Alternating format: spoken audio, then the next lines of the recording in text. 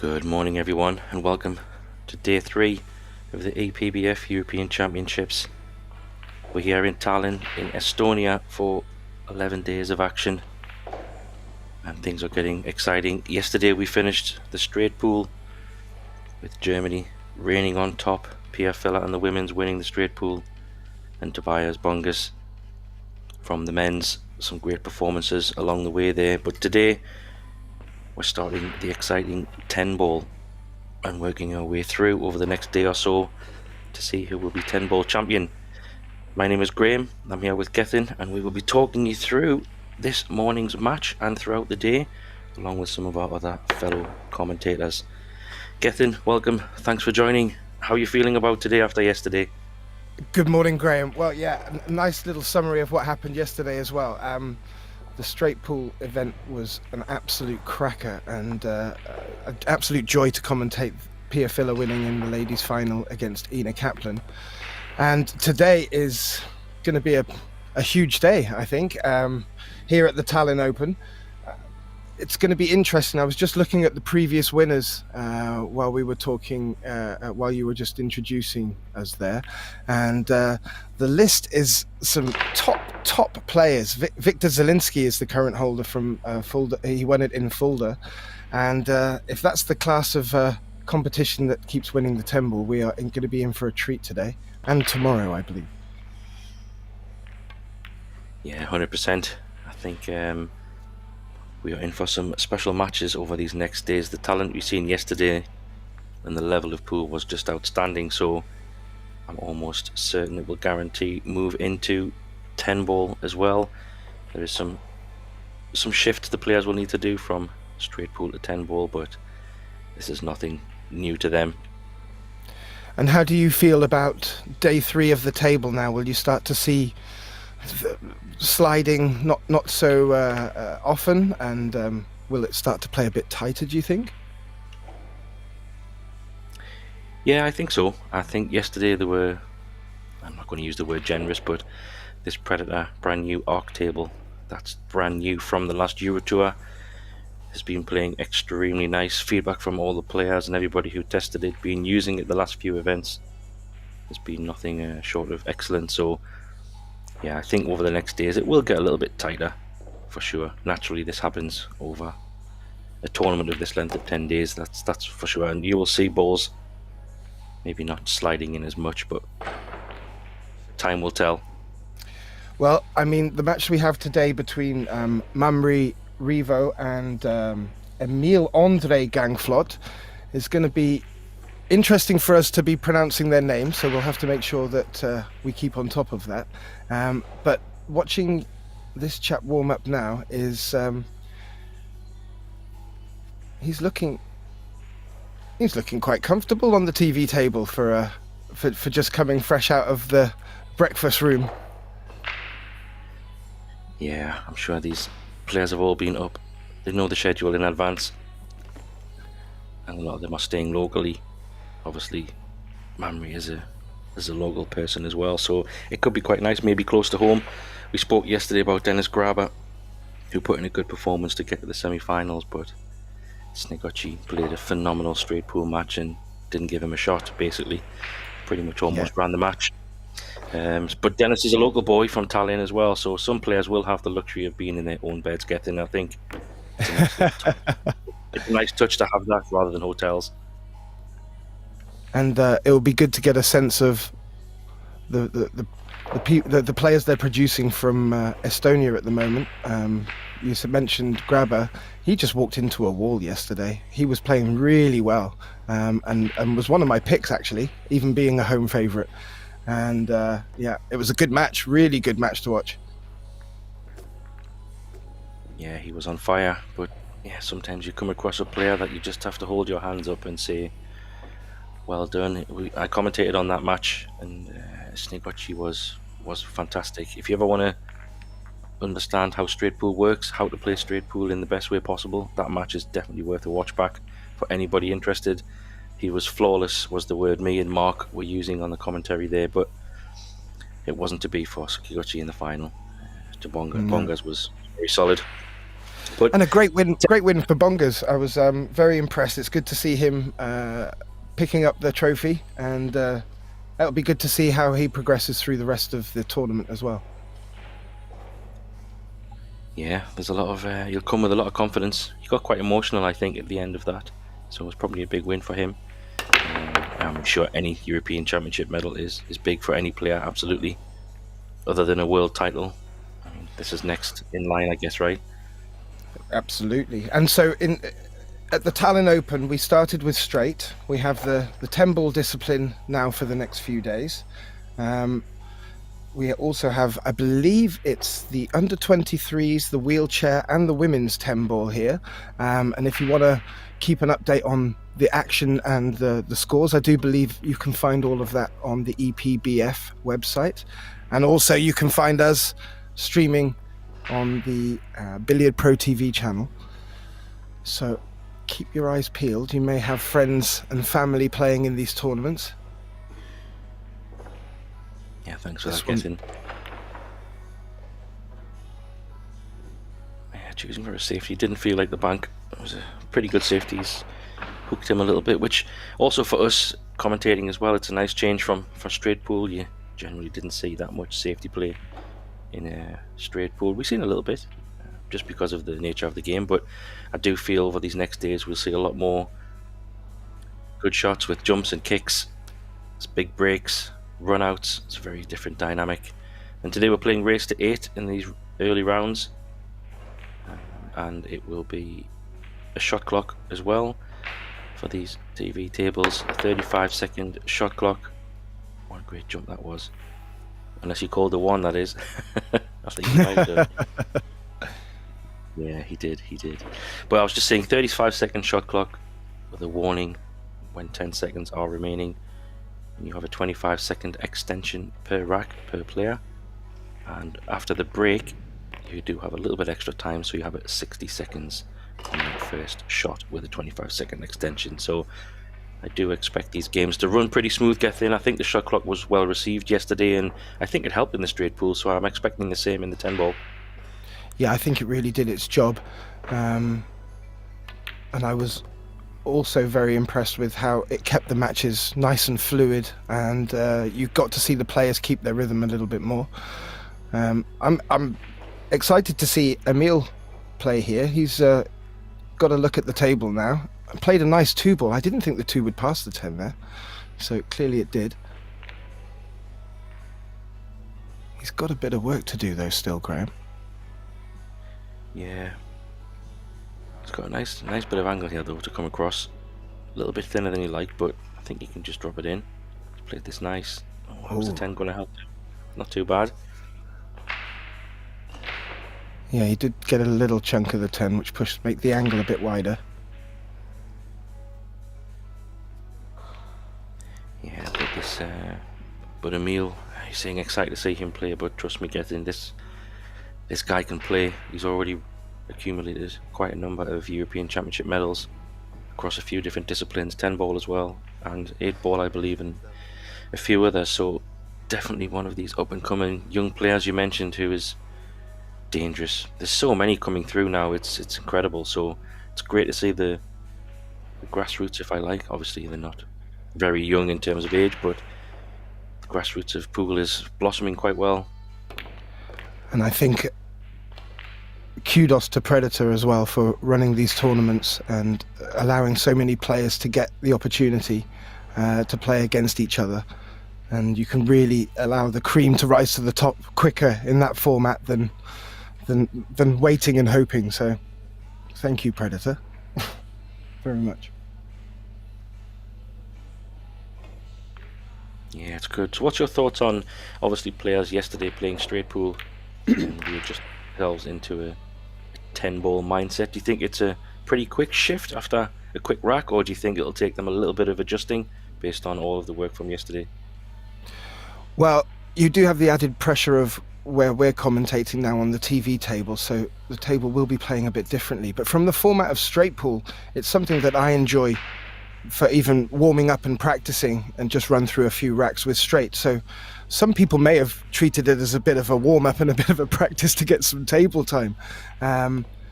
However, 10-ball call pocket is.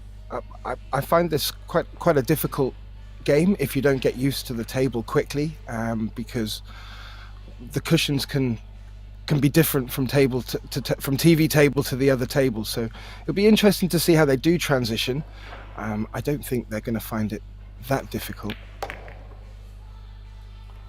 I don't know how you feel the transition between straight and other disciplines, but like I say, I do try to play a bit of straight to warm up before matches. So yeah, it's a good call. I think when you compare games like 8-ball, where you're using all 15 balls, and straight ball, where you're using all 15 balls, I think the adjustment is quite pleasant, because you're going from, if I can say, congestion to a lot more space. With your 10 balls pretty close, but I often find when you're playing straight pool, going to a 10-ball or a 9-ball game, the table seems to be a little bit more open. You have a bit more space to play in, and you're only focusing on the one ball as opposed to multiple balls potentially when you're playing for options in straight pool. But yeah, I agree. These guys are professionals, which it's fine. I do find the younger players enjoy, are not afraid to move the cue ball around the table either. And obviously, as you said, with less traffic, that becomes a bit less perilous, and they tend to open the shoulders a bit more. So, I believe the score is now 1-1, and that will make. Is it 1-1, Graham? Yeah, it is. I'm pretty sure that players might be adjusting their scores. They were yesterday on the straight pool, so yeah, we will just keep an eye on that. The players know their score.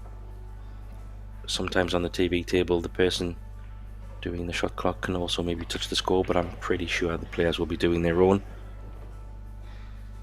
Bit of a stretch here, and I think he can probably just slide it around. Does he try to go in between the 10 and the 4, around the back of it even? Nicely executed. Tables are running very nice as well, Gethin. I think the speed wise, you think maybe they're a little bit short here or so, but the tables just keep running fantastically. So big shout out to the table fitters. Yeah, and very true as well. There was a lot of delicate and intricate shots played in the straight pool, which you really need to have confidence in the table to play.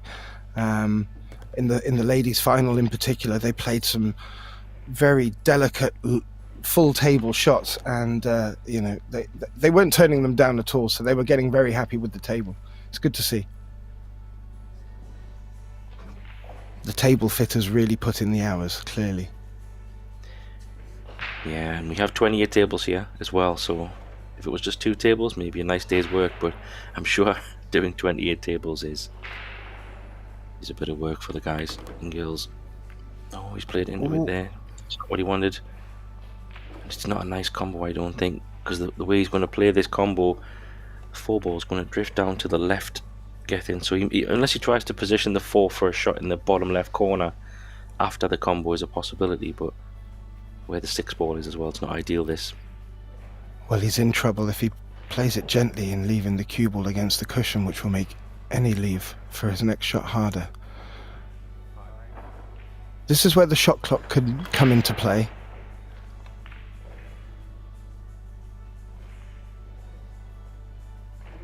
Doesn't take an extension.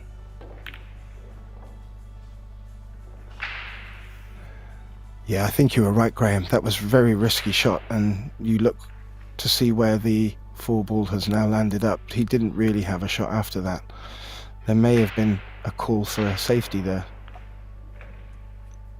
Yeah, I think even if he potted the 5 and the 4, he still would have had a bit of a longish 4 ball, but no damage done. He could find himself in a little bit of trouble if he can judge this separation.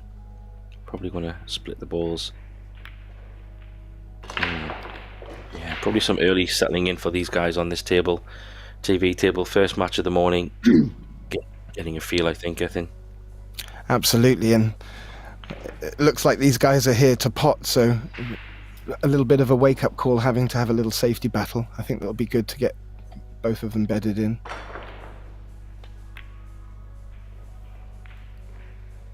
A little bit harder, that would have gone, Graham. Yeah, it was, but as it happens, I'm not sure that's exactly what he played, but I think he hit the 4 a little bit too hard, and he was probably planning to use the 10 ball. I don't think he would have liked to flirt with that pocket. So kick shot will be coming here.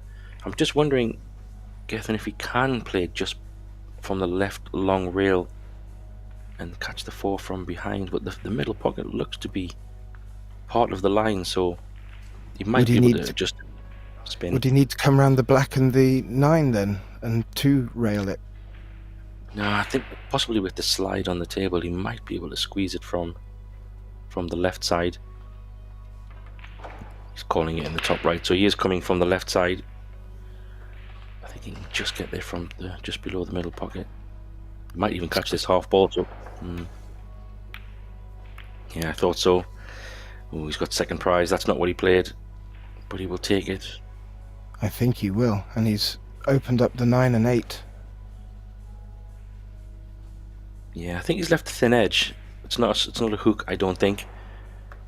So Revo will be happy at least to have an edge, and he's got a few balls to hide behind here with the 8, 9 and 10.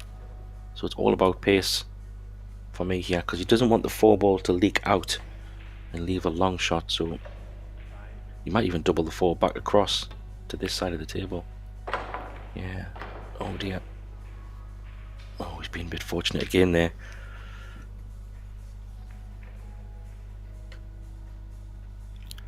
Yeah, he has. It looked forever that 4 was going to sit in the jaws, and it's just popped out. Not the easiest of shots here for Emil. No, these are really tricky ones as well, because cover-wise, it's not so obvious. So shot clock might get an extension here if he might try for a little. You could bump it up the rail towards the 7 ball and kind of try and play that kind of shot. Oh, he's gone for cover, risky behind the 9 and 8, and he'll take that, Gethin. I'm sure if he plays that about 10 times, it might not be as that good, but what a shot he's played there. Yeah, this is not easy. There's only one escape here, and he's going to have to play this stretching over the 8, which makes it even more difficult. Did he call the side just in case? I don't know if he did. It's a good hit. Is it in front of the 10? Oh, he's getting a little bit of form, I think, at the moment. Yeah, that 10 ball is hampering Emil. Yeah, the 5 ball is also tricky because it's above the short rail, so I don't think he's going to be taking this on. He's calling a cross bank, but I don't think it's going anywhere near there, just in case. Again, elevating over the 10.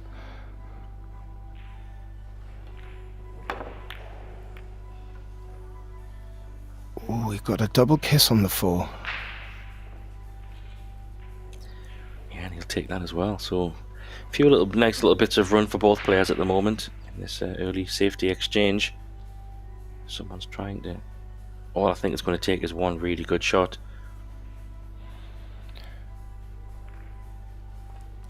Yeah, let's see. He's got a few options here. He can play off the left side of the 4 or the right side, depending what he wants to do, and try and get some cover behind those 4 balls in the middle of the table. Oh, he's not even risking it. Containing safety shot. I'm not sure that was the best option for him there, with all that traffic in the middle. Yeah, I think you're right, Gethin. I think, yeah, because now Emil's got a bit of a shot. He could just separate the 4 ball, put the white ball on the bottom short rail, and try to put the 4 ball up on the top short rail, or around about that way, and use them 4 balls in the middle. You can go either left or right, so he had cover. Yeah, I think he was pretty kind of. That was self-inflicted, I think, a little bit there, Gethin. Yeah, once the 10 and the 9 had come out, and as you mentioned, there's a lot of opportunity for cover, but clearly didn't feel that was the right shot for him, so he's now been left with this. Let's see how he deals with this one. I don't believe he's called any pockets. Oh, maybe a thin edge would be nice. He's not going to hit a cushion, so this could be a foul. It's going to reach. No. So finally a chance for Emil. And 5 to 6 is probably going to be the key shot here, just because of where they are. But he does have ball in hand, so hopefully he can manufacture a good angle to get from 5 to 6.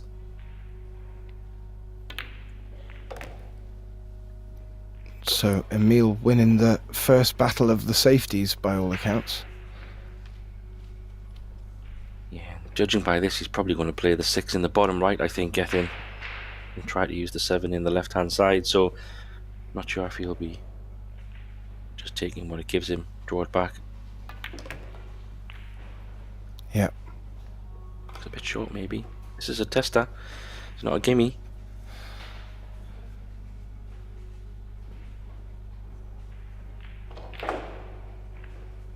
Really needs to make sure of the pot. I'm sure he'll be left with something on the 7, so.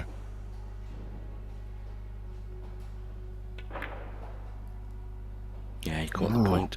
Yeah, just caught the middle point there. Was just having a look to see if it was the table or him.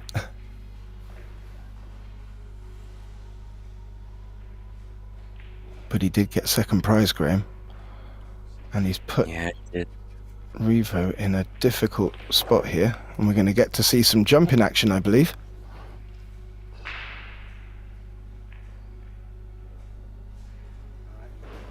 Yeah, I think we will see a lot of jumps over the next couple of days. It's definitely a favoured piece of equipment these days. And how's your luck? No, he's left it. No. No, and as you were pointing out earlier, the younger generations coming through in the game, jump shots are just another everyday part of their arsenal, and they're never afraid to jump shots. And you just saw that there with Revo. He hit that really well with the ball so close to the cushion as well. Very impressive. Sadly, didn't get away with it. Yeah, I think jumping is the nature of the game now. Not to say that players don't kick or practice or are good at that, but I think the equipment is just so good now compared to what it was many moons ago, that jumping has just become such an important part of the game. And I think that's testament to players when they play push outs or certain types of safety shots. They're conscious of that, either leaving a jump shot for themselves on a push out or and avoid it. It puts your opponent under all sorts of decision-making pressure then in that situation. Oh, he's hit that. Lovely. Perfect. Yeah, I thought he'd overhit it then for a second. Yeah, I think he played for the top right there, but a little bit of adrenaline going around the rails. But he will take it. For a one-frame lead.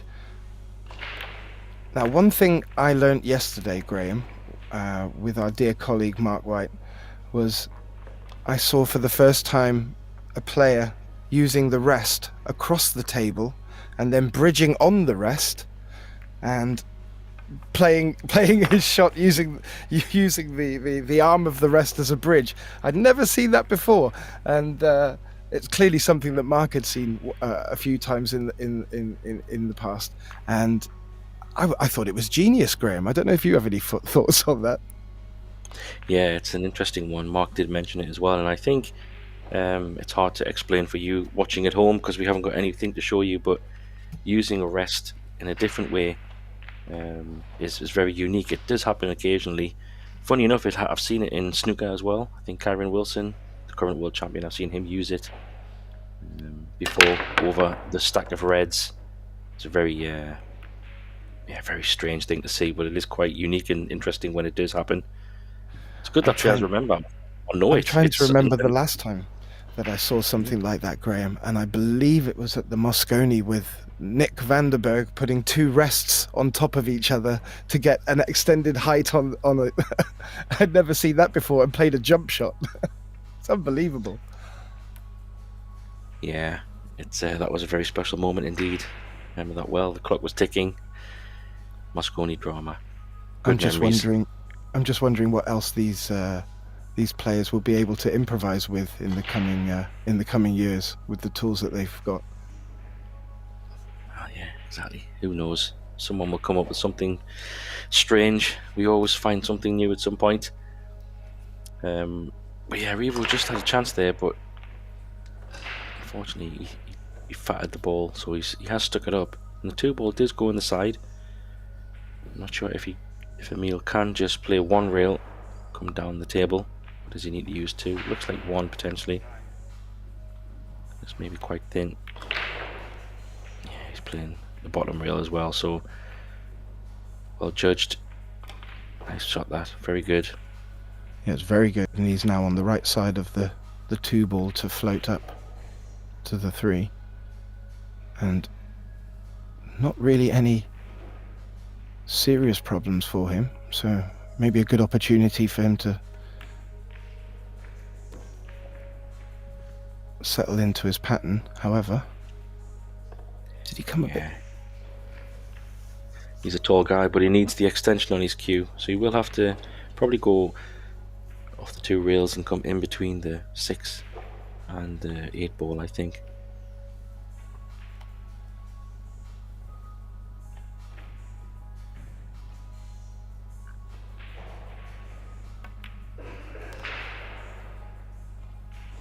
Yeah, I thought there was a chance he was going to connect with the 8, but he's come out of that okay. Oh, nice shot of the Predator table you were mentioning earlier. Yeah, the special details on the logos. Obviously we see the table from the front side, but from the sides as well, it's got some beautiful artwork and a very big statement piece for any pool player who has a pool room or somewhere in your house. Oh, another miss there. So it was a bit of a, he left himself a little bit of a tester there. I still felt Emil would have made that, but some early nerves from both. Understandable. Morning, day 1 of the 10 ball. But one thing that I do notice about these Predator tables, they just look fantastic, and from a commentating point of view, the cloth just seems to stand out. It's really, really nice. I'm looking forward to having a go on one, Graham. When do you think we will? Yeah, that's a good question. I do think they're quite hard to get a hold of at the moment. Everyone's been chasing them down, so I'm sure that we will see them somewhere soon. I wish I had the space for one myself, Gethin, but unfortunately but a pool room is not something I'm able to create. But we can live in hope. Now it looks like Revo's a bit straight on this. He's going to have to give this a little bit of stick. Oh, yeah, very nicely timed. Smooth. I think just try and hold this as much as you can to leave a bit of angle on the 8. No, he's going the other way, so didn't have enough straightness to hold it, so he will have to draw this over a little bit. Whether he decides on a rail or not, I don't know, but I think you can probably just pinch it rather than trying to put too much power into it. But it's all personal preference. Yeah, he went for the hold rather than the power, so he took a little bit more of a closer to the rail shot. You probably have to go, I'm not sure if he can stop shot this, Gethin. If not, you'll have to run 2 rails maybe, back out. It's a great camera angle, I think you're right.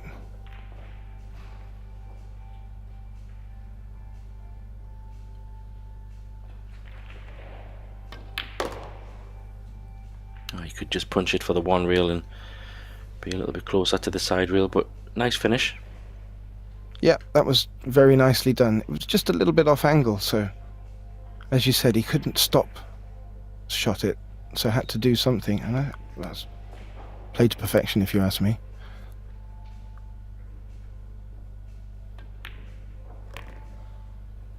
A nice...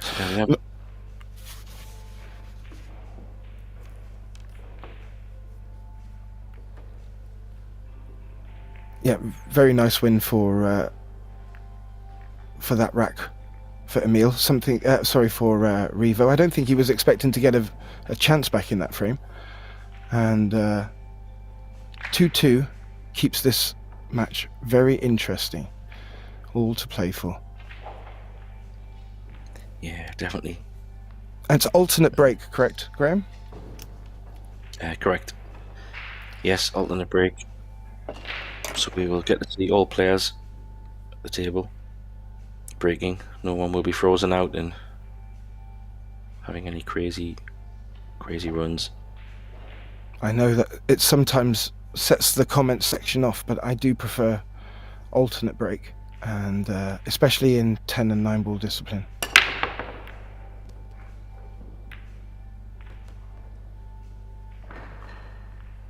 He's broke that really nice.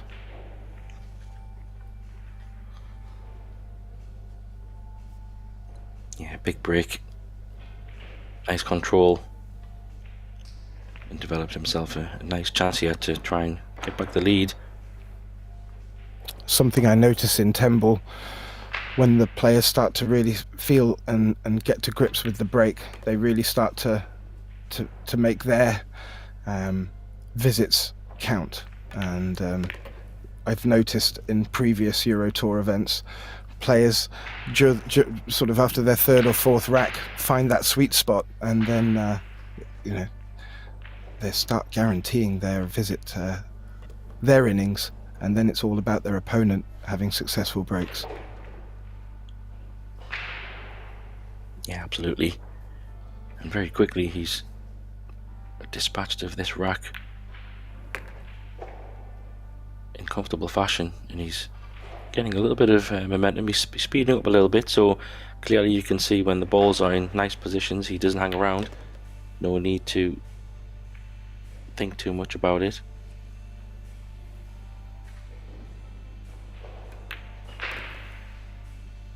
He's up to Ronnie speeds. Yeah, flying.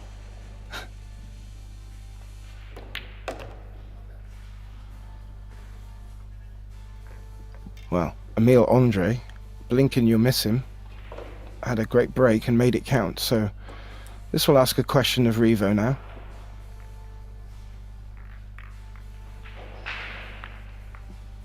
Yeah, we'll be looking to replicate and get one back on his serve.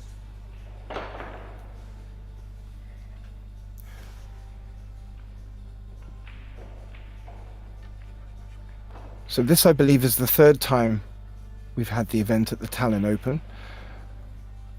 I understand Mark lived there for a while and says it's his favourite city to be in and around. I wonder how much time, if any, the players are getting to go and visit the city here of Tallinn. Starting this early in the morning, I doubt they will. Yeah, I doubt as well. It's a lovely facility. The tables look great. Yeah, the whole venue looks fantastic, and I'm sure we'll get a shot at some point from the high level camera where you can see the full, or at least the main TV arena stage. You get a feel for how nice they have made it in terms of for the TV spaces. Just makes the arena extra special, and it makes it a bit more.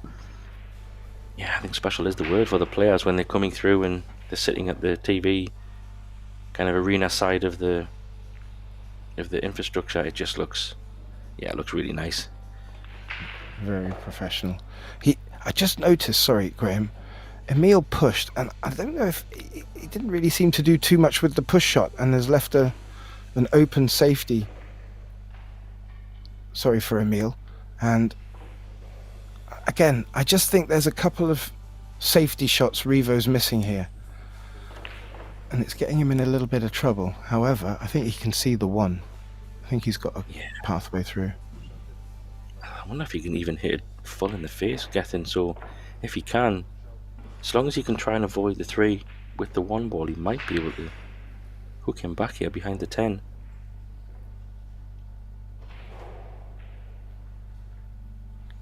Great camera work from the guys.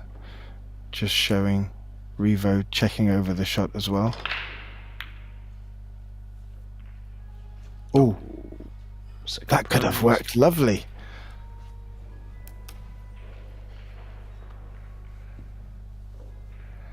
Yeah, I think he was listening to you, Graham.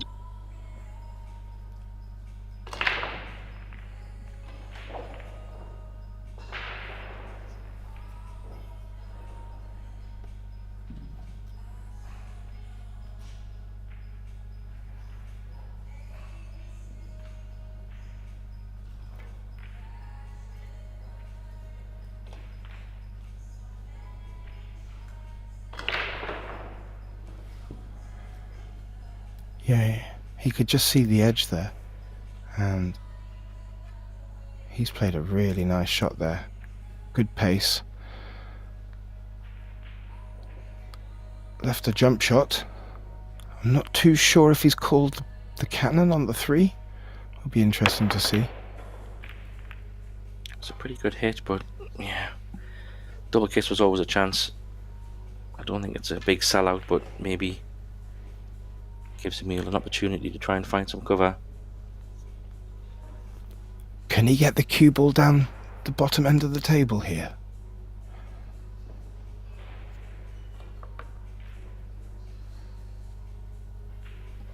Yeah, I don't know if the cover is not so straightforward. He might want to roll up to the 4 ball. He could topspin and just try to lock up behind the 4, but not sure he's going for the bank. Aggressive, makes it, nice shot.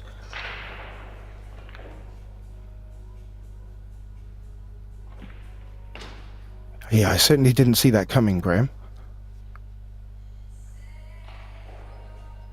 Yeah, I think it was probably just the safety wasn't maybe so ideal, so maybe worth the risk with the 2 ball being there. Yeah, it's interesting when players decide the rewards are greater than maybe the safety, so I like to see that. It's nice to take your shots sometimes rather than duck too much. Absolutely, and the way that Emil played in the last rack, he must be feeling a little bit of rhythm and flow, and probably doesn't want to disrupt that too much. And I mean, it was a full-blooded attempt at the bank, and it's really taken the bull by the horns. Yeah, and then hopefully, just push that a little bit into the jaw. Yeah. Pretty straightforward floor ball, but it did disappear, so he needs to just regroup here, but this is fine. Kind of a stop shot here, hold the cue ball pretty close to where the 6 is. And he should have a nice 7 to 8. Leave it straight on the 8 ball would be nice to draw back up the rail.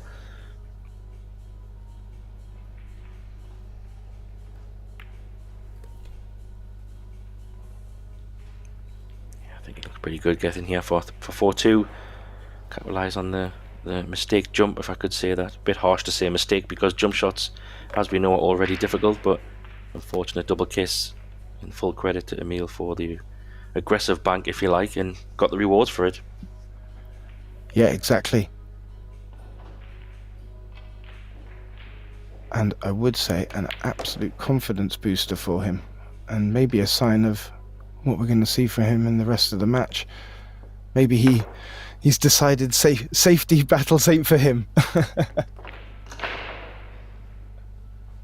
Yeah, exactly. I'm just wondering if I was wondering if Revo might have taken the time out there, but no. Nope. We march on. Yeah, absolutely. And did you mention there's 24 tables, and what's that, 7 rounds a day? Rough, yeah. 28 tables, I believe. And yeah, it's 6 to 7 different time matches across the day. So, but what will happen is over the next days you will see a little bit of merging of disciplines when things all start to come together. With because we have men's and women's, and then the wheelchair and teams and all youth and all running simultaneously. The first few days will be kind of more heavy in the first parts of the big parts of the draw, but eventually you will come to a little bit of overlap, so we will have various matches running various times. Oh, what a nice break that was. The white, unlucky on the white there, get a kiss. He held it very nicely in the center of the table. Yeah, really good spread of the balls. Things are looking good for Emil here. Good signs for him with his break.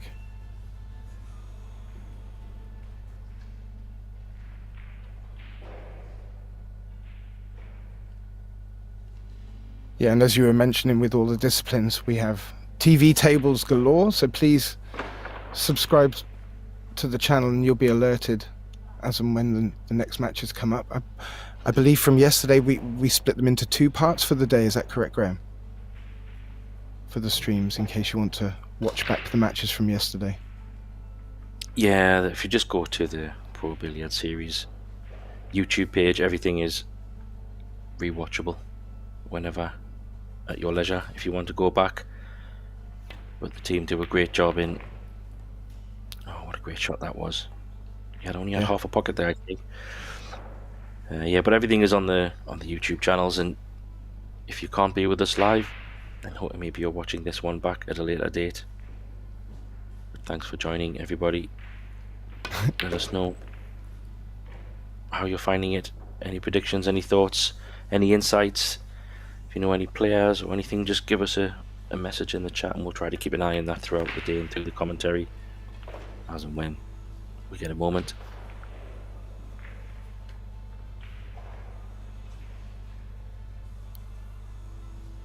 It's got to move the cue ball a little bit.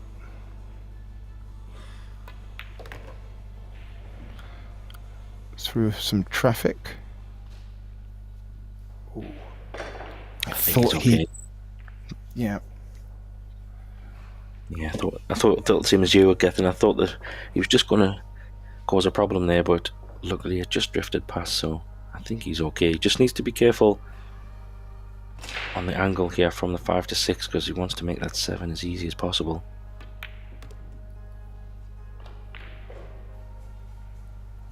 Looks pretty good to me.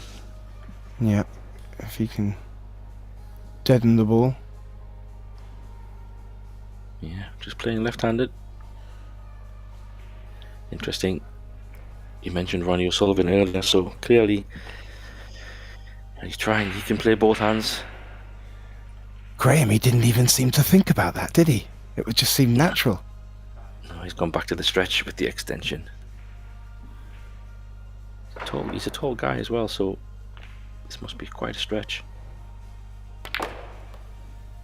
Oh, he's decided to go around.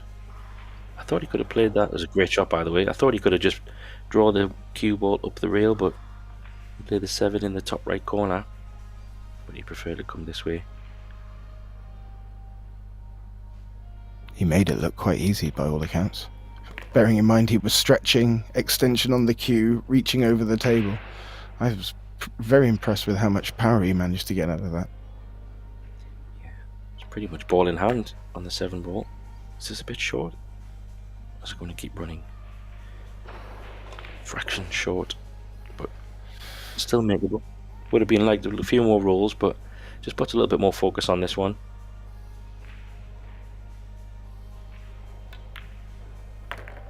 Nicely done. Yep. So he's creating a bit of a gap here, Gethin. He's 5-2 up. All of a sudden it's becoming a bit of a one-way show at the moment, so Revo's hoping to try and stop the rot, as we say. Yeah, it looks like Revo just needs to get he just needs to get a bit more table time. I think if anything, it's just a little bit of confidence. He's had a lot of safety battles that he's maybe not either taken his chances or has come out a bit unlucky from. But all credit to Emil. His breaks are really starting to take effect. If he can keep breaking and running when it's his serve, then he's going to be a formidable opponent for Revo today. And how's he got away with that, Graham? I don't think he has. No. Right open table. I think the 2 ball goes past the 3 as well, so fantastic break, but unfortunately the rewards are going Emil's way here. He does need to play a bit of a shot here with the 6 ball where it is, but I think he can come down the table. Yeah, he's judged that really well.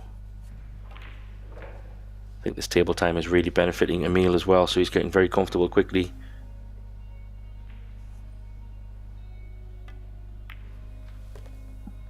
Yeah, he seems to get down on the shot quite quick, makes his decisions quickly. Which is good, especially when you're playing in a shot clock environment. I do notice some players sometimes just seem to forget the shot clock's there. And I mean, I'm sure I would be one of them players too.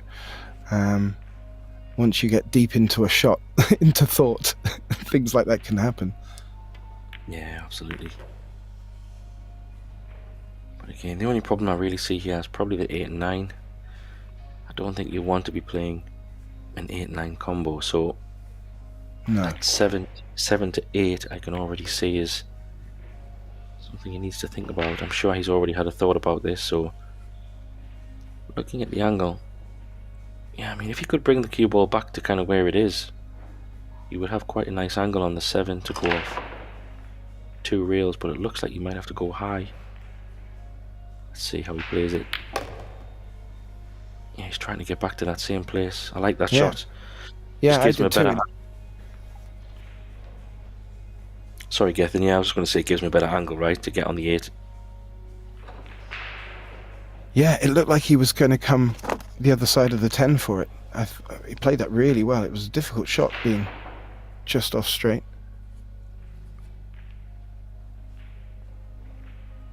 And I think he's done well there, Graham. Looks like it, yeah. He has. This is a tester, though.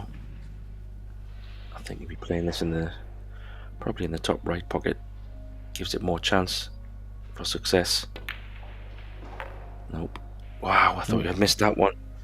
That was, yeah. I did too, Graham. He missed a blind shot like that earlier in the game as well.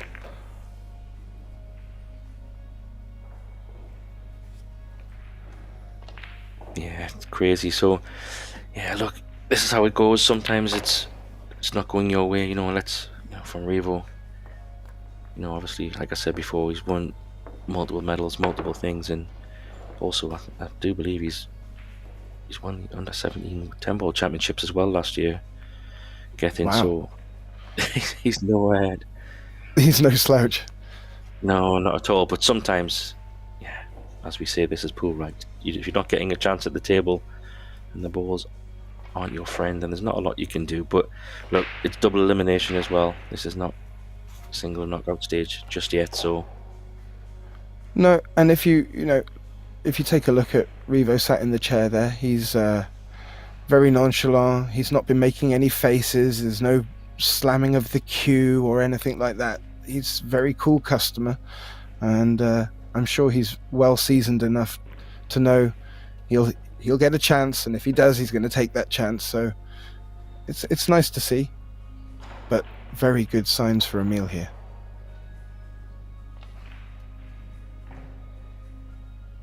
His last 2 breaks have been absolute crackers, Graham. yeah, exactly.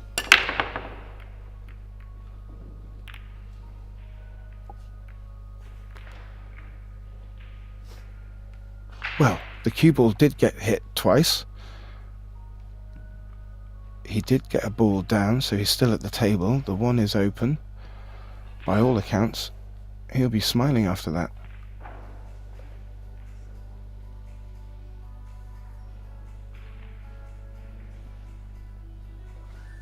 Yeah, needs a bit of a shot on this, but again, it's another open chance for Emil. And you can just tell a little bit by the body language of Revo sitting there, kind of hoping this match could have started again. But look, this is what happens. Sometimes the breaks don't go your way, and sometimes, wow, what a stroke you put on that. Oof.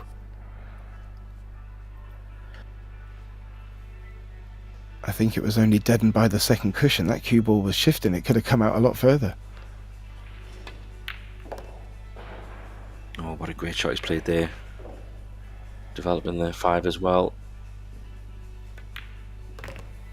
Yeah, you saw a second or third shot into his break here that he was looking at the angle that he could get in there, so clearly made the decision that he was going to need to pop the ball out to open up the 5. Very well done. He's not hanging about again, Graham.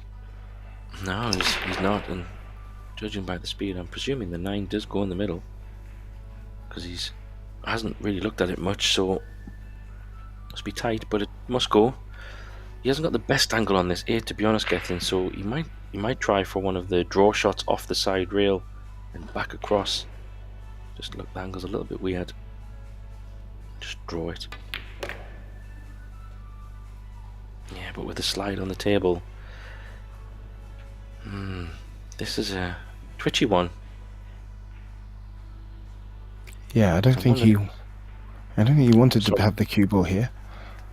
No, I just don't think he got enough bite on the 8-ball, but with the slide of the table he couldn't really go forward or drop it in. It was a strange angle, so just wondering if he will. Oh, that's very tight. This is missable for me, even though it looks like it goes. What a great shot he's played there. That was a lot more difficult than it looked on the camera. Yeah, I agree. That was he made that look easy. Yeah, that was an excellent shot. Very well done indeed. That was a good run out. The balls weren't, if I can call it, standard dot to dot. It was a little bit of work, but this gets him onto the hill. I have to say I've been very impressed with Emil after the shaky start from them both. Absolutely. And just while we're waiting for this to kick off, I just wanted to put a shout out to some other players who are playing right now, some of our friends and some of the friends of the Euro Tour. But Petri Mäkinen, who took the title at the Orange Forks Open in Lelystad recently, is playing. Mario Hay back again from yesterday. Alex Montpellier. There's some talent out here today. It's going to be interesting to see how that progresses through the day. Yeah, a good goal getting. I think we're in for a bit of a treat over these next days. Obviously the amount of talented players that do join these European Championships and the Euro Tours, the standard is just so high. And so to win one of these events is no mean feat at all. You've just seen a push out there. We just talked about it a moment ago. So he's pushed into a jump shot. So is this the first time we've seen Emil jump, or am I mistaken?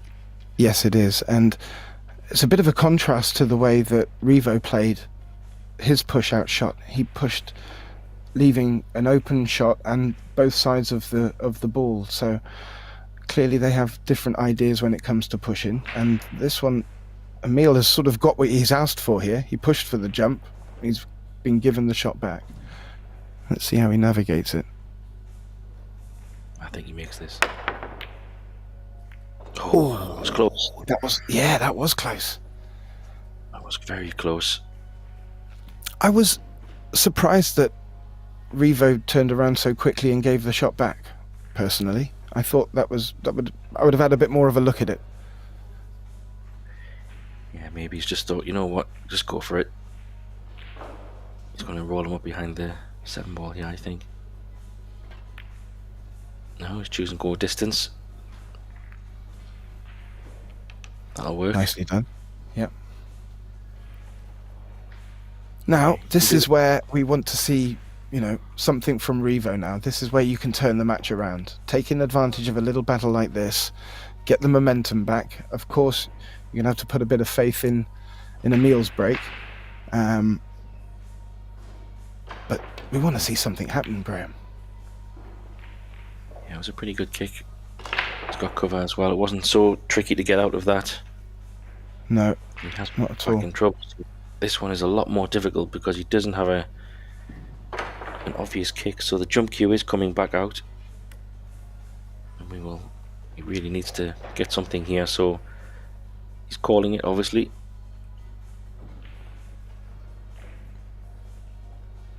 High degree of difficulty. The only saving grace is it's pretty straight, so yeah, I was going to say he would trust his direction there, but he's keeping it in his hand, I think. Back-to-back jump shots, this could be a phenomenal highlight reel if he gets this one. Absolutely.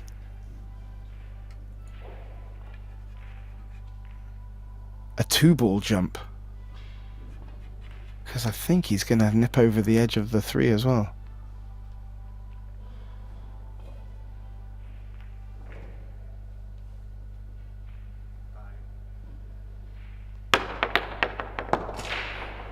Yeah, that was always... You had to put so much power into that kind of double jump, if you like. There was a risk of something flying off the table, but he had no choice from there. No, really putting them Aramith balls to the test. I think he was just asking a bit too much of them there. Yeah, I agree, and I don't really see any issues here. A little bit of traffic to go from 6 to 7, but this is all in this. If he gets the right angle here, then I think he's home and dry. But as you said, double elimination here at the European Championships, so not over for Revo, but great signs for Emil. Very excited at his chances to throughout the tournament. He's looks like if he gets his feel in and gets the flow, he's going to be formidable. Yeah, absolutely.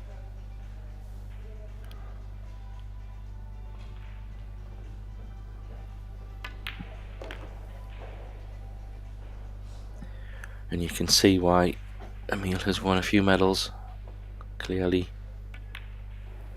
he's a very dangerous and quick player. In a blink of an eye, I must say, he went from 2-2 to 6-7-2 in no time at all.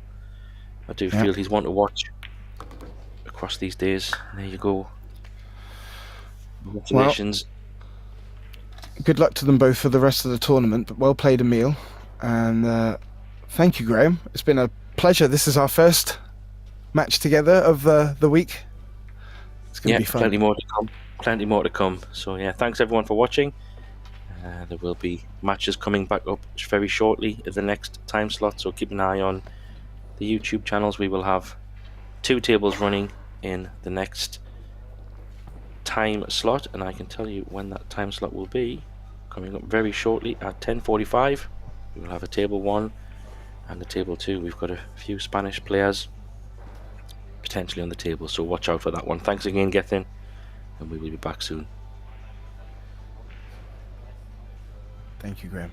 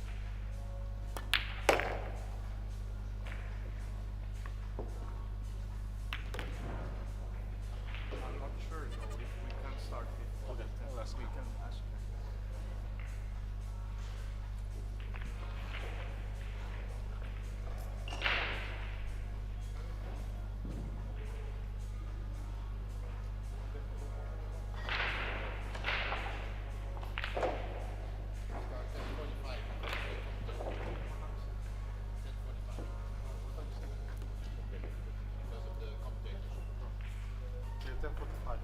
It's quarter to. That's what I thought.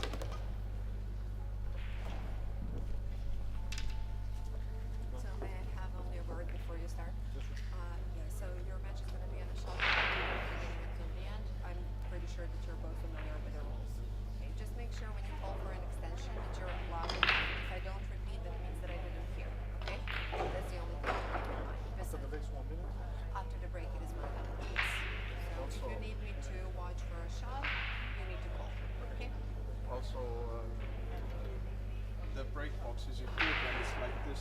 It needs to be half over the line. Yes, so as long as the bigger half is over here, so basically something like this, that is going to be perfectly fine.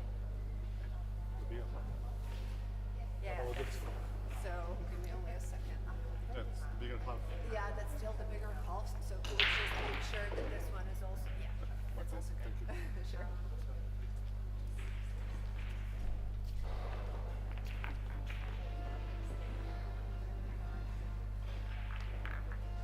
Yes, you're gonna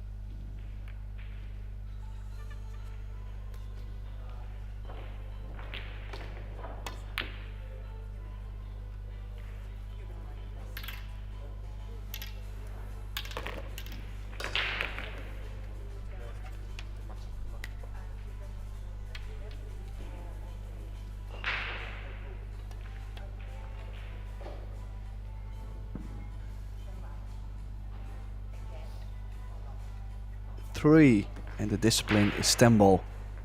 We just started the 10 ball this morning and look at what a great matchup we have here between Juan Carlos Exposito from Spain and Estonia's Carl Gnadeberg.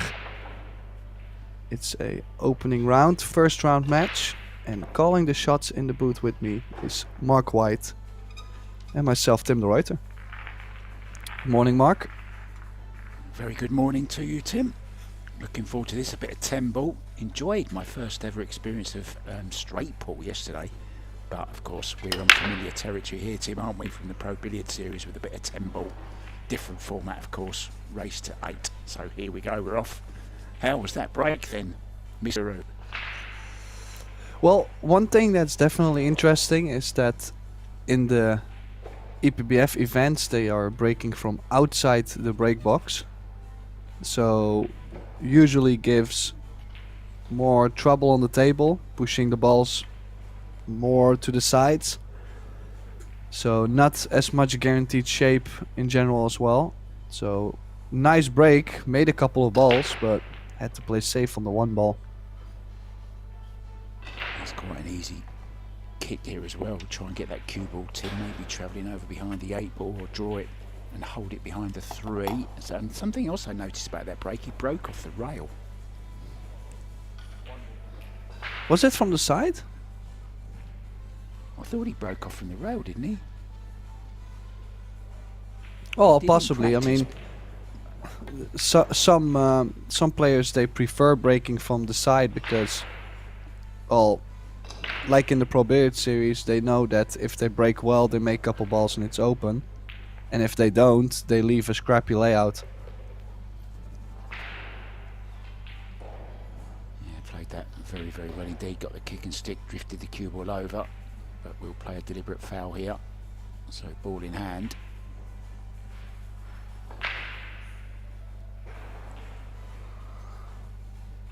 Well, definitely played a great kick there.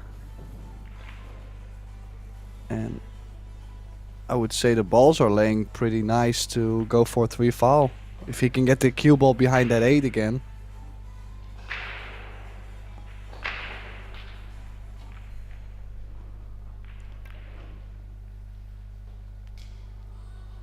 Not this time. So this is a half a chance, Tim, isn't it, for Mr. Exposito? I can't help but want to sing when I say his name, but I won't, I promise.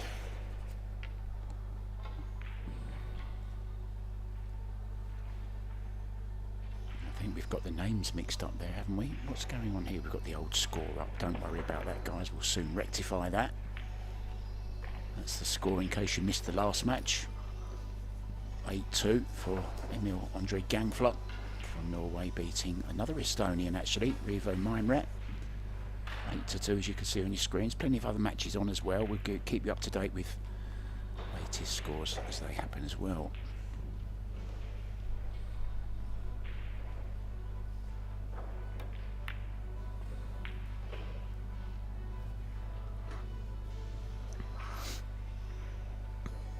Now there is an aggressive option here to play into the 6-3 combination, make the 3 and get shape on the 1.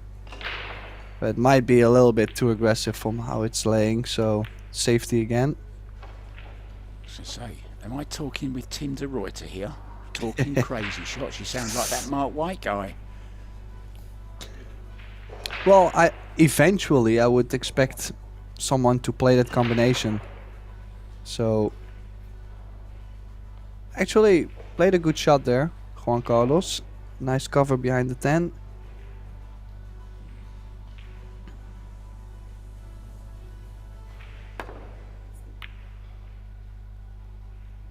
Oh, look at the cue ball. She's on.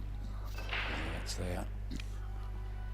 Well, And I think, Tim, we might see that 6-3 combo right now.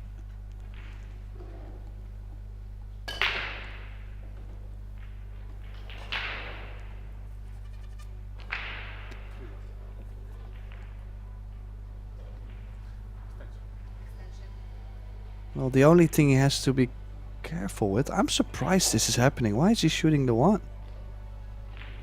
He could play 1-6 3 and send the 1 over to the left, top left corner pocket. The 6 will stay. Yeah. I was surprised for a second. Looked like he was gonna shoot the 1 all the way down the rail. Yeah, awkward queuing as well. Strange. Perhaps he was looking at something else. I don't know.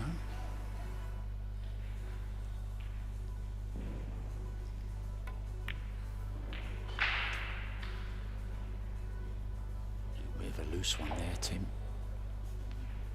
This will cut.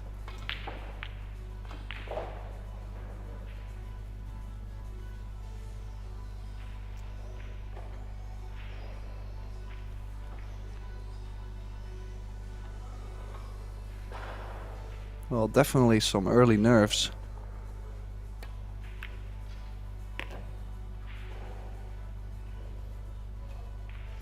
Great, 19-year-old great cut. from Tallinn in Estonia. Beg your pardon, Tim. Just 19 now, Tim. Won the juniors, of course, the World Juniors. We were there.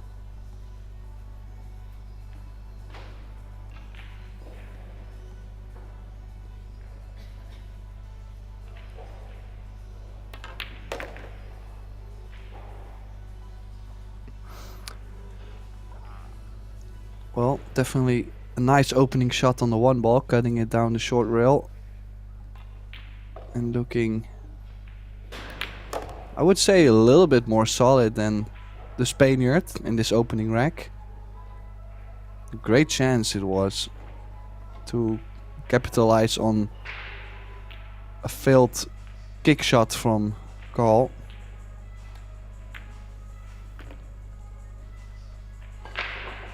Beautiful arena, isn't it, Tim? Once again, looking splendid.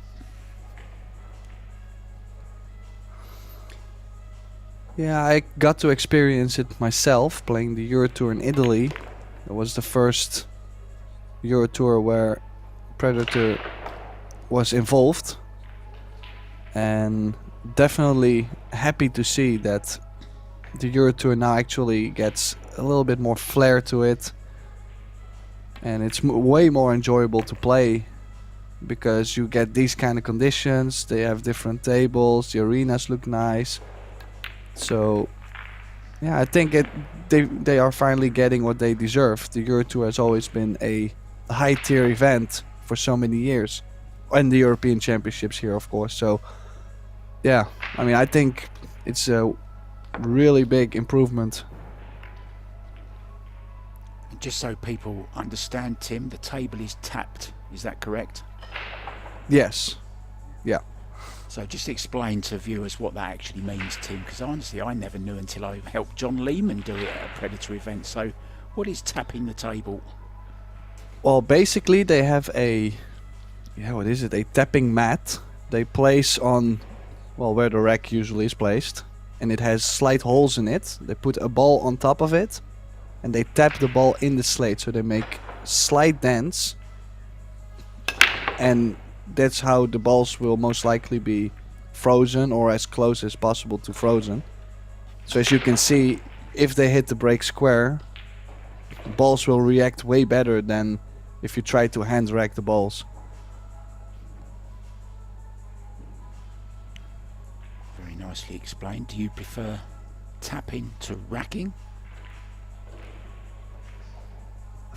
I think both can have their special things. I mean, racking the balls with a regular triangle is also skill.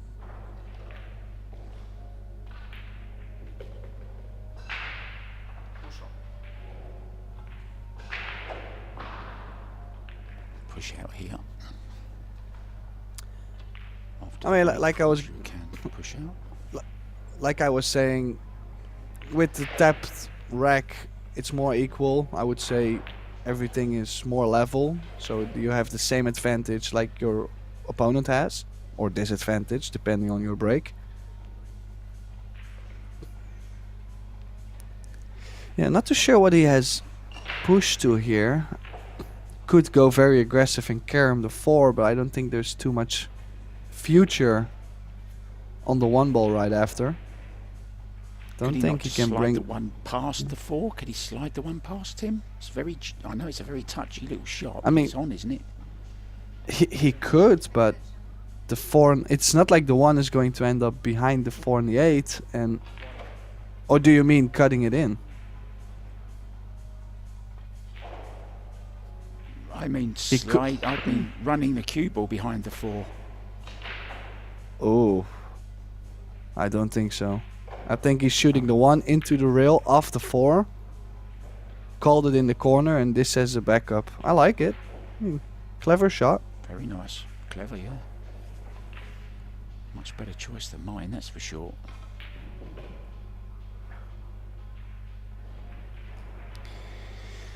Yeah, what to play? Let's see.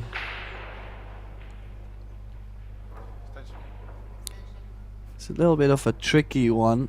Most of the people would try to just catch the 1 ball on the left side because that way they do not foul as quick as going over the kick, but I think the best way is to kick at this. There's no value in hitting the 1 over the left side here.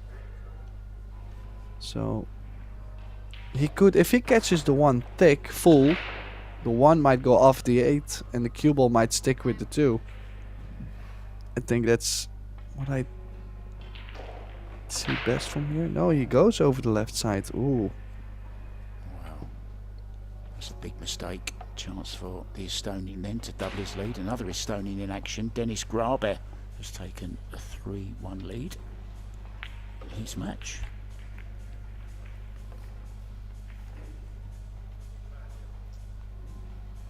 A little bit of a loose one, Tim.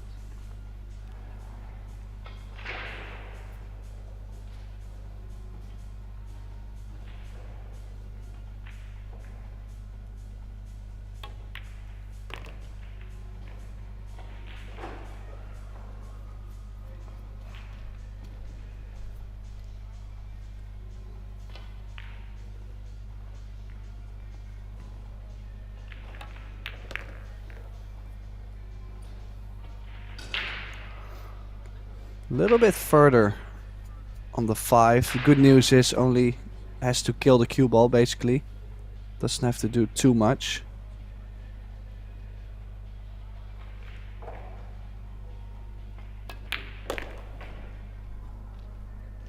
Gave it a big swing. Actually could have stopped the cue ball, but he said let's put a big stroke on there. He's looking confident, Mark. He's looking very, very good indeed.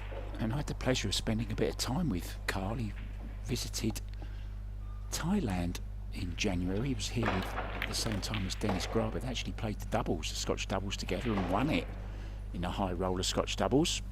And he celebrated his 19th birthday here on January the 6th. And he's celebrating doubling his lead there. 2-0 then to the young Estonian.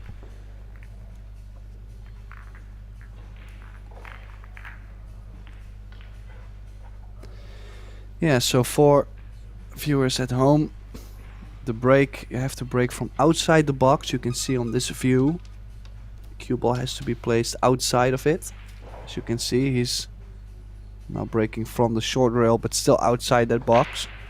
The table is tapped, the 1 is racked on the spot.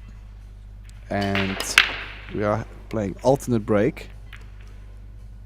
So a 2-game advantage in race to 8 is a nice little feat, but still a lot of things can happen. It's not far off my favourite game actually, Tim, to be honest.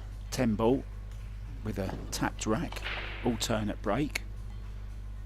What more could you ask for? Now, does he play the 1 off the 2 here? I'm assuming he is.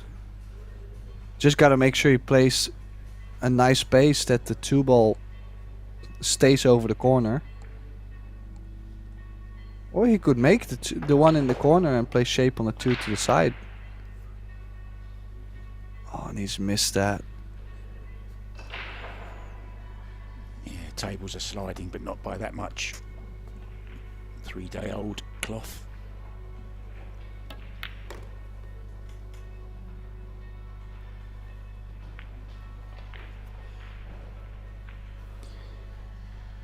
Yeah, and basically it was all about making the one ball there. If you look at this layout, maybe slightly straighter on the 3, but the 4 is so available to either the corners or it could go forward and play the 4 on the side, so yeah. The 6 is connecting to get to the 7 in the top side of the table. Maybe from the 8 to the 9 needs some work. But then again, that's basically trying to find the problem for Mark. Slightly too much angle here. Or for Carl, excuse me. Go into the 8, yeah, that's what I thought. Just clip into the 8 ball. I know players don't always like doing it, but not a lot could have gone wrong with that, really. Tim could have scratched, I suppose, if he was really, really unlucky, couldn't he, in the side? But this is a good start for Carl. Well, it must also be a nice feeling that it's early morning. It's a nice feeling for him that his opponent is not coming out of the gate quite strong. Carlos did miss a couple opportunities already, so...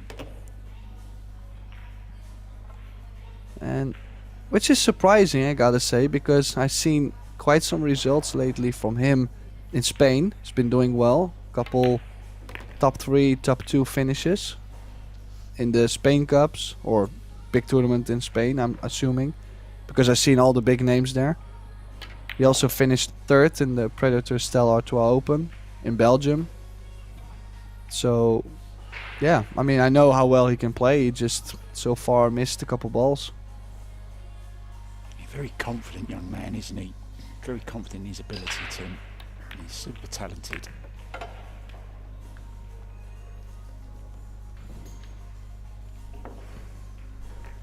So, question, Tim.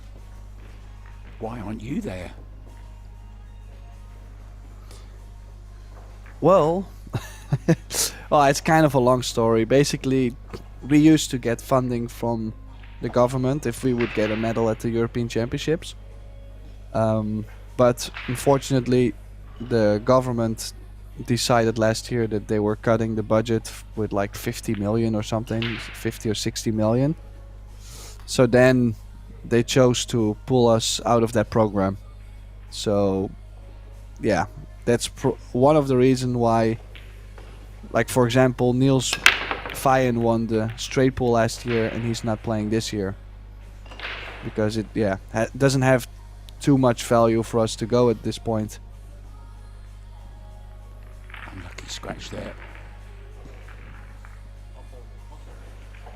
Oh, I thought he scratched. Did he not scratch? Well, he got close to the scratch.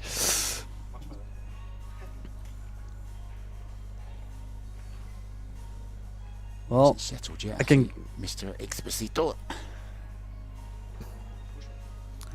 I can guarantee a push out here. Just gotta make sure. I don't think the one goes to the bottom left.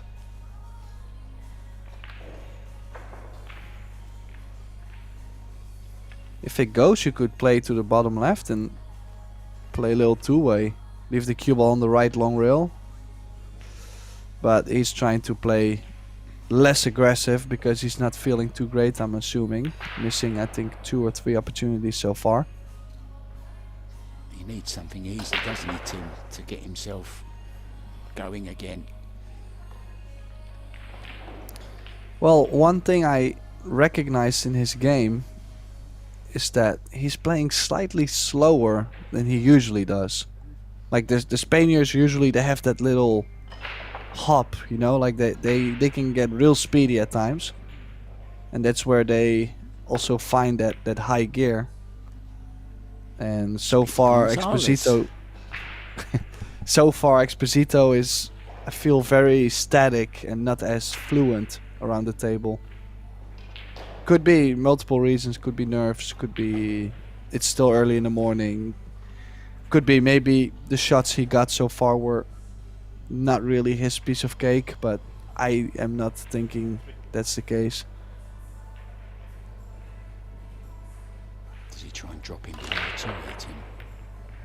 No. Well, he didn't want to make that, or didn't mean to anyway. So didn't call it. Carl's choice.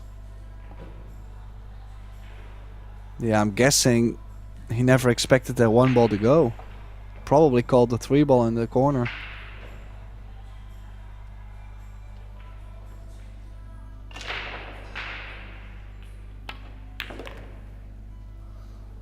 Yeah, and this is basically the story so far in this match. Like, every time Exposito does have something to work with, one slip, and then Call gets again a decent layout. If he gets from the 4 to the 6, like around the 7, I don't really see too much problems here. Maybe some traveling from 8 to 9, but yeah. Ooh, slightly further.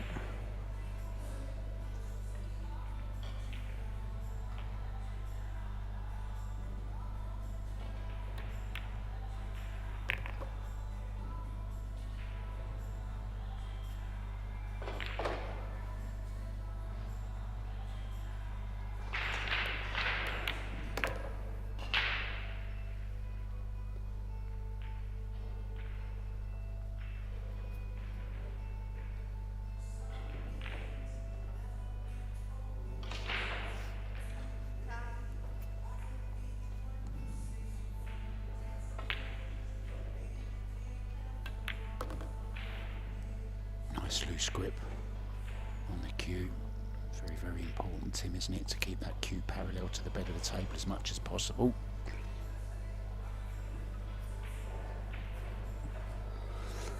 Well, did get a little bit on the rail. You could see Carl was kind of trying to hop it off the rail actually, but should be fine here. Doesn't have to do too much with the cue ball. He's on the 10 for a 4-0 lead. Now starting to build a comfortable lead with alternate break format.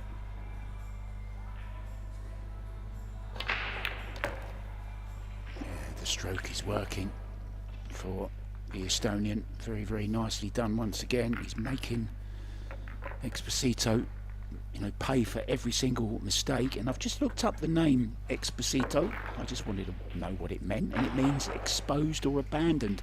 He's certainly looking very exposed at the moment, Tim, isn't he? 4-0 down in a race to 8, already halfway there. Yeah, but the only thing you can tell yourself in this kind of format is basically you're telling yourself, hey, if the other guy misses one ball and maybe a dry break, could be easily 4 each or maybe 5-3. It's not too bad in a race to 8. You just gotta hang in there and hope for better times.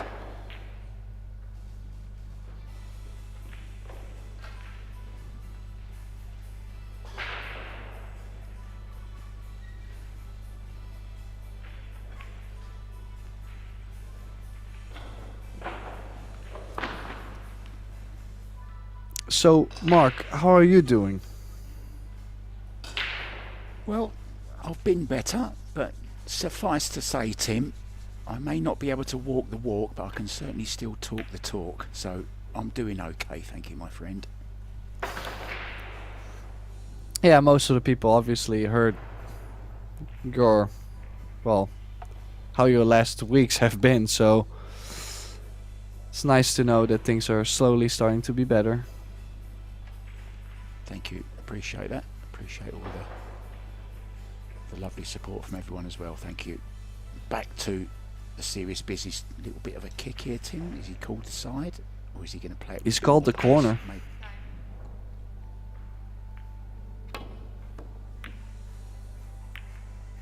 Ooh. Got close to the side. Needs a bit of luck. He's got a bit of luck as well. Oh dear. Well, no, it's on, I think, Tim. It's on. Yeah, but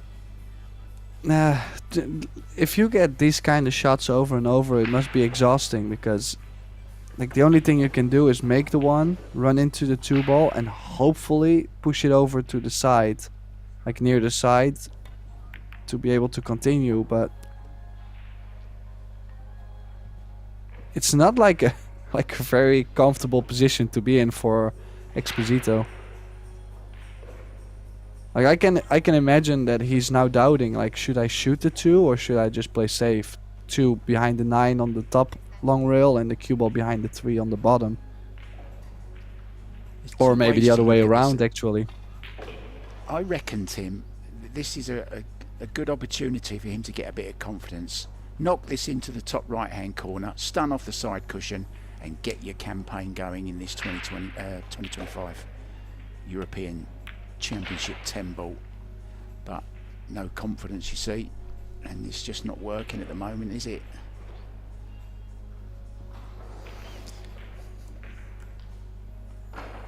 I don't think Exposito played a bad shot there. Just the table looks to be a little bit fast, a little bit slidey still. But I think this is a really thin contact for Carl. And definitely one that he could leave over the side pocket if he catches it too much or if he plays too much speed. Yeah. Don't think he's got the hook, so playing safe has worked for Exposito there. Yeah, maybe I did him a little bit of injustice there. I thought he didn't have the... I thought he had more of the 2 ball there, Carl, but obviously didn't. So this is a good chance now then.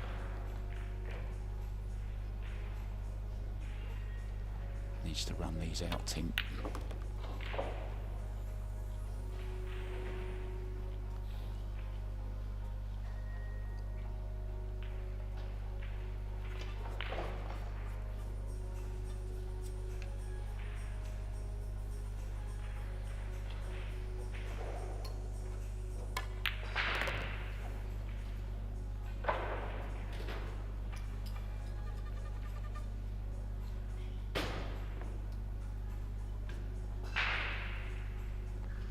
Another Spaniard in action. Jose Delgado is 2-0 up.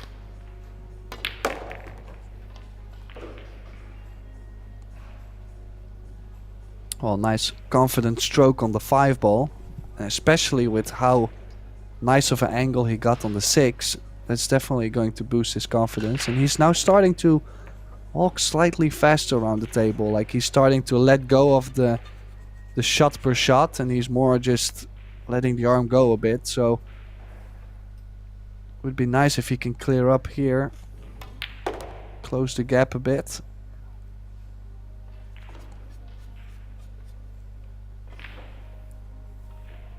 Dennis Grobe 6-2 up. Going very well. Even Andre Gangflot, as you saw one earlier on this table, 8-2. Double elimination though, Tim, so 2 bites at the cherry, so to speak, and a chance here to get on the board for Exposito finally, and in he goes. He'll feel a lot better now, won't he?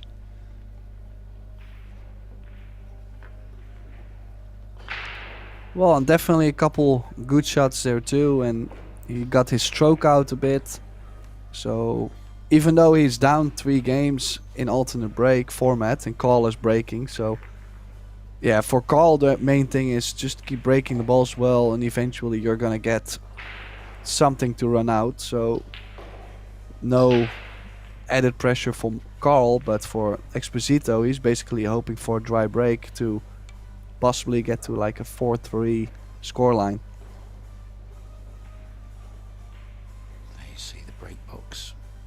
A different version of it. You're not allowed inside it. You've got to stay outside. It looks pretty dry. Maybe things just starting to turn round a little bit.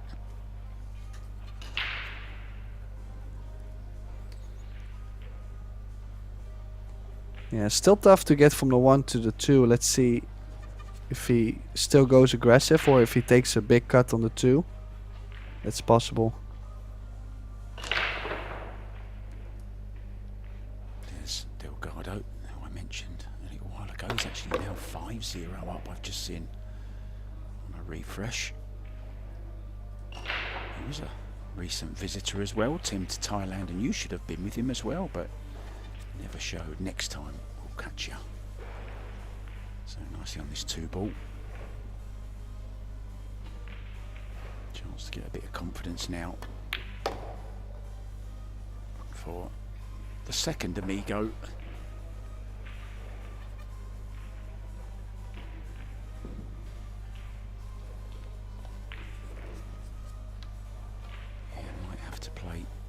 5-8 combo. 7 ball is in the way of doing any kind of furniture rearranging. Can he just... Yeah, he's just looking. Can he just go in between?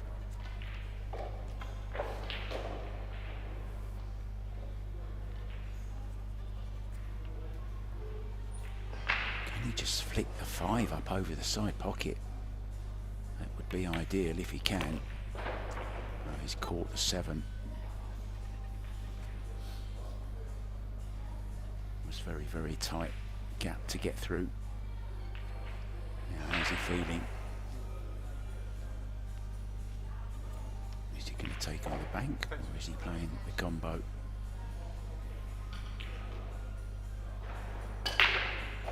Just calls his extension.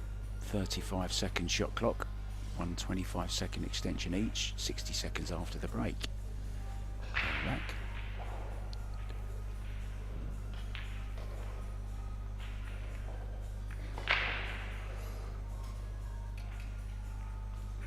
Oh, good shot there.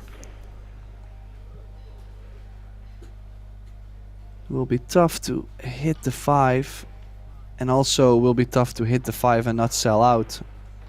Almost in any way the 5. Oh, he can hit the 5. Oh. Is he gonna try and roll behind the 8? I'm not too sure about that shot there. Might find himself back in a bit of trouble here.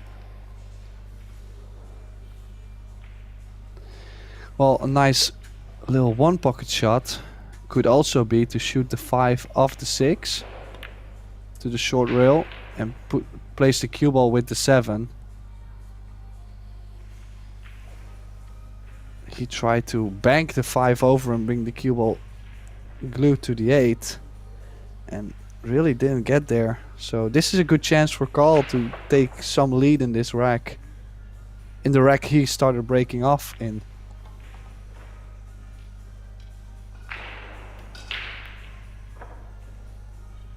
You feel if Carl can take this rack, Tim, and get a 4 rack lead, he'll only need 3 more.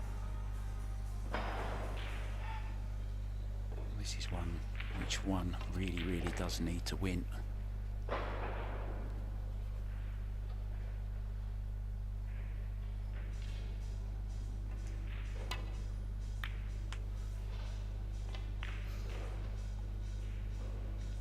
Yeah, nothing doing here, unfortunately, and this is a chance, Tim. Well, let's see. There's not extremely much future into making the 5. I think the only thing you could play, yeah, you could play low left and go very aggressive, but surely it's a missable shot. I might choose to overcut the 5 to the short rail and bring the cue ball back where it is now, hoping to get good cover.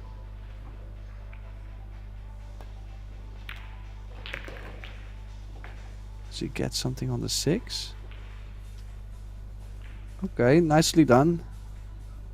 Managed to get the cue ball really close around the angles near the corner. And I might like to cut this down the rail and play with low left. Leave myself the 7 in the left center. That way you can get the stroke out too if you're gonna try and kill the cue ball. Such an awkward stroke. Yeah, and in this cut. Forces you to, yeah, can cause you to decelerate, can't it, Tim, if you try and play them slow. So played it very nicely, played it your way there. Full stroke on it, controlled the cue ball beautifully. Well, he's still slightly short. Might have to go into the rail and bump the 8 to the other corner. Just like that. Would have liked to hit it slightly thicker. As you could see, the angle is quite steep on this cut. Those are missable shots. You wouldn't expect them to miss them, but those are easily misjudged. Ooh, just barely slid in.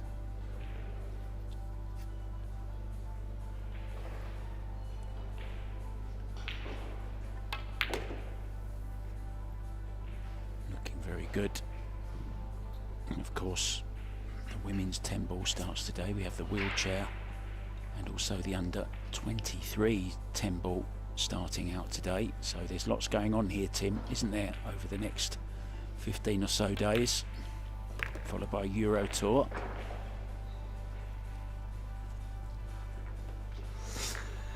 Yeah, we still have plenty of action coming.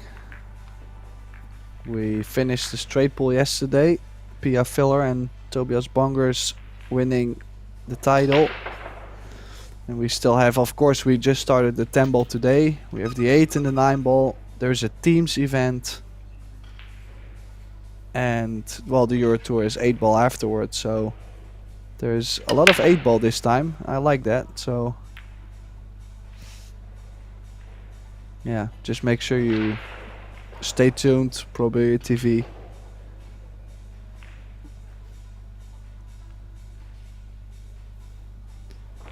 Oh, almost scratched on the break. Made a ball, shape on the one. And I think if he can get on the 2 ball, most of the hard work is done. Maybe the 4 is a little bit tricky position. And he's got too short. I feel Juan Carlos is struggling a little bit with the speed. Overall, he's just not been finishing up on the best angles, I would say.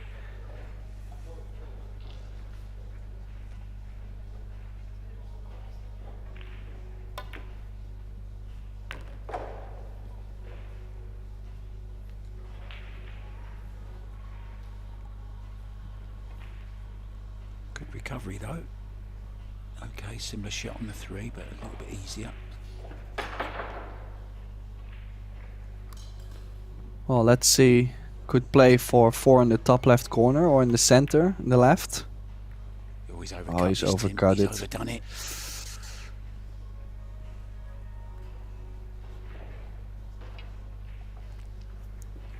Yeah, played a hint of inside on that cut, and especially with how brand new all the tables, the cloth, the balls are cleaned every match, every round, I believe. So that means like that ball is going to squirt out a little bit more.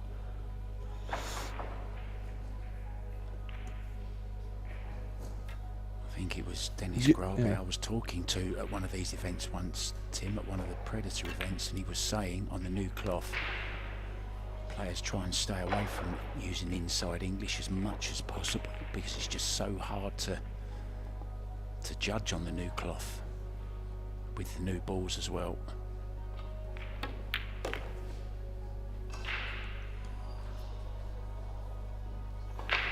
Well, in one way you could say the racks are just not laying really nice and easy for Juan Carlos. On the other side you could say, well, listen, he's a good player anyways, he should be out anyways. Like, he should make that 3 ball. There's no excuse for missing that ball in the end. So, But yeah, it did stem though, didn't it? It stemmed from bad position on the 2 ball, Tim, didn't it, after all? yeah, and this has been happening a couple games now. Like, he's been missing a couple. Well, I would always have bet my money basically on him making those, you know. So yeah, he's really not in a great spot there. Like, he's not feeling too great, and Carl is just clearing up whatever he has to do basically. Yeah, it's not as if he hasn't had his chances, is it, Exposito? He certainly has had his plenty of chances. Dennis Grabe has won by 8 racks to 3. Yeah, I also was checking the other stream table. I believe Delgado was also in a big lead. He's 6-0 up, Tim, now. Delgado going strong. And Quinton Pongas as well, Yannick's brother, is doing very well. He's 6-2 up over Pettersson.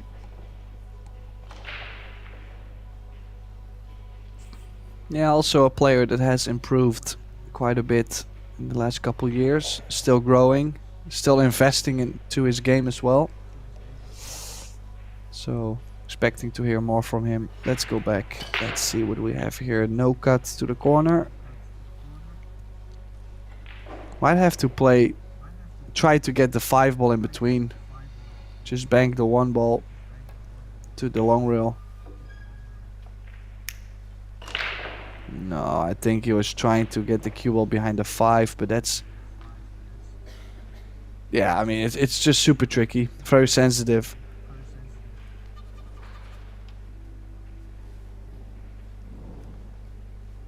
Yeah, if you're going to leave the 1 ball exposed like that, you need a very, very good cue ball. And didn't get well, another miss. Seemed to be up off the shot pretty quick there, Tim. To me, just hasn't settled, has he?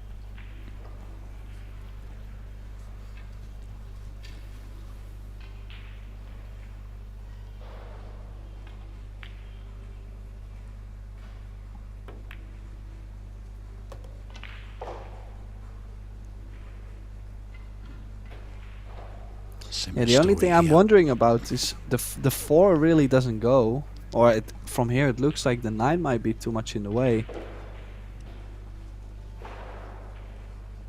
So let's see what he does, because I mean, it really looks like he might hit the 9 first, unless he can cheat the pocket and still get the cue ball out. Oh, he's miscued and hit the 9 first. Well, you wondered if he'd hit the 9 first, Tim. He did, but you didn't expect it like that. Yeah, I wish I could have seen this coming. Wow. Unexpected, and well, at least a nice open layout for Juan Carlos. Still some traveling to do from 7 to 8 and 8 to 9. But as long as he leaves himself nice angles, I'm expecting to be good here.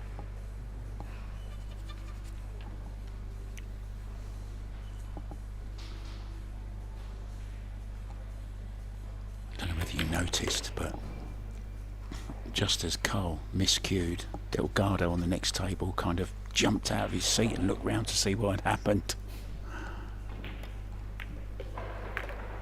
One of the worst sounds you can hear is a player miscuing, that or a cue dropping on a ceramic tile floor.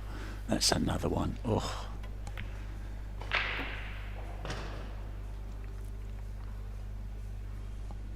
So that miscue is going to cost him, Tim. It's going to be 6-2.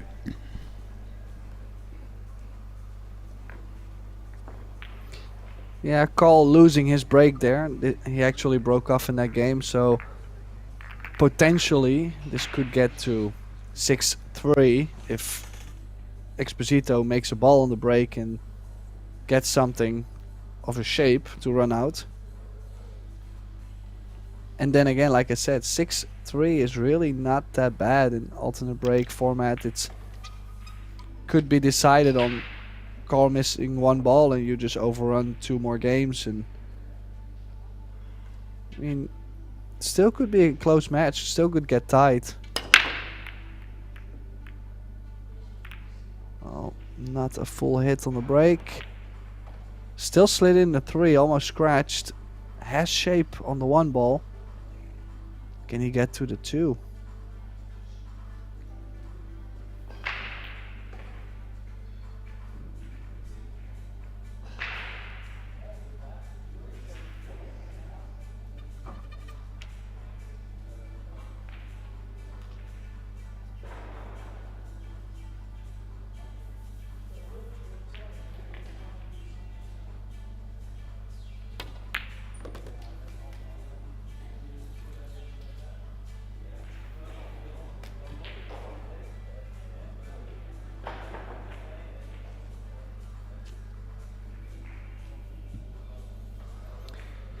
And did he get on the 2? I mean, that's the question. I think he did.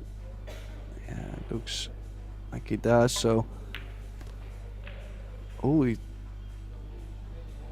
really tried to spin over the cue ball. I just don't know why. Maybe he needed the inside spin to throw the ball more to the left to still make the ball, but he's just been losing the cue ball. Like, he was not feeling the table by any means. Wondering if he had played the straight pool event, or maybe he only came in for 10-8-9. Then it could mean that he didn't really catch much of a feeling for the tables yet. All the other players, of course, they came in a day early. They had practice session the day before. They had played a couple matches already, so they're more loose and more feeling for the table, obviously. Let's see if I can find his name in the straight pool draw.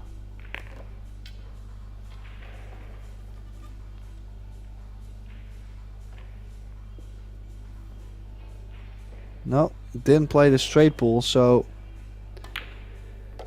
this opening match is definitely a warm-up for him as well. Like, he needs to find the table and find the rhythm to get going. At least a break a run here, Mark. So 6-3 coming. Oh. Yeah, just what he needed, isn't it, Tim? That might make him feel a whole lot better. Get his confidence back. He's got a little bit of that pep in his step that you were talking about that most of the Spaniards have. You just mentioned the straight pool there. Interesting point. What do you think about using that straight pool tournament as a bit of a warm-up for some players? Well, there is actually quite some players that they use the straight pool to do that, you know, because there is some, well, we actually do have quite some straight pool specialists, but other players, they're just not so interested in the game. But yeah, I mean, they can at least hit some balls and feel the table and play around. So I've seen players break the balls like in 10 ball, even though they were practicing right before the straight pool event, because they didn't really care that much about the game. That's personal preference. So yeah, their choice. I saw Mario He break hard in one of his matches. Yeah, that was a special occasion, I would say.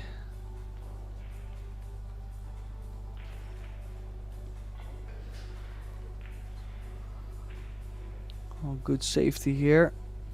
Wondering if he could go still over the left long rail, but he's going 2 rails. Maybe because there is a 1-6 combination. Oh, wow, what a shot. Look at the shape on the 1 ball. Yeah, good call, Tim. In it went. Great shot.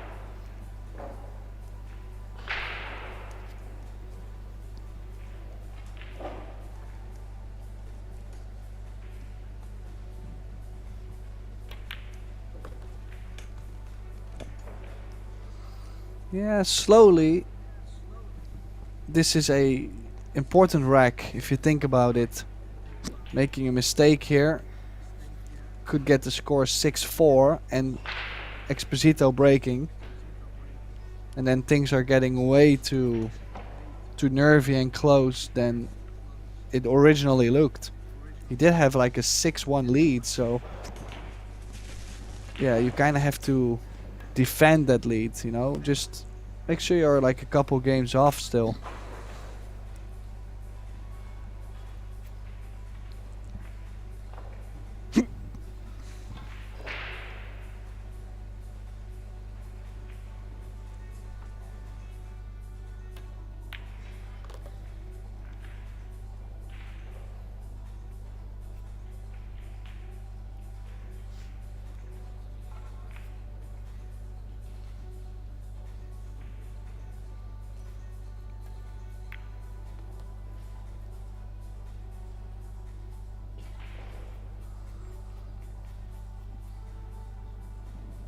Still not out of the woods. Has to cross over. Has to pass the 9 ball.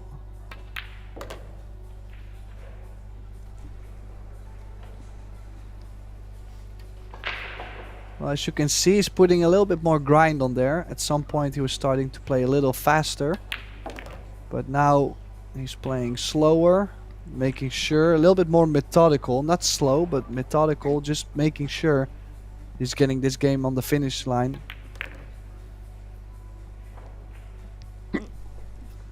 Big game here. 7-3 lead coming up if he makes those 2 balls.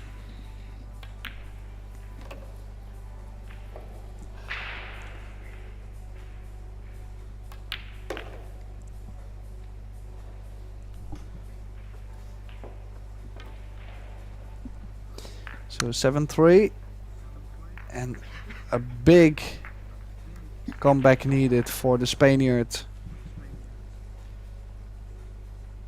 Yeah, you said earlier on there, Tim, that Carl wasn't out of the woods yet. He had to clear that table, which he went on to do. Now, talking of woods and trees, a little fact about Estonia: 50% of the country is actually forest, and 69% of the population of Estonia believe that trees have a soul.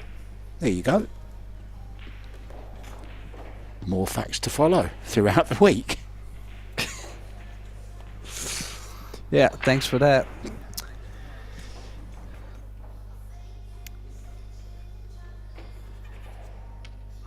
Let's see. Looked a little bit disappointed there. Exposito would have liked to get again something easier or nicer on the 1. Just played a good shot there. Nice safety shot. Nice doubled up. So that means there's multiple balls in between the path of the cue ball and the 1, as you can see, the 10 and the 4, which in basically all occasions you would take out the jump shot, which is a big thing nowadays with how well everybody's jumping. Good hit.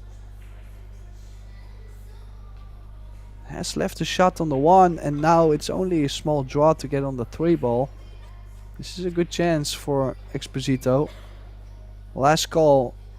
Don't think he can afford himself any more mistakes.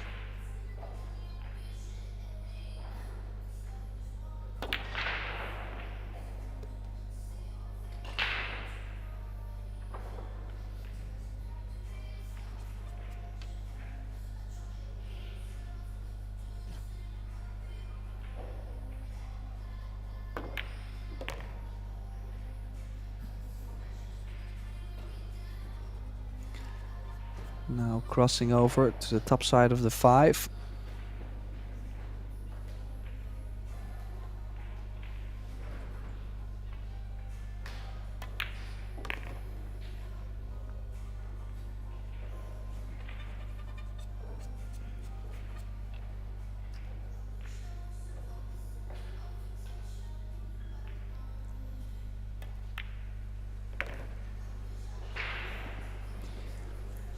Yeah, I think also Exposito is starting to let it go a bit, you know, just to play a little faster, knowing that it could help him, you know, to still make a huge comeback, and otherwise he actually got to play more comfortable. Well, win this one and the next one. He's just 2 behind. He's overdone this one slightly. Still making favourite though. Grab the extension for the cue. I've only seen the bridge used once so far, Tim. I think they might become obsolete soon. I beg your pardon. Had a little bit of a hiccup there. Oh, he's overdone this. Oh dear, that will not go in on day 5 or 10, will it? Wow.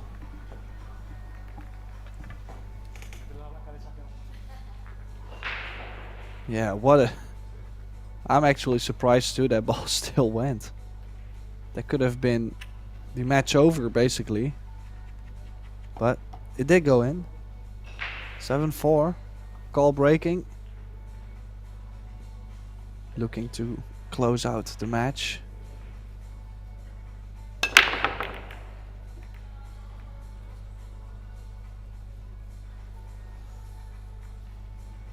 No ball. And also no shape. There is a very aggressive shot to kick in the one ball, go one rail, cut the one in, run the cue ball into the 9 and take a longer 2. In case he really wants to go aggressive. But with how he has been playing, I'm not expecting this. I'm expecting him to play a push out. Yeah, I think if you're 7-4 up, you go for this, but 7-4 down, one mistake could mean the end. Oh, he's kicking at this.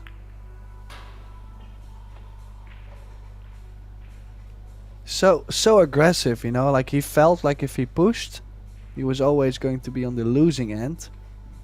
But with kicking that speed, I think he was most likely going to be on the losing end. Did he freeze himself too much on the 4? Oh, he played safe. What did he do there? He made it straight in. Wow. I can only think. I don't think he thought it went. I mean, look what a he has given Exposito here. I mean, mistakes like this happen. They are using a shot clock, so it's not too easy to make the right decision over and over when the beeper is going. Or not the beeper, there is a referee, but similar thing. So let's see. Could go forward 2 rails, could go straight back to the center of the table.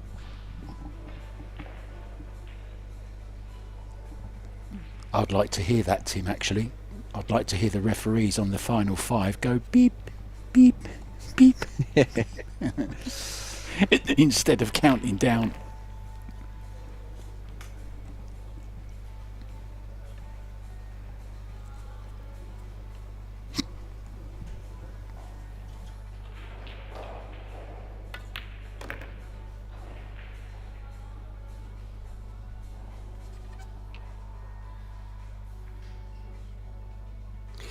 Well, as you can see, the Spanish hop, like I mentioned before, is definitely coming. It's definitely speeding up around the table. And this is quite the gift here, Mark. I mean, I never expected Call to not run out from that position.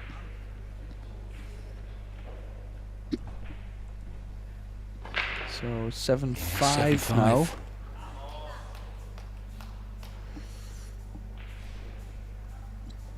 And he'll be breaking, so a chance to make 7-6. And then there is some pressure for Call, basically, because on 7-6 him breaking, knowing that one bad break could cost you the match. I mean, it's a scary one. Well, I'm not saying it's going to happen, Tim, but you know, if Cole does go on to lose this one after being 6-1 up, that's kind of unforgivable, isn't it? You only got yourself to blame. Yeah, I mean, especially from the beginning, we've seen Exposito make the mistakes, and that's where the lead came from. But now, the last couple games, it's Carl that has been making those mistakes, so they're quite even, or starting to become quite even. So now we do not play early 10 balls. Oh, he's kind of lucky to have that one ball go in. He didn't call the 1, but if the 1 ball stayed over the pocket, there was a 2-10 combination and then a possible run out. Tough run out still. So we'll see more safety play.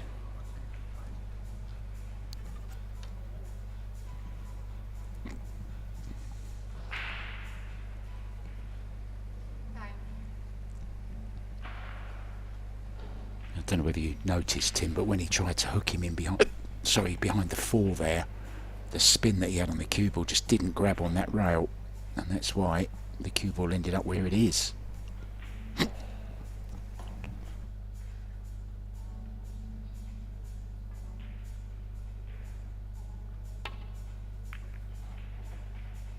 Oh, it did spin that really nicely.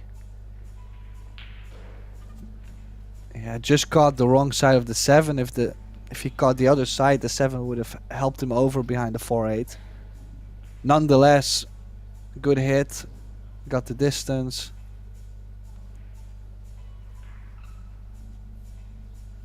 Probably looking into banking the 2-ball 2 rails on top of the 6-9 and the cue ball to run into the 10. He's caught it way too thin. Wow. Unless he was trying to cut that ball in, but that, I cannot imagine him playing that. Or at least with how much experience Exposito has, I wouldn't expect him to go for the cut there. So a chance to seal the deal.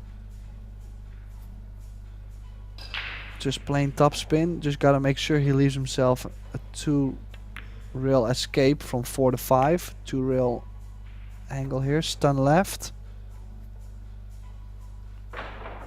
And then straight-ish. Anything near straight, any angle on the 5 is fine. So, oh, and he's missed the 7. No, he did not miss the 7. He missed the 4 ball, and he caught the 7 with the cue ball. He's overcut it by quite a bit. Wow. Gotta say, things are starting to get tricky for Carl if he's starting to make these kind of mistakes.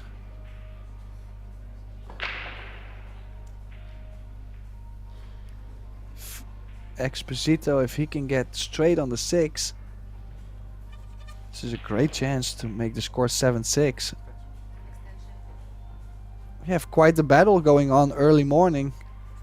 Both players struggling, but not going down without defeat, without the struggle, without the grind.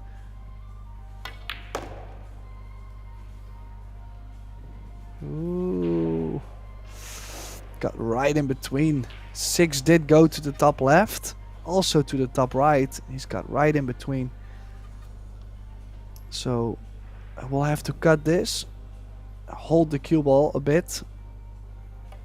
Gotta be careful with the speed. Played it well. As you can see, his stroke too. He's not feathering the ball as much as he did early match. It's just a couple taps and he's already striking the ball. So there's more rhythm. So he's starting to feel better and better.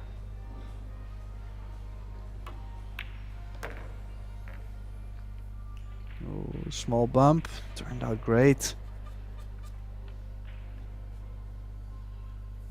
Yeah, we could be in for a lot of nerves early morning here.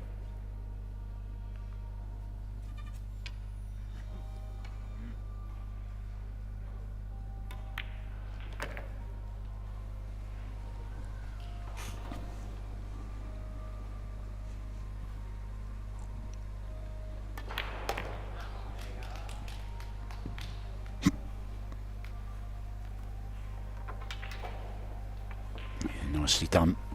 So he's right back in this. Just one behind now. And you mentioned the word rhythm, and he certainly has got a little bit of rhythm to his game now. And there was a great dance tune called Rhythm is a Dancer. There's the Spanish contingent. Look up there. Is that the Spaniards? Is that Mighty Reparo I can see there? Yeah, just going back to what I was saying, Tim, about the finding a bit of rhythm, isn't he, now, Exposito? And there was a great dance tune called Rhythm is a Dancer, and there's a great recent dance tune called Despacito. And Exposito may be doing a little bit of a dance very soon if he can win this one and draw heel. Well, he has made a ball on the break mark. The only tricky one could be the 4. But besides that, the balls are wide in the open.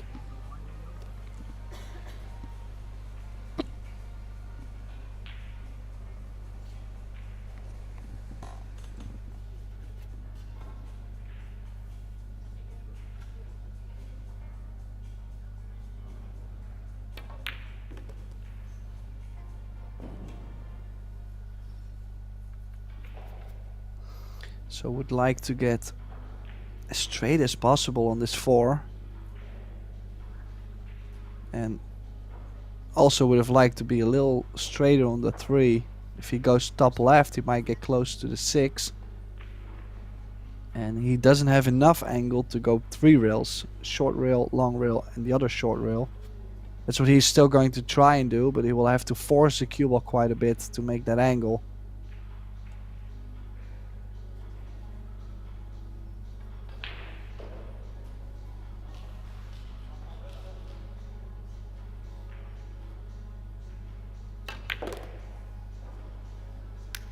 Oh, he's gonna be behind the 9-6. Oh dear. Wow. Wow. 6-1 up. And now this match is shaping to be a hill thriller. Yeah, the wheels are falling off, haven't they? And you mentioned going to be going very, very close to the 6 there, Tim. And a little bit of an experience maybe, but he's played a beautiful shot there, hasn't he? That's a great escape. That's a bit of Steve McQueen, that is.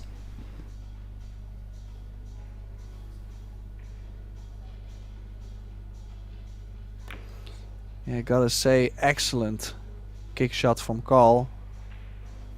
And has given him another opportunity to make the 4 and run into the 6-9. It's by any means not a hanger, but you just missed that opportunity. You might as well go all in here. Kind of have to go. Well, he wanted to miss the 9-6 in his previous shot. This time he wants to catch it nice and full.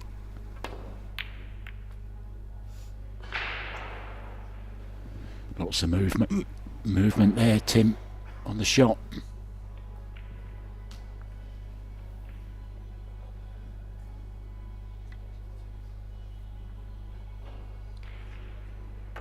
Yeah, too much angle on the 4 to open up the 6-9. Is there a 6 off the long rail carom over the 9 or 8 in the corner? Extension. Or is there a safety on the 6? You might be able to get real close to the 6 and nudge it in between the rail and the 9. That would be his best bet, I guess.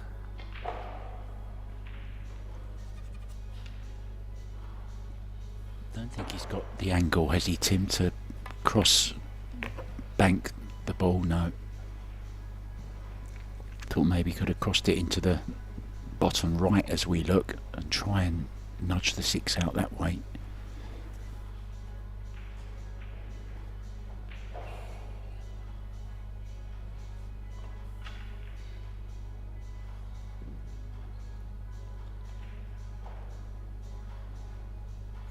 Super sensitive. Think he has it, but he might have left the kick in the corner too. Definitely a referee needed because this could be a very close call.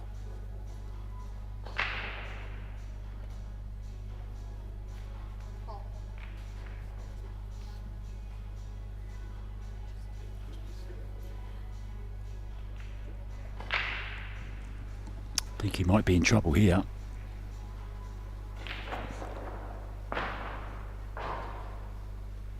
Yeah, this is going to be way worse than the shot he just had.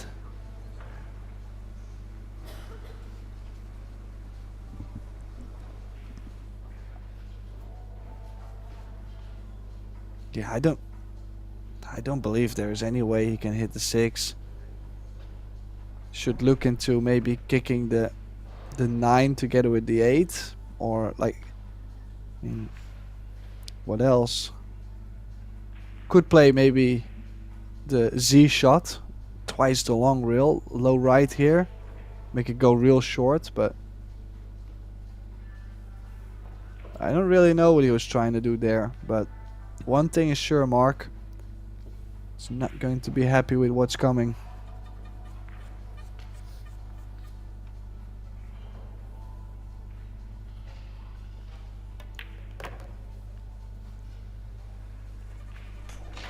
he kind of fell to pieces, didn't he? The first half of this match was definitely Carl Gnaderberg's. The second half belongs to the man at the table now.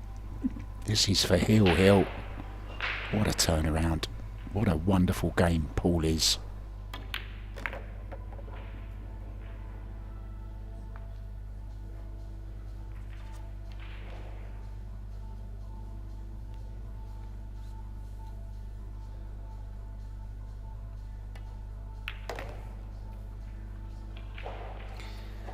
Well, who would have expected this to turn out to be a hill match? Actually, I'm quite sure most of the viewers at home, they were probably watching this match going, well, Carl is probably gonna win 8-2 with that 6-1 lead, and now we're tied at 7. One game, the loser has to go all the way through the loser bracket, which means way more matches, less breaks, and potentially dropping out of the tournament early.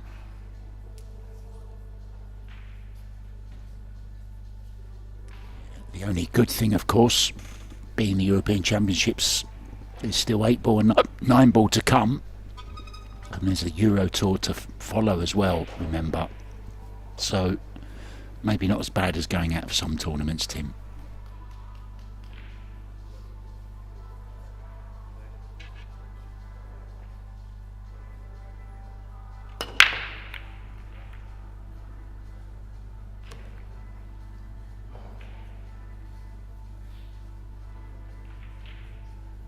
Well, of course, you will see that we're gonna get a very scrappy rack in the final one. And let's see, can he bring the cue ball 2 rails or 1 rail underneath the 3 and leave the 1 like in the open near the spot in the kitchen? That's one option. Nothing aggressive for sure with where the 2 ball is laying. 2 ball really not available to, I believe, any pocket. We tried to get behind the 2. This is looking good.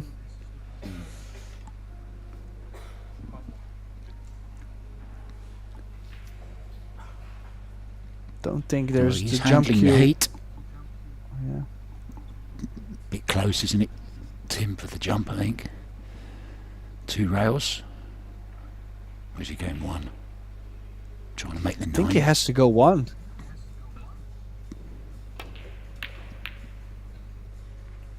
Good hit. Needs a little fortune. Can't complain there. Good hit. Good speed especially. Trying to make something happen in some distance.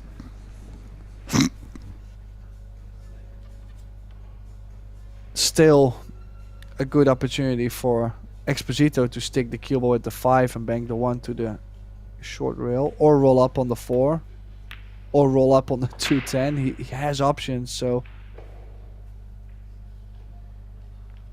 did get the hook, but this time we might see the jump cue out. I don't think this will be too tough to hit, and with that much traffic on the bottom side of the table, the split, the long distance safety might be worth it. He is kicking. Just gotta be careful with a possible scratch. Oh, I'm just really not a fan of this. I know that he was trying to catch it a little thinner and try to get the 2, 4, 10 in between, but if he catches the...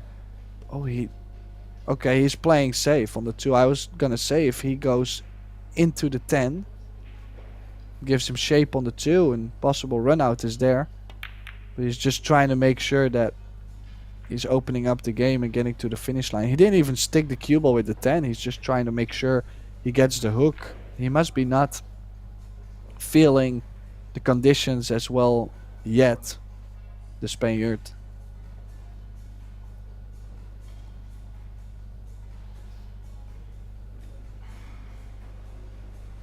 That 8 ball isn't as bad as it might have been with the 9 where it is, Tim. And especially now the 7 is where it's gone. position from 7 to 8, I guess, is the big one here.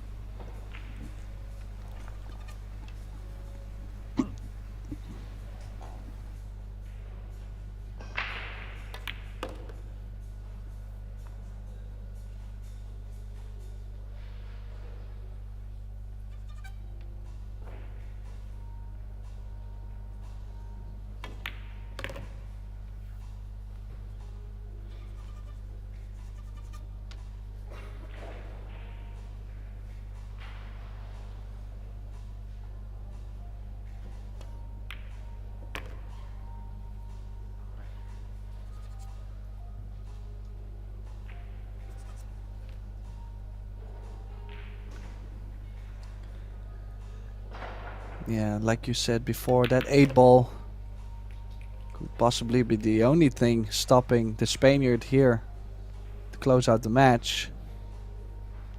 So let's see, is he going to play shape very low on the table on the 7 to get to the top side of the 8? Or is he going to still play the 8 in the same corner as where the 5 ball is going now, the orange 5? That would mean the shape on the 10 could be a little bit more tricky. We're not done yet.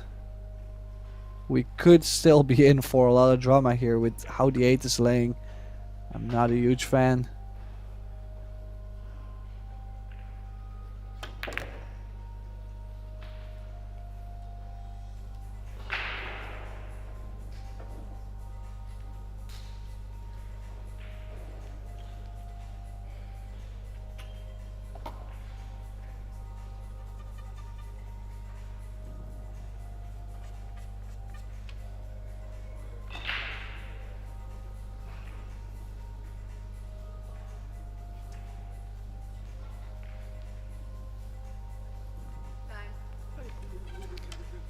Well, the time is running out. Look at him running around the table. Just made the 7. Did he get straight enough on the 8?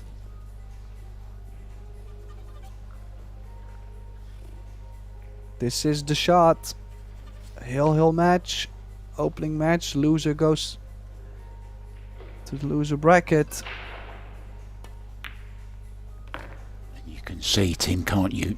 The rosy cheeks, the pressure building in Ganaderberg. What an unbelievable turnaround this from 6-1. I know we keep saying it, but didn't look possible, did it? And then he was 7-4 up as well on the hill and just couldn't climb that hill. And what a finish. Yeah, unbelievable turnaround from the Spaniard. Juan Carlos Exposito advances through the winner's bracket, beating Kogler 8-7. What a match. Must be tough for the youngster. I'm sure he'll be back. He'll be traveling the loser bracket. This was Mark White and Tim de Ruyter, and I believe our next match is in about 25 minutes, so make sure to stay tuned because we'll have plenty more of content on the Pro Billiard TV channel. See you soon.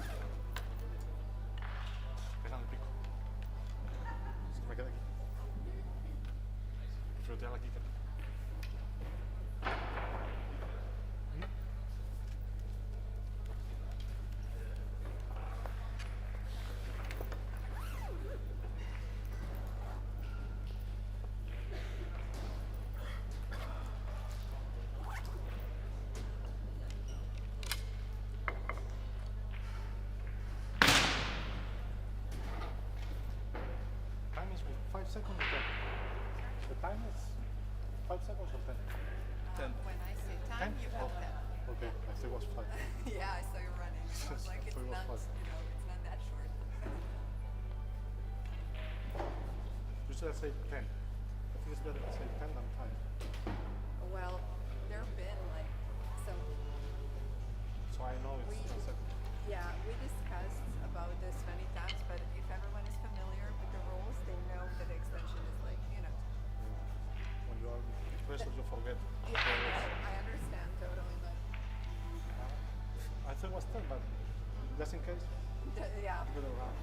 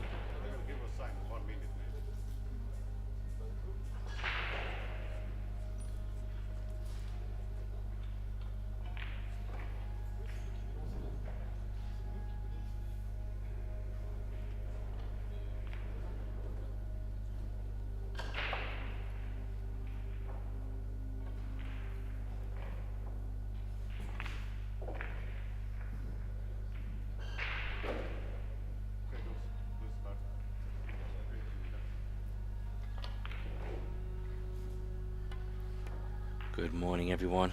Welcome to day 3 here at the Epbf Predator European Championships. We're here in Tallinn, Estonia. On day 3, we have 11 days of action across this coming week and beyond. Yesterday we finished the straight pool. Germany was in dominant force with Tobias Bongas winning for the men's and Pia Filler winning for the women's. But today we move our focus into the 10-ball division. And in the next match we have a really exciting one with Kristina Slateva from Bulgaria versus Olua Zeslaca from Poland, 2 top players. This is looking to be a very interesting match. My name is Graham Hickman. I'm joined by the lovely Mark White to join me through this match, and we will be talking you through as best we can over these coming events and matches. Welcome, Mark. Thanks for joining. I believe you had a fantastic match just a moment ago. Well, unbelievable match between Kogler and Exposito. Exposito 6-1 down, then 7-4 down. Gnaderberg on the hill couldn't close out the deal and ends up losing 8-7. What a match it was. And I'll tell you what, even though this match is all about the Zs, I don't think there's going to be much time to fall asleep during this one either. Both attacking players. Looking forward to it, Graham. Yeah, absolutely. Thanks for that. I mean, it sounds like it was a very exciting match. I feel for Carl, but this is how pool goes. The finish line is there. You have to get over it. But these two ladies are no stranger to getting over the finish line, Mark, judging by their pool CV and accolades. Both doing very well across Euro Tours, winning medals as well. So we're in for an exciting match here. I'm sure they've played each other a few times already though, Mark. They know each other well. Yeah, yes, Kristina. By the way, a little bit of information about Kristina. I actually gave her nickname, the Slayer. That was my doing. I gave her that nickname, and she's been spending a lot of time just recently in the US. She's lived there for a year, playing in lots of tournaments. She's playing on the WPBA tour as well. Great left-hander from Bulgaria, very attacking, great person as well. Looking forward to it. Don't know too much about Olivia. Yeah, America's going to be a good learning time for her over there. Lots of pool to go after. But yeah, Olivia is no slouch by any means. She's won multiple Euro Tours and multiple medals in 9-ball and 8-ball. So this will be a tough match. Race to 6, alternate break. And we have a shot clock in action of 35 seconds. Where the girls will be notified 10 seconds before it ends. And then they can use one 25-second extension should they wish to. But first chance here for Kristina. Can she use the 10? Yeah, I'm not sure where the she's 3 going next. goes. Yeah, she'll probably be ducking for cover maybe. Yeah, I'm trying to see where a good play. She could play thin off the edge if she really wants to flirt with danger. Go off the top cushion and try and get in behind that 7-ball.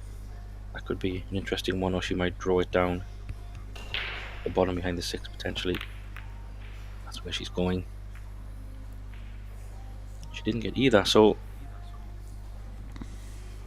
little chance here for Olivia. Yeah, there wasn't really much she could do with the cue ball off the 10, so settled for safety. Jasmine Ocean in action on the next table. If you want to watch that one, guys, that's over on table number 2. The Austrian in action there. Oh, that's a great shot from Olivia. I get her mixed up with Monika Zarbek, you know, sometimes as well. So please correct me when I get her wrong. It's all good. A lot of similarities in names. But I'm sure that this 4-ball goes, Mark, because I had a quick look when she potted that. It looks tight, but I think it does go. No, maybe not. My mistake. Combo chance for Kristina here. Yeah, she'll definitely be taking this on. Very attacking player, Kristina, and I think she can just hold the cue ball as well. I think the She can get this dead straight in. Hold the cue ball. She'll be on the 4 ball. Yeah, she plays it well. She's stretching on this one. Maybe the rest will be used. Yeah, plays a bit of snooker. I know she's won the Bulgarian Ladies Snooker Championship before, so she'll be familiar with this implement. There you see, not bad style, is it? Elbow up, nice and horizontal to the bed of the table. She's looking good with the rest. Yeah, very confident. She needs a shot here, but the 10 ball is there as well, so if she chooses to put a little bit of a stroke on it, if I say it that way, she can use the 10 ball as a bit of a stopper, should she wish, rather than trying to flirt with going around the back. Or I think that might be the smarter shot, if I'm honest. Use the 10 ball as a guide.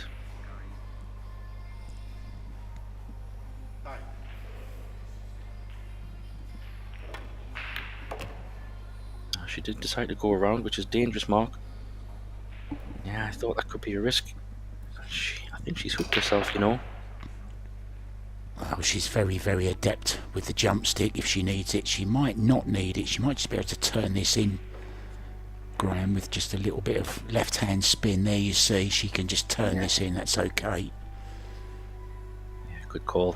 She just has enough. And the 8 balls, I'm not going to say it's a hanger, but well, this is be interesting now because the 8 ball is relatively thin, and because of these new tables and this slide, when she plays this 8 ball, she will have to play it at some pace to come down the table and back up again.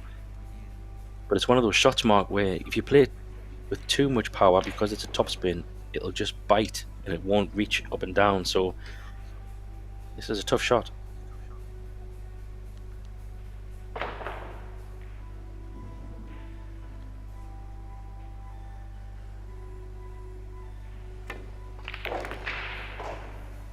Oh, she's played that well, hasn't she? Oh, she has. Played it Fantastic very well. shot.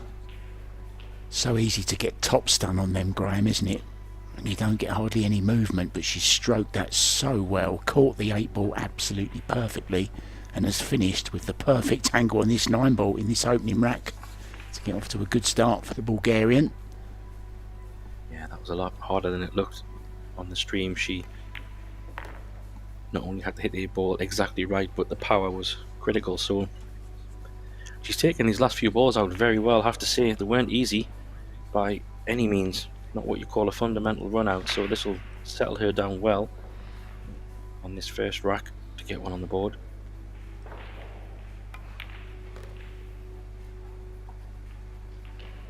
Yeah, nicely done. I remember on the Euro Tour just gone, I did some commentary for some of the women's games as well, and I'm sure I did Christina as well as Yasmin and a few others, and I was very impressed.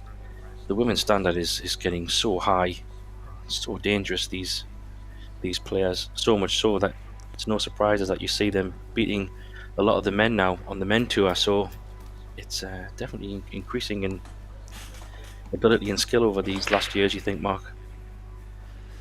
Yeah, and just to add to that, you know, Christina's been playing, as I said, on the WPBA tour, and there's lots of great competition on there. Jasmine has joined it again, Alison Fisher's on it, Kelly Fisher, Christina to catch, Margaret Fefilova. You know, there's some big names on the WPBA tour, and she's playing a lot of pool, and that's so important.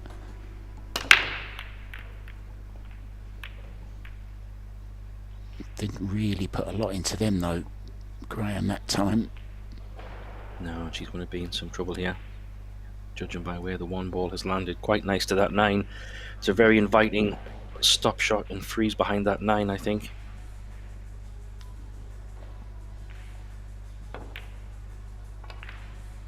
She could have been a little bit closer to that 9, I think, but she has left a rail.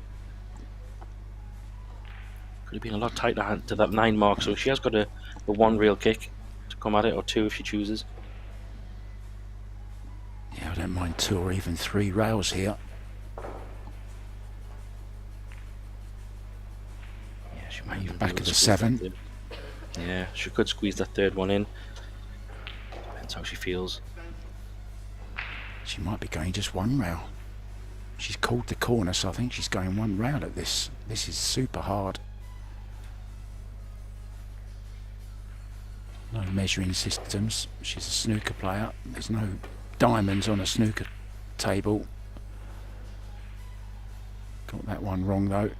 Misjudged the slide, Jim. Jim. I thought you were Jim White's for a minute. We both have nice tones. Easy to mistake. It's all good. But yeah, I think that was the slide you said, Mark. It's only the first pretty much rack she's had on this table, so it'll take some adjusting. Very tricky to go off one rail. That's why I like your comment on the 2 or 3 rails, because it gives you a little bit more room for error. Yeah, the ball's much bigger, isn't it, Graham? Off, 2 or 3 rails, it gives you that more opportunity. Yeah, it is. And these balls now, they're not too bad, even though there's a few clustered together. If you would say, they're not in terrible position. So I think give her a couple of shots in here and she'll be in good position. Don't see any major problems.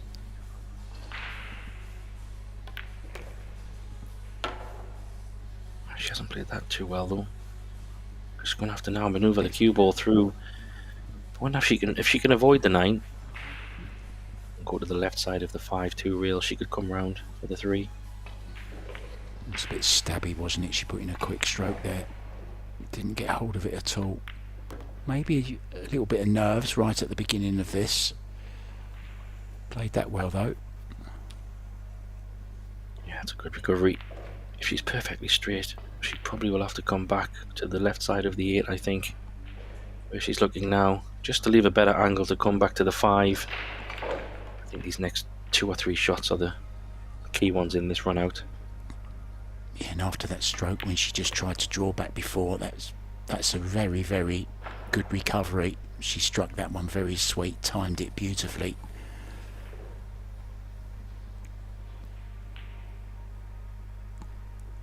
Yeah, 6 to 7 is going to be key here, so getting nice on the 5.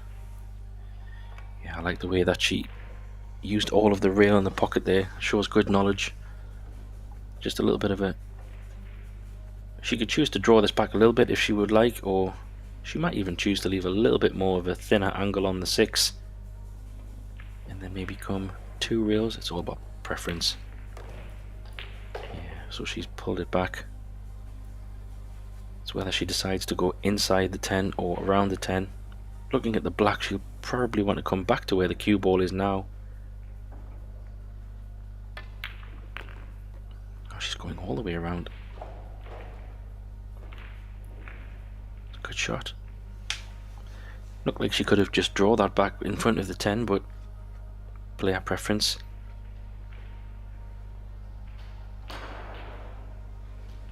Yeah, she can draw this off the rail back out for the 8 ball in the side.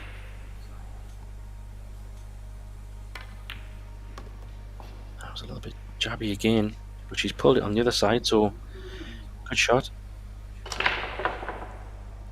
That's when the jabby stroke worked in your favour.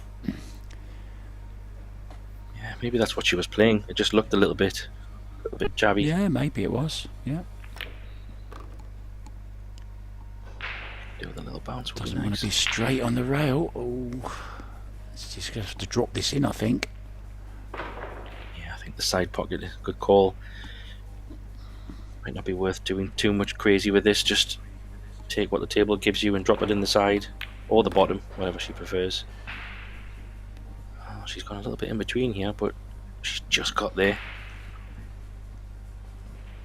Yeah, she's okay. Slide this in off the long rail to level things up at 1-1 in this race to 6. First round match in the women's 10 ball of the European Championships 2025. Beautiful arena, isn't it, Graham? Looks fabulous. Yeah, they're very special. It's very special what they've done for this event for sure. And we were talking about this yesterday. I think as a player, when you come to play in these big events now, it's starting to become the standard. If I can say in terms of arenas, a lot of big events are having these special TV arenas, but tell you what, Predator has to be up there at the top of the list for quality and setup and production. We've had lots of good feedback from people watching online and on social media saying how good the quality has been of the stream, the sound, the commentary, everything. So big shout out to everyone involved. Just looks remarkable. It's quite a soft break actually, that one. Wasn't it? Soft though. Oh, she's got the third ball round. Yeah, but it's a good square hit, wasn't it? Yeah, it was. Did she not just break straight from the centre there? Yeah, straight down the middle. I thought you have to break outside the box though, or is that not for the women? Yeah, that's a good call actually. We can get that checked. I'm not sure. I know it's the men were breaking from the side outside the box, so yeah, we can check that one.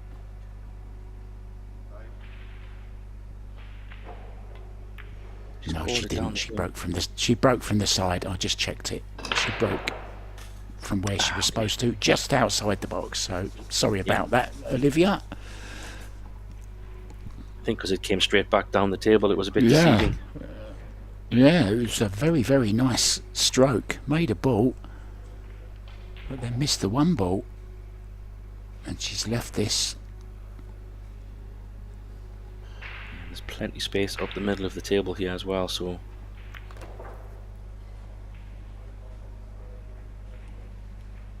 with the full ball, sorry, with the balls being quite open, yeah, the full ball does pass. So if she's perfectly straight, that's a little bit unfortunate because she would like to use a rail, but if not, she might just have to draw it back towards the 9 ball, try and leave a bit of a longer 4.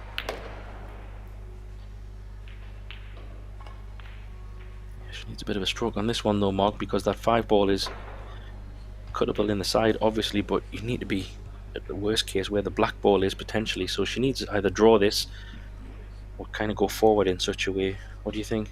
I think she can use the 8 ball here. I think she can just hold into the 8.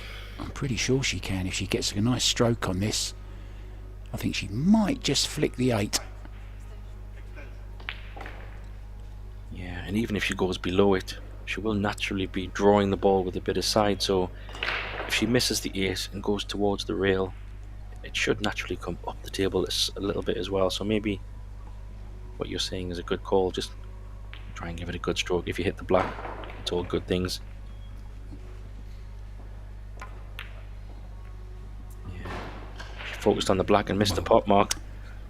Absolutely, you saw it, didn't you, in the stroke? Is exactly what she did. I'm sure her eyes flicked over towards that 8 on the final stroke, played across it slightly, maybe was trying to nick a bit as well to hit it a little bit fuller, but it's a mistake and a chance for Olivia to take this 3rd rack and take the lead. Yeah, I think you hit it spot on there. It's so easy to do that when you're trying to play a little nudge or a bump. Instead of focusing on the pot, you kind of focus on 2 things. Generally, you get them both wrong. When you miss the pot, you don't get the cannon. So I think she was so focused on the 8. And she's now presented an opportunity here to get a 2-1 lead. So this is an interesting one. So whether she decides to come over the left side of the table here or go down in front of the 9. Yeah, she's going in front.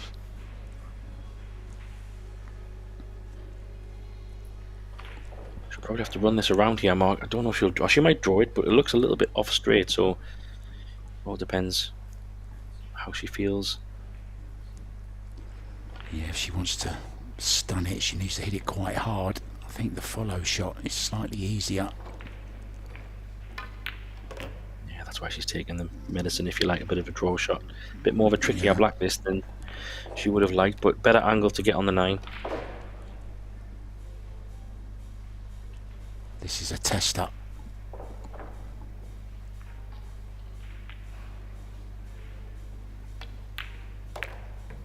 Nicely done, though. She looks confident, Mark. Looks very relaxed and very smooth. Just watching her technique. Stance is a bit straight for me, but okay, it's her style. There's no right or wrong. It's whatever works for you. It's all about getting that cue on the line and delivering it in one smooth, straight action with a nice bit of follow through. Keep that head still. The perfect clearance. Played some great shots in that clearance there, Graham. Yeah, exactly. Everyone's style is different. We see many different cue actions over the years, whether it's dominant eyes or it's unique stances, but most important thing is that the balls go in and the white ball goes where you want it to, however you choose to do it. I'm sure for the snooker enthusiasts, Alex Higgins is a prime example of not having a cue action but could do magical things on the table. So it's all player preference and styles is interesting to see. It would be a very boring grey world, wouldn't it, if we all played exactly the same, Graham?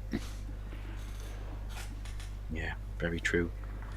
I think that's what's great about pool. There's no, unless you're coming from some kind of academy, like you see a lot of the Chinese players in snooker, they're very similar in styles, but in pool I do find that you have a lot more different styles because of the way you learn to play pool, whether it's in a local pool hall or from somebody who you know, and you just pick it up and you stick with what you know.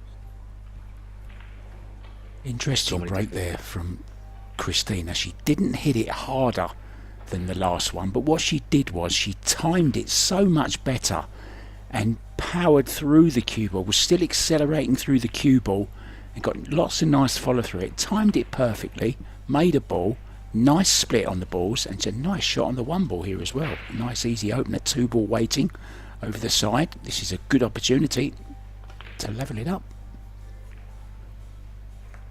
Yeah, it's interesting.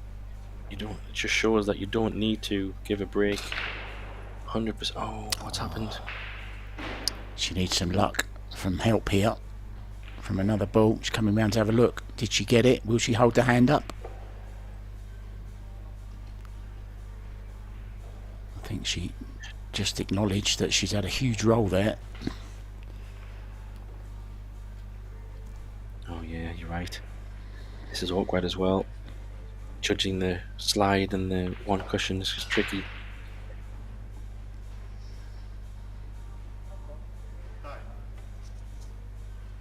No, that's a prime example of what happens. So a bit of a reprieve there for Christina. When you're so close to the rail, it's always hard to judge the angle anyway, isn't it? Especially on new cloth as well, where you know you're not quite sure how wide the rails are going to throw, Graham. So she's really got away with one there, Christina.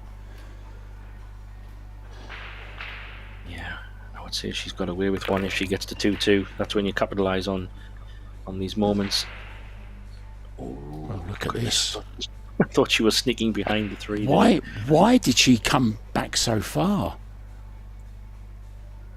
I don't understand why she drew it so much. I think because she wants to play the three, maybe in the bottom left pocket. So she's trying to leave an angle so she can just stun it out. Just pull it back and try and... She's got to get back up for the 4 ball, so she does need an angle. She's gone a bit too far. So she's going to have to play the 4 and probably the top left pocket here. Or she goes 2 reels mark maybe, comes inside the black.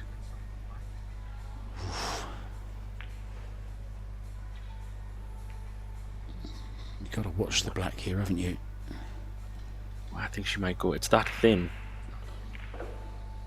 Yeah, she could choose to go 2 reels and come inside the 8 and the 4. I think she is, mate. I think you've called it. But there you see. Overcut it. She had another bit of luck. Well, I think we might see the jump stick this time though. So it hasn't quite settled, has she yet, Christina? I think both players are just maybe a little surprised with the way the table's playing. Brand new cloth, brand new balls. Just on day number 3 here. So it hasn't had too much play, and there's always a lot more heat on these tables because there's more lighting. And the cameras, of course, giving off heat as well. Good shot. Good shot. I think she's got a look. Has she got a look, Graham? Maybe a little bit. She couldn't do a lot with that though. I think the way it was, she had to take what she got. She might have an edge.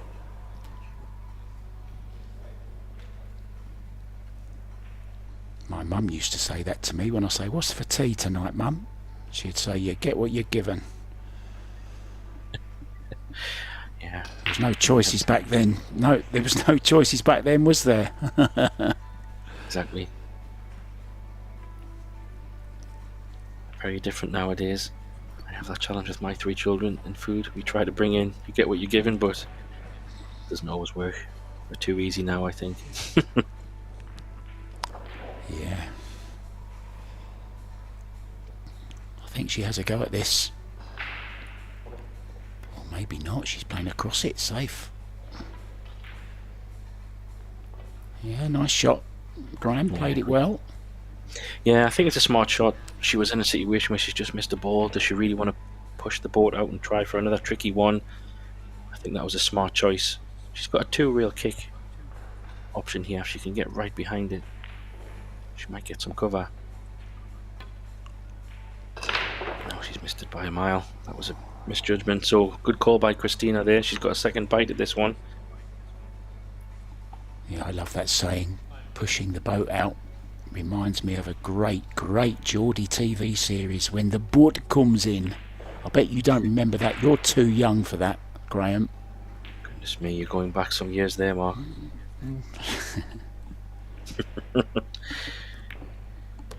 Yeah, I thought you were going to say something to do with Ant and Dec or some kind of other Geordie show. No, not. I don't talk about stuff like that. Oh, she's gone. What's she done? Oh, poor Christina. Dear. She had so much room for error. She had, honestly, the whole table to play with. She'll be so annoyed with that. Because now, even if she rolls it in, it's tricky. I think it's just the pace that's caught her out. I just don't think she can get to grips with the pace at the moment. She will. Good thing is she is left-handed, so that's a huge bonus. Oh, she's missed it. She's got another bit of luck. Goodness me, Mark. Oh dear. Go and buy a lottery ticket, Christina, now. A Euro Millions. Yeah, she's just a bit unsettled, obviously. I mean, getting judged to getting customised with the table, the feeling. She's probably feeling a little bit out of sorts at the moment. She could really do with running a few balls. Needs to find some cover behind the 8 here. Where's the cue ball gone? Oh dear. Who was the last person to scratch off the 6 ball? Do you remember that? Or was it past the 6 ball? Enlighten me. Eklund Catchy in the final heel of the World Pool Championships last year. He scratched playing a safe, similar down this end of the table, but a similar safety scratched in the corner. Fedor Gorst run out. Yes, I remember it now you mention it. I watched it. Everybody couldn't believe it.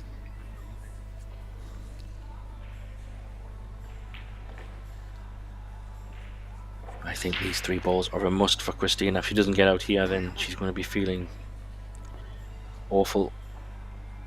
3 chances to get out on this one.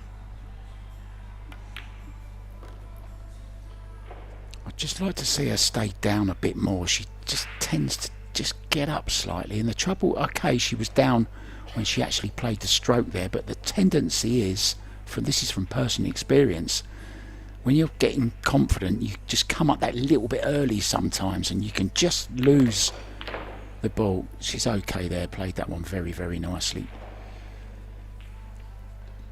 Yeah, you're right. Just a sign of confidence, really.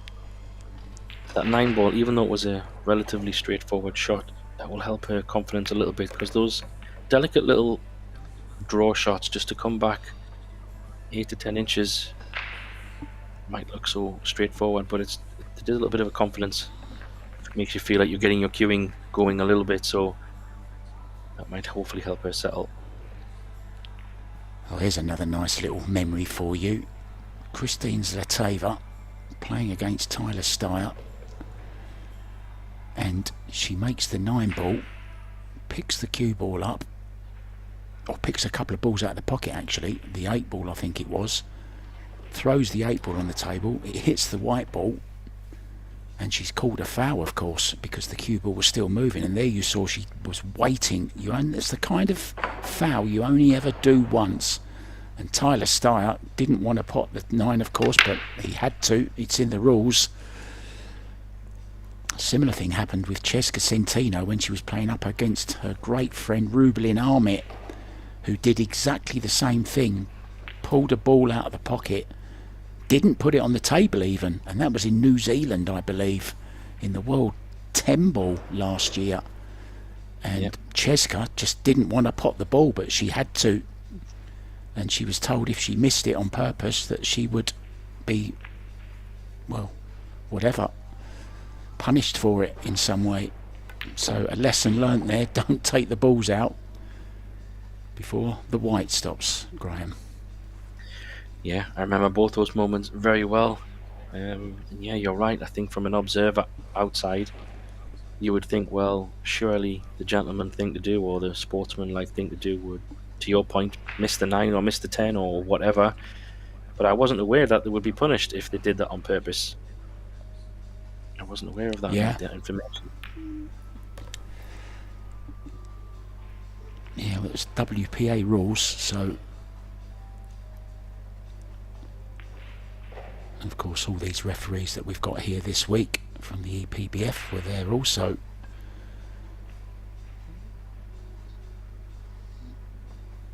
Yeah, she hasn't played a good one there. I think what she tried to do was just be a bit more straighter on the 3 so she could push it up the rail and leave it white behind the 4. Now she's a little bit in between. She's played a pretty good one there though.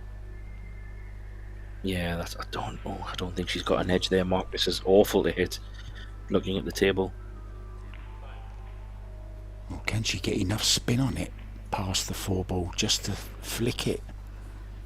She thinks not. She's looking at the end rail. I don't like that either. Yeah, I don't know. I'm half tempted to. I could even, I don't know, try and put another ball safe. She's going to swerve it past with some right hand side. Try and catch it that way. Hopefully it'll bite. No, she couldn't get enough on it. I thought that was tough. So good safety, and I think the 3 does go down past the 4. So again, Christina with a good safety shot has got herself another opportunity.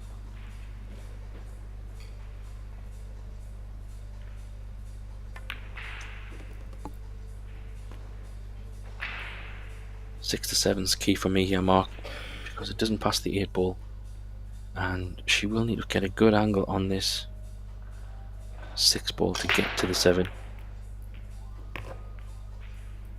Yeah, I think she needs a bit of care on this one, because this is the key shot for the rack.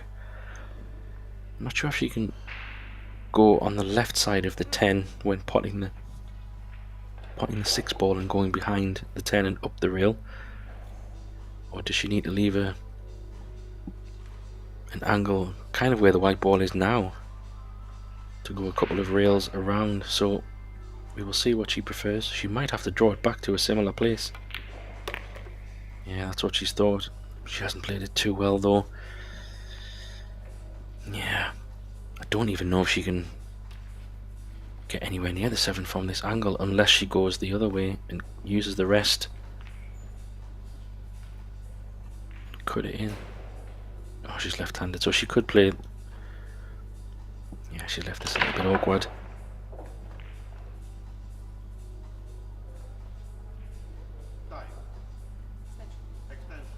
She's called extension. Smart choice. I think she's going to draw and leave her behind the 10 ball here because she doesn't like the position she's left herself. I think she might have got a good distance. Smart shot. Maybe just come out a little bit, but it was a nice idea. No point in risking it. Couldn't see any angle where she could get to the 7 ball, so why risk it? Yeah, I just think that she had a missed opportunity there, Mark. It was a ball in hand and a pretty straightforward few balls. Yes, the 6 to 7 was tricky, but again, just needing a couple of opportunities per rack at the moment. Yeah, first round jitters. Big title on the line.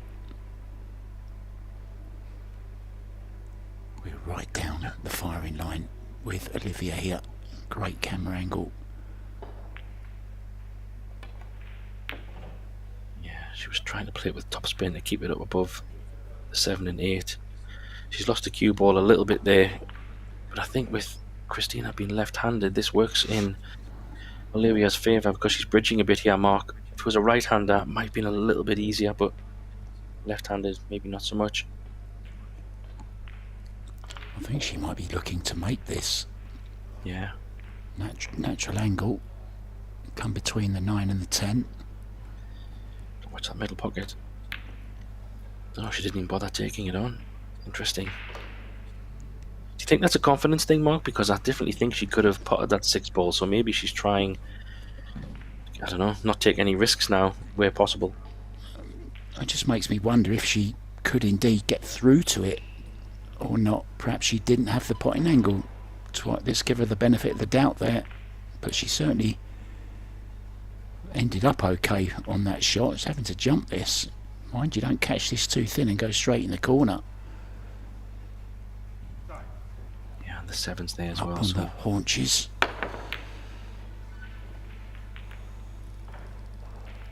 it's not a bad result though, really, from there. It could have been worse. The 9's gone in the way as well, hasn't it? She's going to have to come up with another safety here. Yeah, there's a good one here though, Mark. She can play the 6 straight up the table if she wants, and let the cue ball drift down towards the 9 and go behind the 9 if that's what she chooses. Or if it does go, she could play the pot and come around as a kind of a shot to nothing, if you like. Come above the 7. And she's on the called side. it. She called the pot, I think, Graham. So it must go. Oh, what a great shot! How's the pace? Well, that's shot of the day so far. What a great shot that is from the Bulgarian. Yeah, absolutely.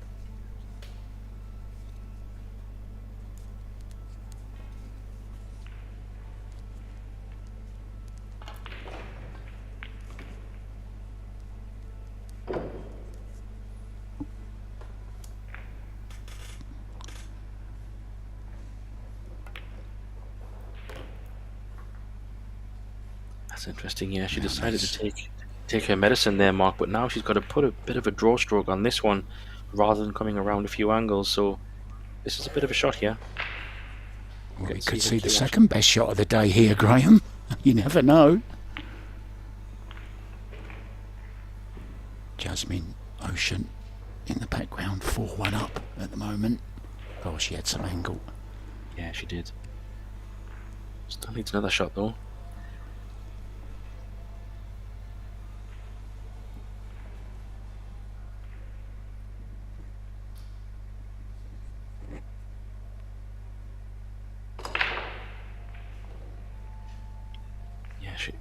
She might have to play this with a little bit of right hand side if she wants to come up the table for the 10 in the same pocket.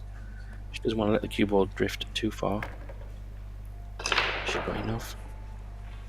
Played that well. She did. This is a very good out from Christina. Living up to the nickname, the Slayer. Doing what has to be done. I've got a question for you, Graham.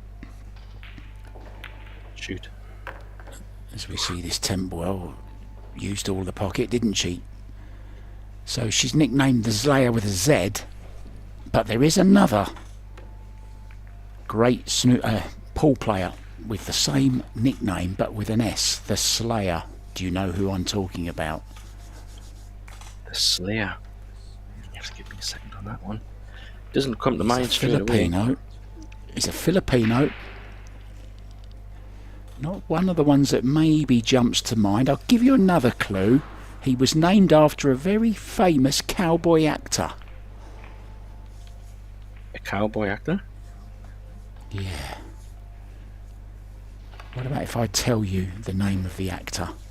Lee Van Cleef. Corteza. Yes, Corteza. that's the man. He's the Slayer, and this is the Slayer. Maybe they Good could stuff do a here. mixed couples match there. The Slayers. Yeah, yeah.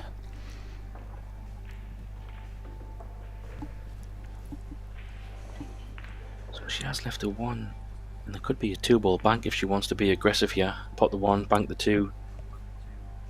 Try to make something work from that. Yeah, I like that. Makes the pot a whole lot easier as well, doesn't it? On the 1 ball, hasn't got to do anything, just stop the cue ball. But don't stop that cue, keep that going through. Beautiful.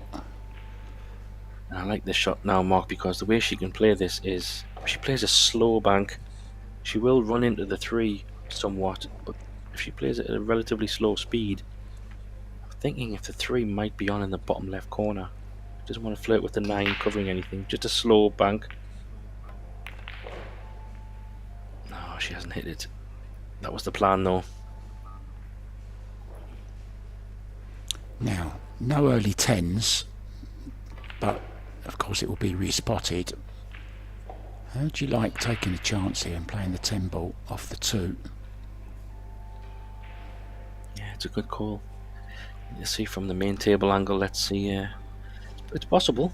Yeah, there's an option there. I'm not sure if she called it though. No, she's gone No. behind the 7. She might be okay. Jump cue could be coming out maybe.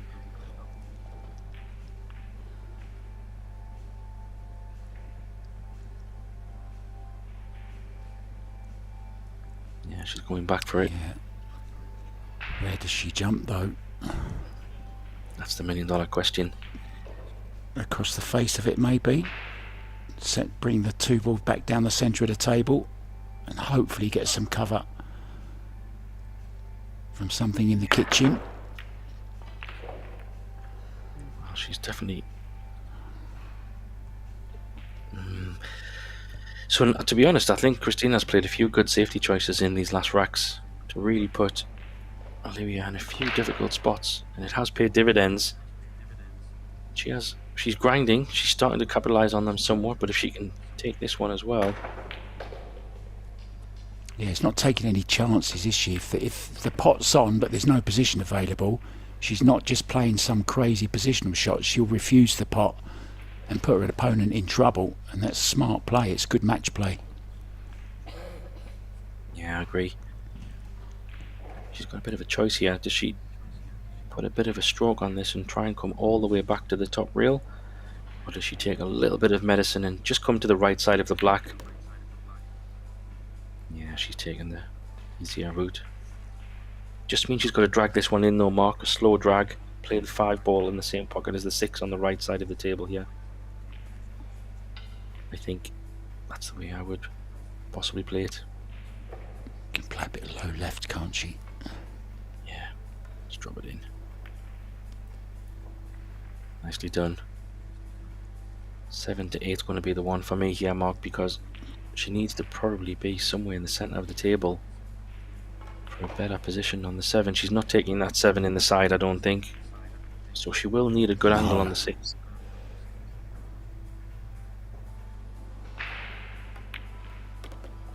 That's why she's left it thin. I like that smart choice there, Mark, because she knows by leaving it there, she's naturally going to come long rail, back to where she is now, long rail, and then back out to the middle of the table. So smart shot choice there for me. That's easy for you to say, Graham. To put my teeth back in, I know. But she has next. I think you got mine in. Sounds like you got my teeth in. Yeah. She didn't get enough side on that, unfortunately. So she's now having to come back to a safety shot. Yeah, get in behind the 9, can she? She's called the bank just in case, but I think she's focusing more safety here. Go below the 10 ball, around the back of the 9 and the 8. Yeah, she was playing more safety in her mind, I think. That's the snooker player in her. A good snooker shot, that one. Yeah, this is not an easy save either. She does have a shot, kind of a bank shot, if you like, down to the bottom left corner. Trying to use maybe the 8 ball and 9 ball as a little bit of cover, but you know yourself, Mark, if you put a ball near the pocket, there's a danger of getting it kicked in, or so. Quite tricky shot here.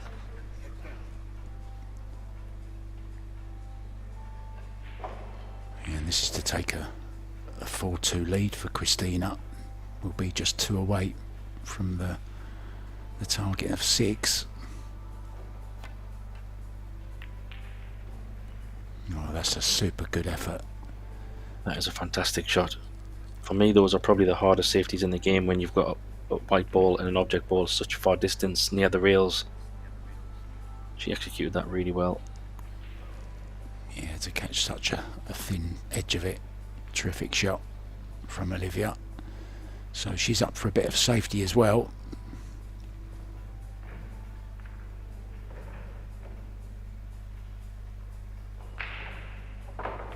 Kicking this one rail, I think.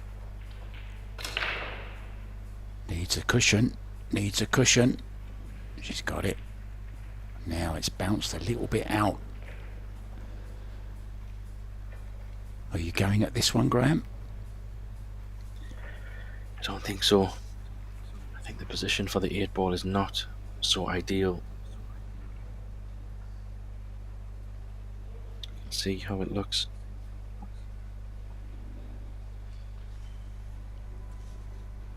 Yeah, she might play it straight in the face. She's gone up and down. She's going to try for it. Good effort. Tell you what, Mark, that's up there with the shot from earlier. That was a fantastic effort. Yeah, I haven't seen the angle she's got on the 8 yet. It's a great shot.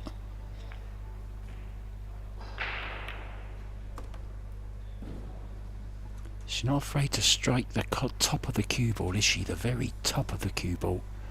You don't often see that. Whether she dips the cue down or not, I'm not sure. Some players do that. Gorse does it, I know. But she doesn't. She's played these. Absolutely fantastic. Great 7, 8, 9 and this easy 10. To level things up at 3-3. We have ourselves a race to 3.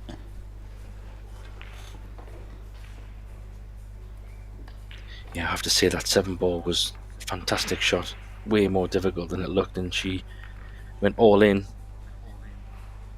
I think she's been a bit more aggressive than Christina has been, but that's what makes for a good match. Hence why we're 3-3 at the moment. Where are you putting your money on this one then, Mark? I think it's exactly as the score says. It's anybody's. It's going to be a mistake at the wrong time in the final rack as far as I'm concerned. I think we're going to go 5-5 and we're going to see a mistake on the 7 ball from somebody. There you go, there's my prediction. Let's see. Oh, what a bump on that. Push the one over the middle. It was safe for a moment. Yeah, it's dry. Also got an angle to get through there for the 2 as well, Mark. So this is all of a sudden, from that little bump on the 1, it's actually opened it up to not a bad opportunity if she can play this with running right hand side to get in front of it. Is she there? Don't know if she is. I don't think it grabbed. I thought she played that a bit half-heartedly, to be honest with you. I don't think she put enough stroke on it. By the time the cue ball got to the rail, the spin had dissipated.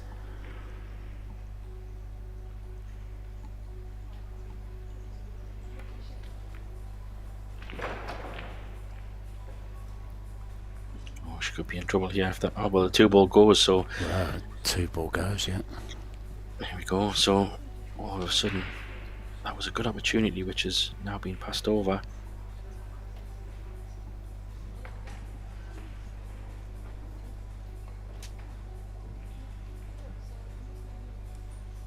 And the 4 ball does go on the bottom left, so she could just roll this through. Nothing too crazy. Just wondering if she would have to go around the back of the 7, or can she avoid it? She It's could 4 to play 5. a lot of low right, but she's not. She's going high ball. Yeah, I think She she's does trying to love a come high inside. ball, doesn't she? Yeah, she does. Maybe she feels more confident in controlling it as she has gone around. Just gets there. Good shot. She still needs a good shot for the 5 though, Mark, because she's a little bit off angle here. So she might have to take kind of a thinner 5 from a little bit more of a distance. Probably below the middle pockets. I don't expect her to put something crazy on this. Yeah. No, just a little draw, isn't it? Don't risk anything. Just wondering if the 6 goes in both pockets here, past the 10 and the 8. If it does, then she's got a good few options. She can just drop this in, come back down the table. Definitely goes past the 8, as we can see there.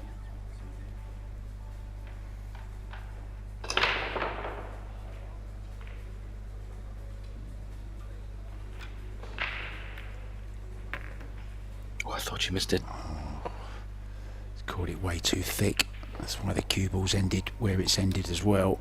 Maybe just quit on that shot slightly. Didn't quite get through the ball.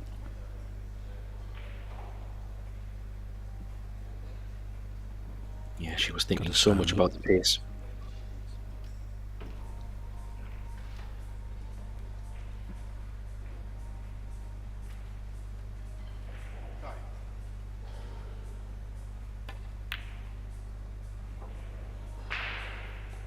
Very close, but not close enough, unfortunately. Yeah, and she's left a chance for this as well. That was all due to the 5 ball that she potted in, as you said, a bit fat. So she nearly missed the pot, which then changed the direction of the cue ball and just made it, the 6 ball, a little bit more tricky. Christina now has quite a good situation here. These balls are pretty nice, so natural angle from the 7 to just come back out to the middle of the table. She doesn't want to leave the 8 too thin. She wants to leave maybe just a half ball or something where she can just stun behind the 9 and play the 8 ball and the 9 ball in the same pocket. That would be her goal here. Centre table.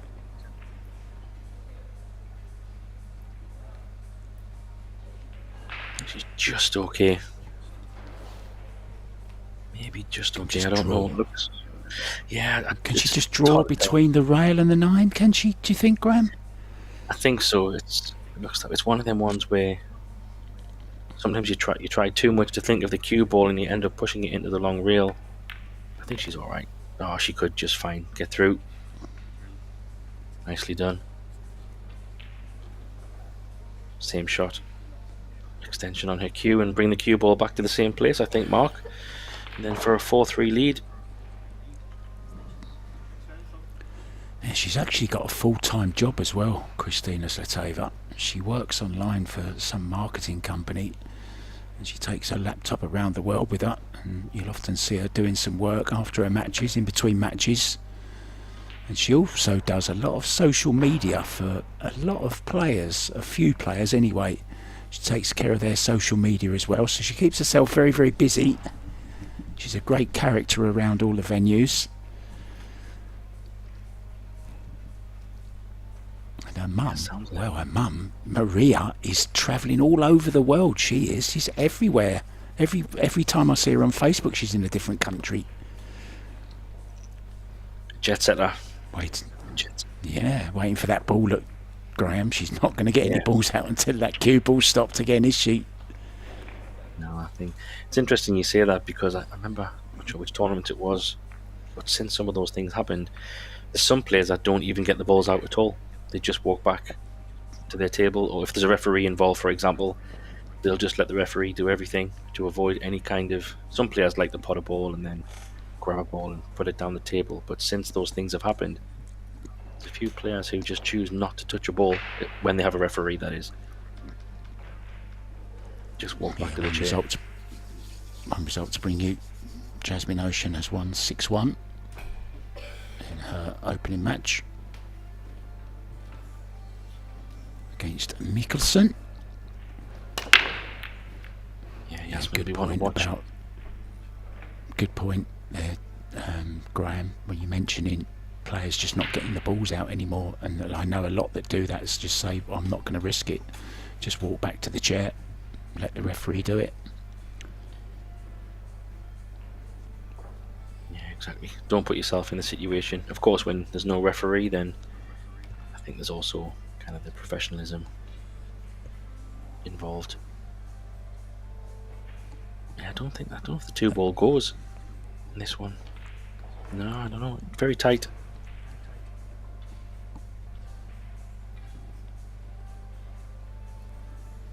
Does she have any angle to draw off of it? Can she draw over, maybe?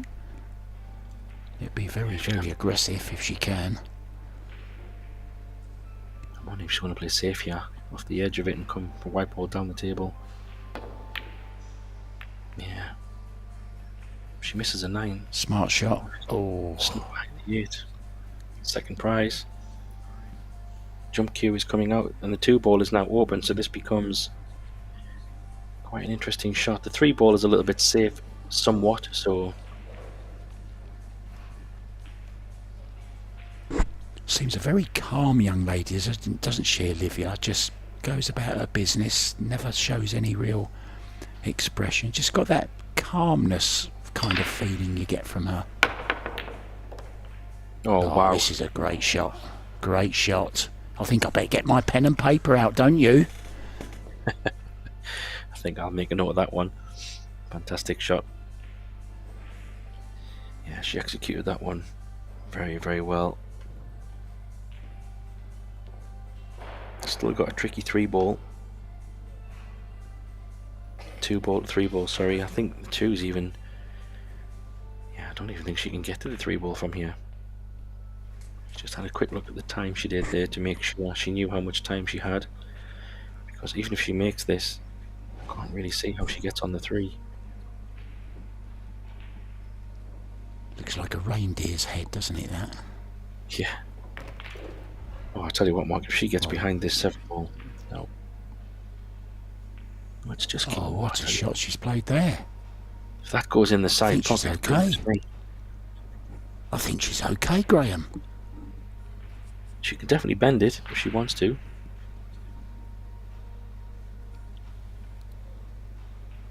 Well, if she runs this rack out, never mind a highlight shot, this could be a highlight rack. But of course, turning it down, erring on the side of safety.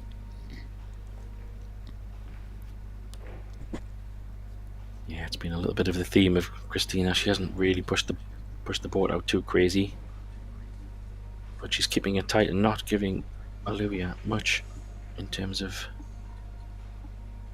simple opportunities, if you like, making her work for it. That's for sure. Let's call the corner just in case.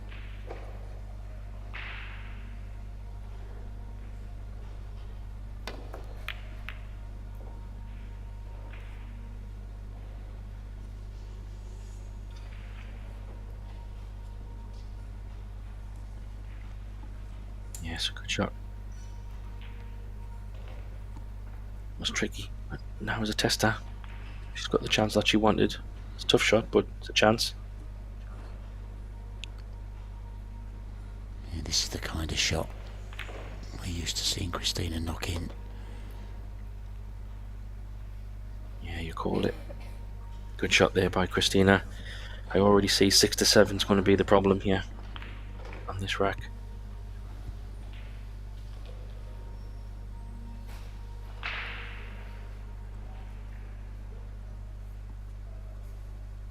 And where the 10 ball is and the 8 ball mark, 6 to 7 is quite tricky. I wonder if she might be forced into playing a 9, a 7, 9 combination. Not ideal, but it's not straightforward to get from the 6 to the 7. And if she did try to come below the 7, she's flirting with all kinds of danger from the 8 and 9. So I wouldn't be surprised if she played the 7-9 combo here. It's all about this shot now, isn't it, where she leaves herself on the 6. So let's see what she's decided. Yeah, she's playing the combo, I think. She does have a shot to go under the, sorry Mark, under the 10 ball and drift down towards the 7, but you're kind of drifting towards that 9 ball space, which just could lead to all kinds of risks and dangers, and she's being a bit adverse to risk, so she's drawing, so she might want to come down. What about move it? What about move it? Oh. think she tried to come behind it maybe that way, so she does have quite a good safety here if she wants it. She could push the 7 ball off the short rail, back out to just in line with the black, just roll up to the 9, if you know what I mean, so she's on top of the 9. Yeah, that's what she's trying. Oh, she's messed it up though. Oh, she's left an edge, you're right. She nearly had it perfect. Yeah. Right shot. I think she was trying to stick behind that 9 more. She has got some cover from the 8 as well, but this could be on, you know. Yeah, she's called it. I think it's on this. Well, what a turnaround in this rack.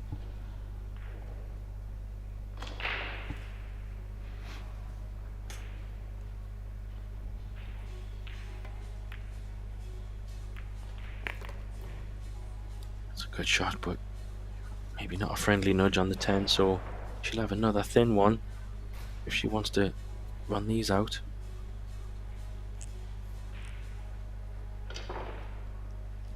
Matching each other blow for blow at the moment.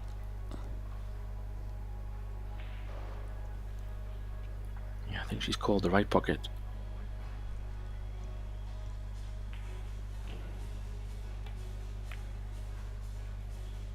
Overdone Cut it. it more. No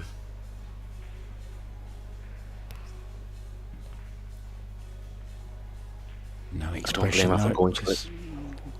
glides back to her chair, doesn't she? Just glides back, sits down. It's okay, I just missed a shot. There'll be others. That's the attitude. Yeah, try to put it out your mind as quick as possible. This is another up and down shot. Yeah, similar make it to the round one the she ball. played earlier. Remember the 8 ball she played earlier? Do you remember that one? Cut the 8 ball in. It's a lot more difficult than that one she just played though. She was on the rail before, wasn't she? Yeah, and this one's a little bit tricky as well, Mark, because drawing it, you've got to put a bit of a stroke on it, and the middle pocket comes into play. So she might try to catch this a bit fat. Yeah, that was always a danger. Where's the middle pocket? Oof, plays it well.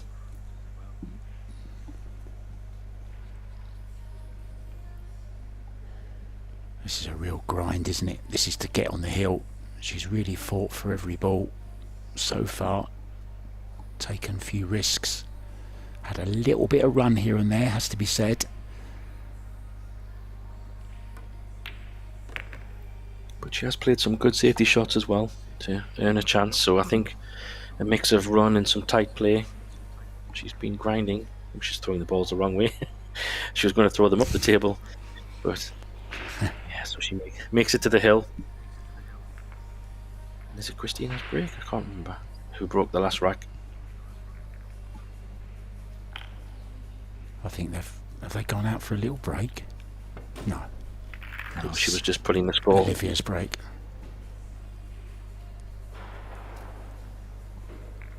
So Olivia has to win all remaining racks if she wants to continue on the winner's side.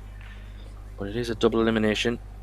We have single elimination on the women's side from the last 32, I believe.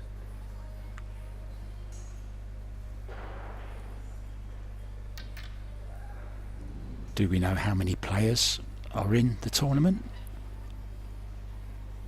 That's a great question. I can tell you if you give me a moment. Put me on the spot there, Mark.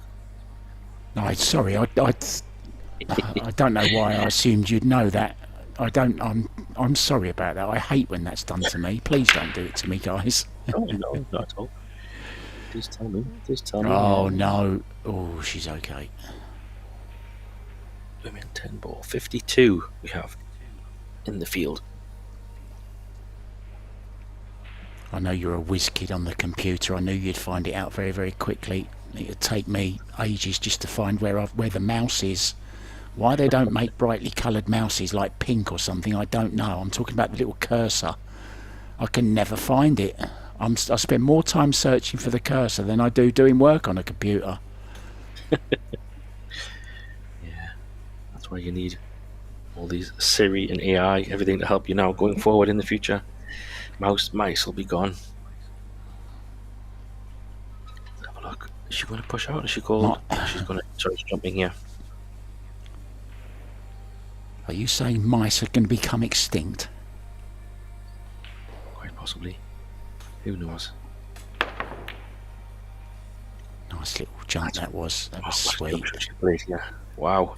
What a shot she's played there. Terrific shot. Terrific. Very nice.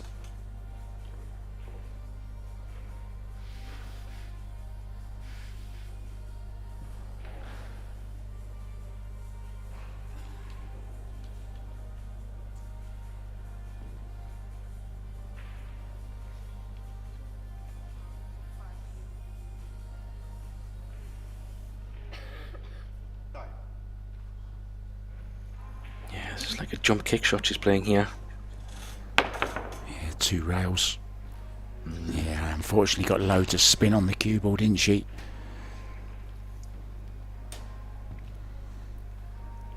Unwanted mid-air spin. Got some right hand spin on it, which checked the angle off of the side rail.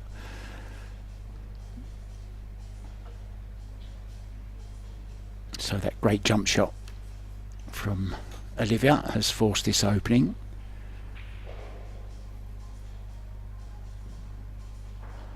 She's looking if she can just draw straight back, I think, into the 3, isn't she? Is that what she's looking at? Yeah, I think so. I'm wondering. It's a little bit going towards the 5. That's what she's just hesitating for. She might be able to pinch the pocket a little bit.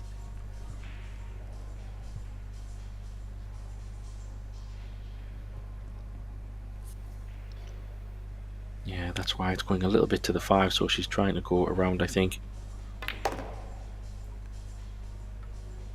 She's not there though. Yeah, I mean, she had ball in hand. She could have put it anywhere. I'm surprised she played it that way, to be honest. Yeah, it's a good call. She could have put it the other side and a few options, but Yeah. she could be. She's called. Is she going to go for this, or is she going to run behind the 7? Must play safe here, surely. No, she's Oh, going she all out. hasn't. She's gone aggressive. What a great shot.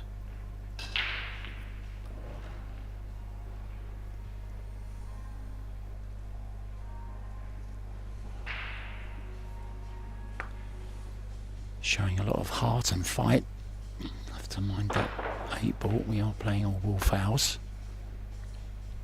Look at them eyes on the prize.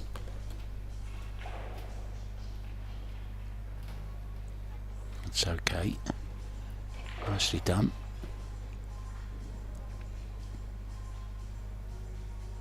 Yeah, so that 2's turned out to be. Sorry, Mark. Yeah, go on. Nice. I was just going to say the familiar sight of the red and white Polish shirts. They're enough to frighten you, aren't they? It's a bit like Manchester United or Liverpool playing in there all red, you know. It's kind of got that feeling about it. When you see Polska on the back, you know you're up against a good player, don't you? Yeah, the reputation precedes the aura.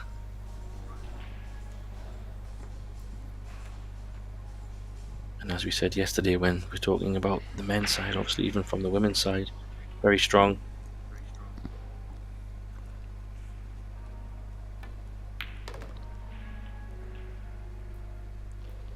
Yeah, just a quick side note on the men's side, obviously it's the 10 ball as well, as we know for the men.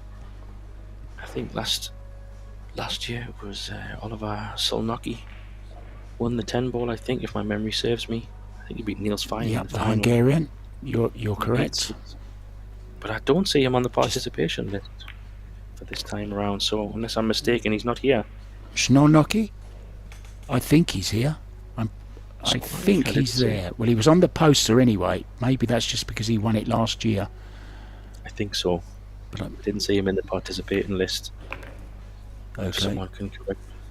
Interesting, not he doesn't want to defend his title, but it could be personal circumstances. Last year it was in July, I think, so maybe timing. Everyone's got different schedules, but nicely done. That was a great finish, though, Mark, from the shots he took on. Yeah, great finish. I don't know if you've ever seen Alex Kazakis do his impression of Oliver Sznolnoki. Have you ever seen that? I don't That's think a I have, sight no. to see. He does a few of the players. Also, Roberto Gomez does some great impressions of Alex Paguiline and Efren Reyes. And Dennis Orcolo does some great impressions. There's a few players do it, actually. Very entertaining, these guys around the venues, and the ladies. Yeah, I'm going to have to YouTube that Kazakis one. I do like a good impersonation. You see it on the tennis front as well. Djokovic likes to do a few impressions of some tennis players, and I've seen a few snooker player do impersonations of other players. It's always quite good fun. Yeah, John Virgo, of course, when he used to do Higgins and John Spencer and Ray Reardon back in the 80s when all the characters were around. That was a great... They used to show it at the... They used to do it in between matches at the Crucible, didn't he? Look at that 3-ball still spinning. And now the shot clock can begin. 35 seconds. 60 actually, isn't it, after the break? I beg your pardon. Yeah, 60 from the break. She could be behind the 9-ball here, I think.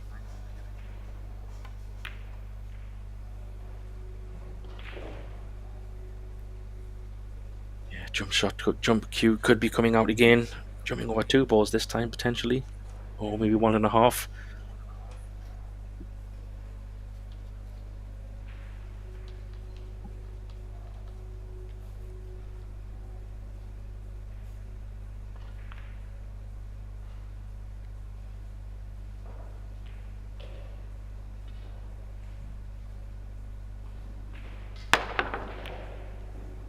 It's a good hit, but is she going to get cover? Oh, she is, you know. Wow, tap on the table there. That's not what she played, but she will absolutely take it.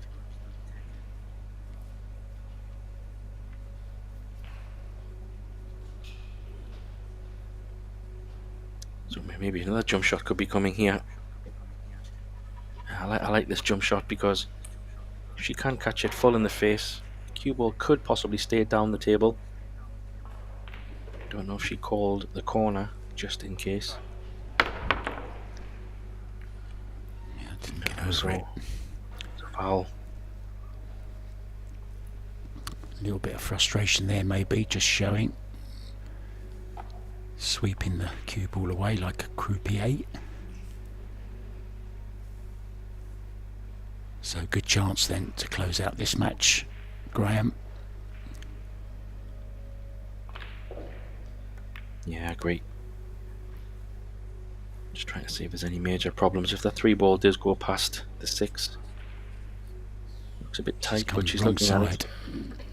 Yeah, She's on the wrong side of the 2 anyway, hasn't she? So not the best of first shots. yeah, she's going to have to maybe. Not sure if she can. She might try to hold it here. It looks like pull it back above the 10. So the shot here is going to be the 6 and 7.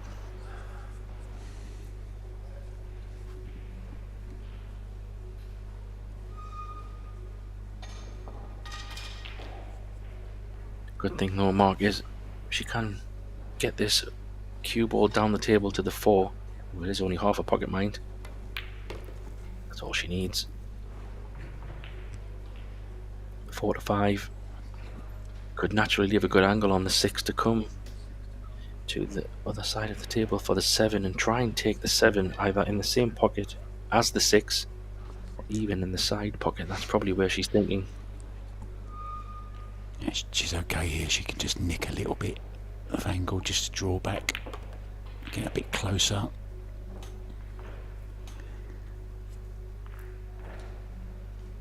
Yeah, she wants to make sure she's on the right side of the table here, Mark, so even if she was relatively closer to the rail, that's still not a bad outcome. She is left-handed as well, so it will be quite comfortable on that side of the table.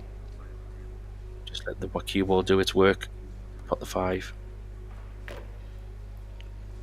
Looks very compact, doesn't she, Graham? Looks very compact when she's down on the ball. Everything in a nice straight line, kind of hunched over. It reminds me of Jason Shaw a little bit.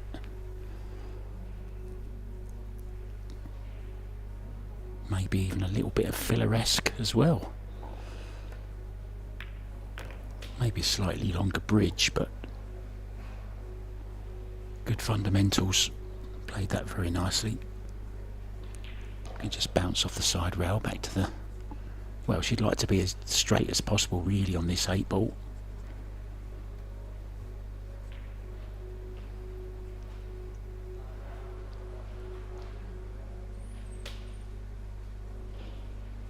Closing moments. Maybe.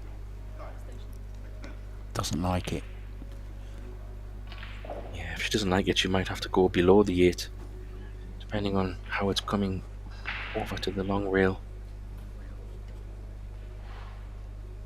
Might be a smarter choice with the slide on the cushion. I'd prefer to let it drift away below the 8 rather than trying to check it back, because it might not take. Oh, she had enough angle to check it back. Good shot.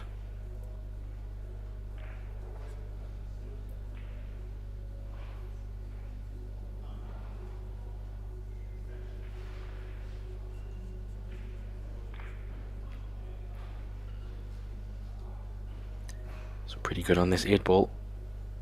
Just put it back into center table around where her hand is. Could be nice. Center table's fine.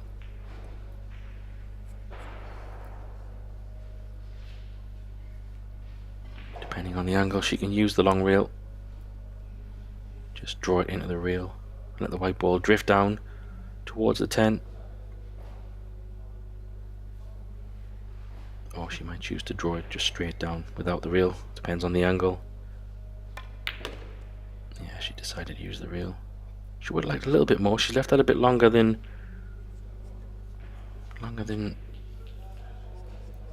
she wanted.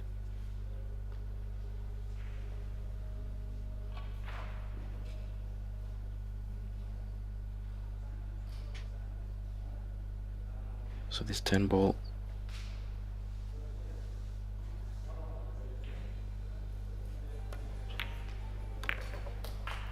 what a great shot. There we go. Christina grinds it out there with that winning 10 ball. It was a fantastic run out in the end there, and I have to say it was a bit of a grind there, Mark, and Christina battled through. Yeah, I think that's the right word, Christina. She ground, didn't she? She wasn't taking on anything too risky. I think she had a game plan. It worked. She's smiling. Good game. Absolutely. Yeah, fantastic game. So yeah, we will leave you for now. There will be more games coming on shortly throughout the rest of the day on table 1, table 2. Mark and myself will be back, no doubt, in the booth very soon. Thanks again, Mark. Appreciate you joining. We will see everybody again soon.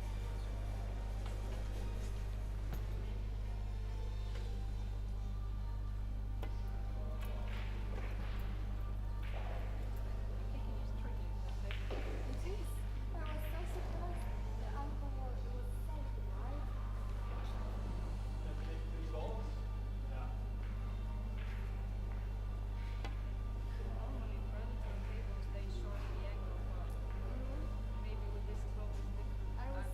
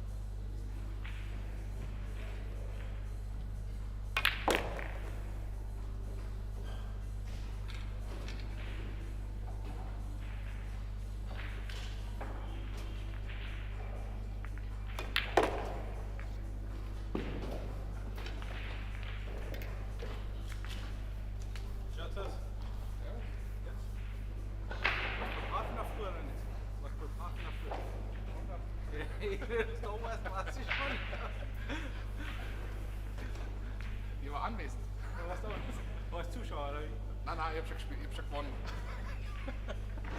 Du bist nur hergekommen. Noch wieder gekommen. Aber viel Zeit haben wir nicht gehabt am Morgen. Also, Ich hab den Weg zwar gehört, aber er ist mir eine Stunde gegangen und dann war, ich glaube, 10 nach 8. Das wird knapp werden. gefährlich ist, wo mit der Zombie-Stück kommst und kein König. Da hat nicht drauf fallen. Ich hab das gehört, was vergessen. Ich fall.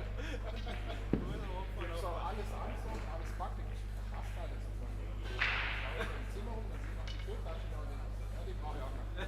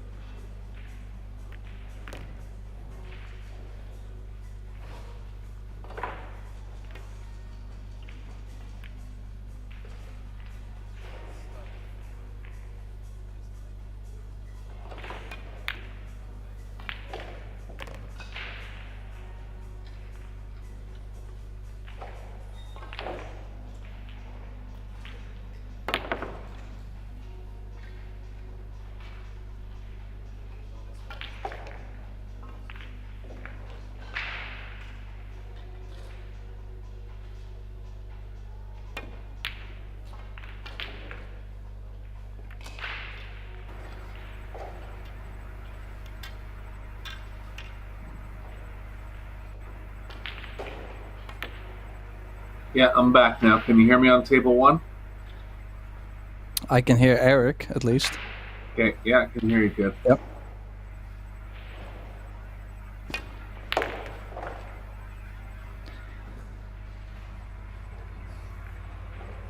I can hear some background noise though. I'm not too sure what it is. Yeah, it could be just my computer running. I'll try the mic away. Oh yeah, it might be your computer, yeah. It sounds like it. No one mentioned it before. Let me try and do something. Hang on a sec. Yep.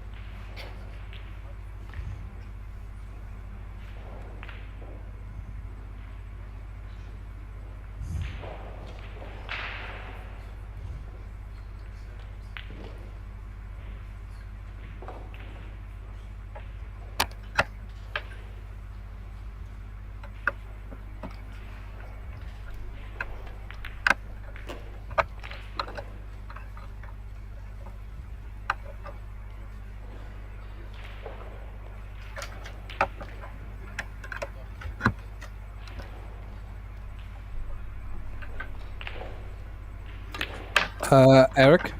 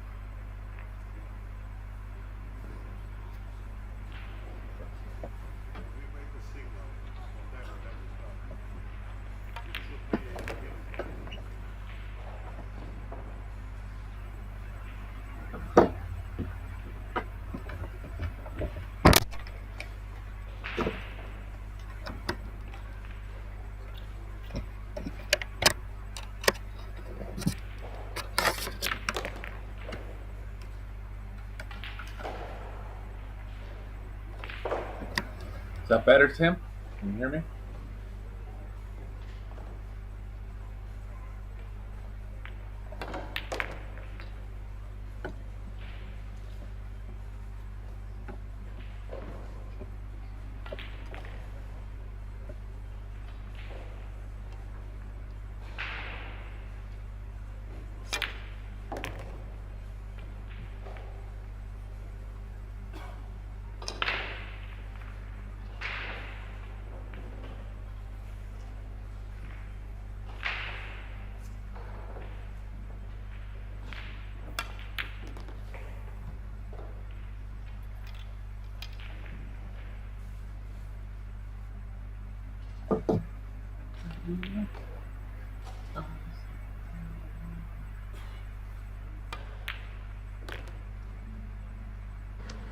Eric, you there? Hi, Jimmy here. Eric? Hello, Eric.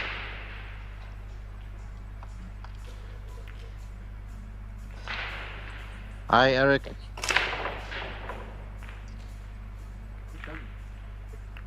Are you there, Eric? Here's Jimmy. Coming from Tallinn.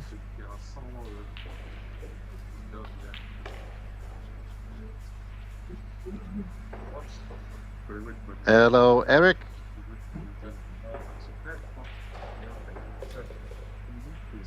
Eric.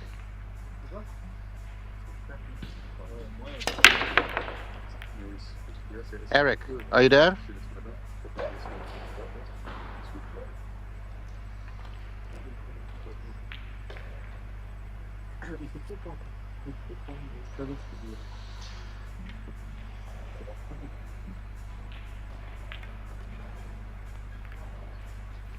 Eric. Hello. Eric.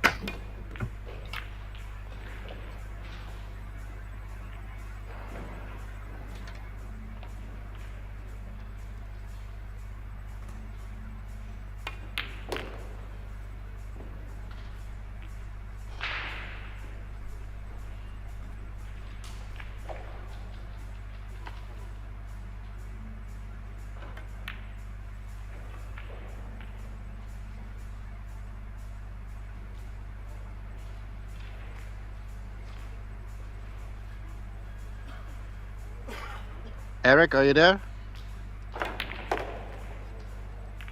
Eric?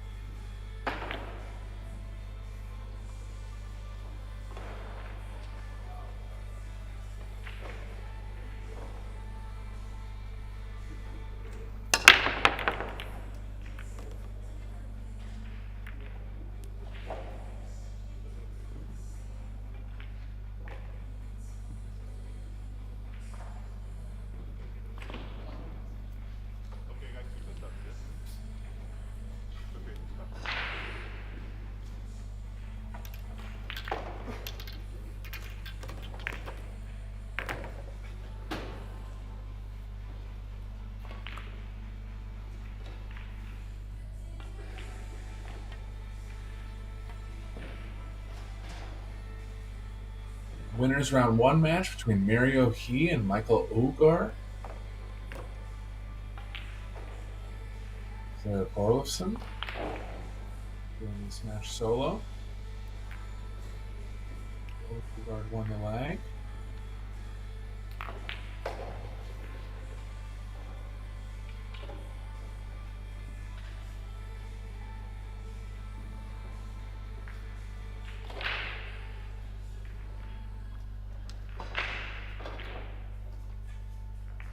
Rack your own format with tap balls. Gonna see some consistency on the break here.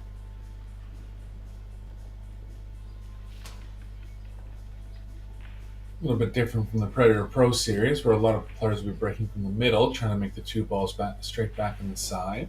In this case, we'll be going for the 2-9 straight back.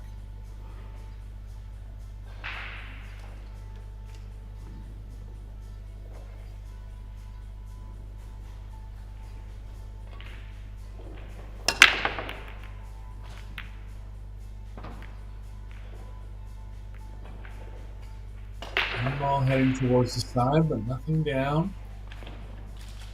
You'll have the first chance. It's a race to 8. It's a winner's qualification match. Mario's going to have a shot at the carom here. Just thinking about how he can control the 1. One's kind of playing towards the 4. He's going to have to put a little bit of energy in it because he's going to have to draw it. Ideally, if he can bank the 1 kind of near the 4 and maybe down towards the bottom left, that'll be his best play. He'll be looking to possibly hold it near the left side pocket. Called.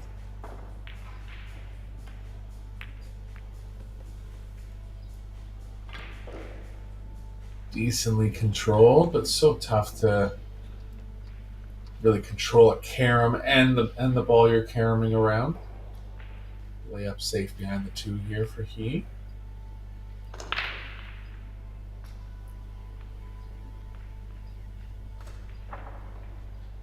Ogaard coming in with less experience than Mario.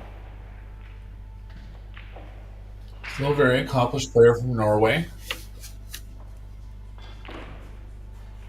Coming up in the same class as Emil Gangflot.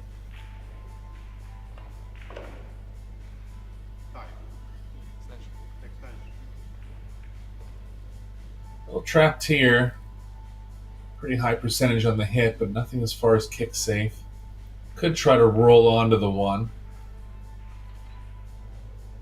Possibly hitting the left side of the 1 and blocking the pocketing angle with the 2.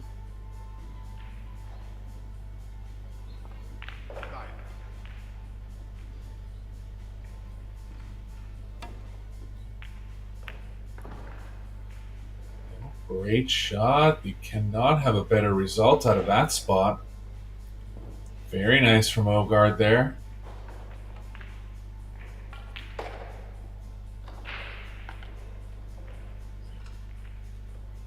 Mario's going to be back on the defensive here.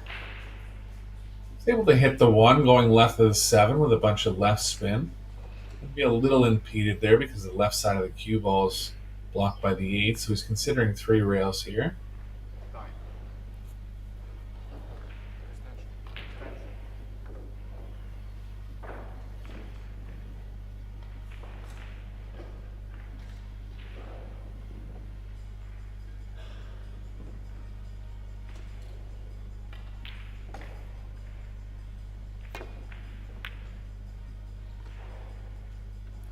Nice shot, but looks like he's going to leave the 1 open, so first offensive chance to Ogaard here.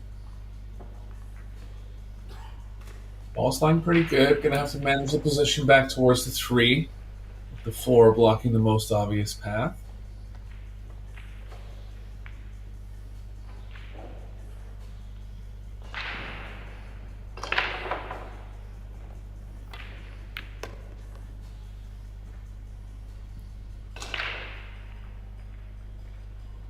Come a little too far here, but still has a 2 rail across option.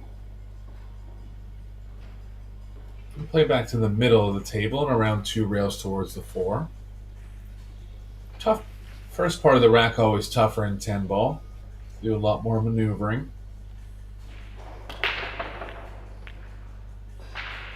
Middle of the table's fairly open here though, except for the 4.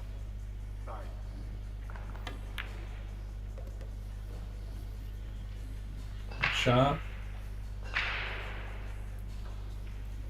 Stun angle around 2 rails now for Ogaard.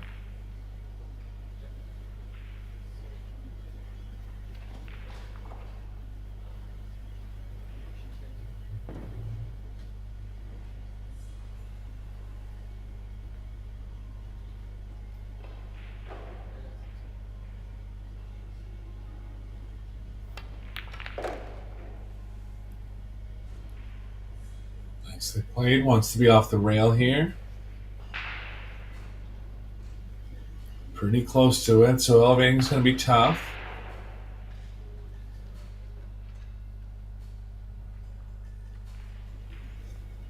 I think he's going to be resigned to slow rolling this ball.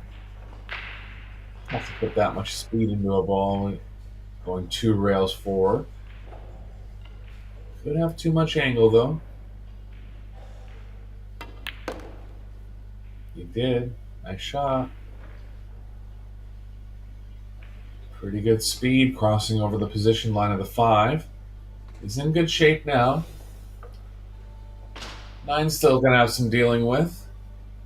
We want the cue ball where it is right now. If for some reason he gets in trouble, he could play it off the 10.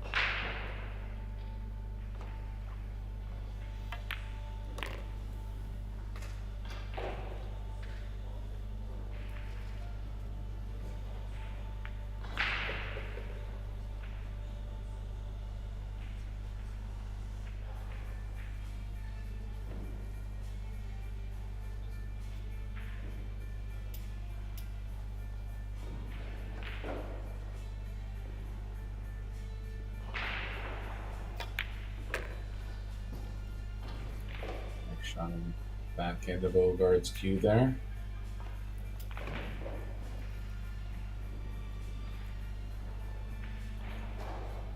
That's a tall task. Mario V being one of the most successful players over the last 10 years. Veteran of the game at a young age. Successful in all tours. World 9-Ball Tour, Predator Pro Series.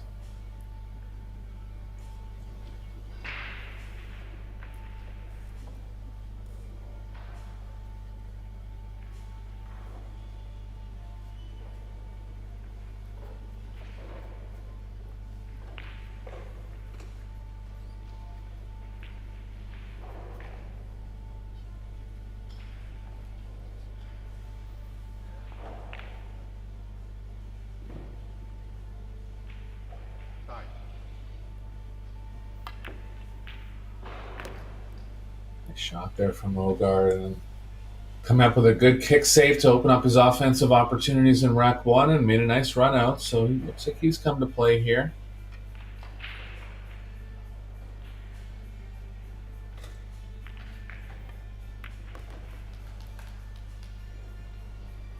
He's been successful in the junior division.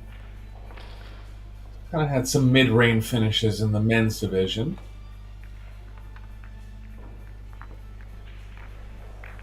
All top 64s.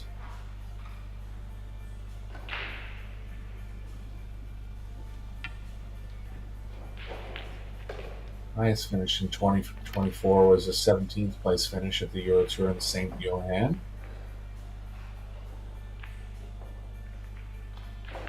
Pardon me, he was a quarterfinalist in Tallinn.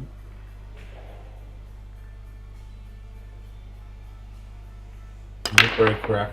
Rack number 2. Makes the wired ball on the side, makes another wired ball up in the top corner. 3 railer almost goes. So that's the break that Mario's looking for.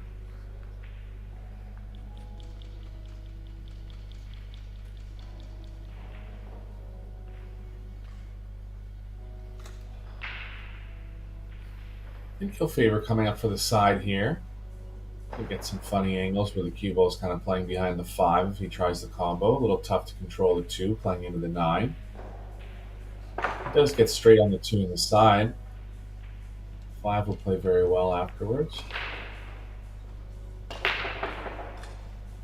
Careful on the speed. It's perfect. Nice shot.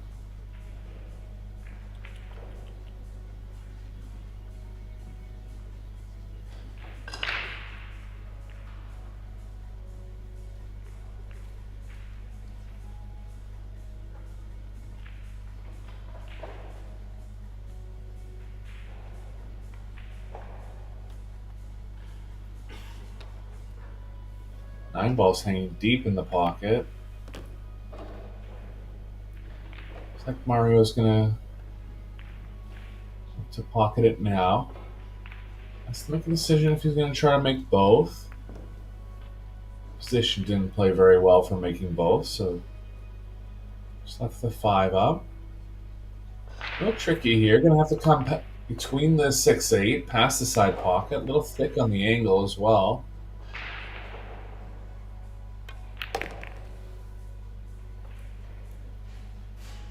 A little too thick to follow that ball, so wisely chose to draw it over. Looking good to reply here in rack number 2.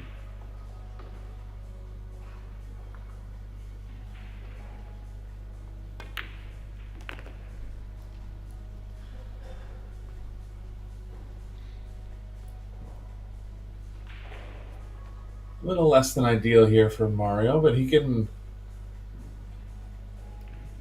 stun back behind the 10 or go 2 rails forward towards the side. Good shot. So both players coming out strong here in this winner's qualification match. Both players with a couple wins under their belt so far.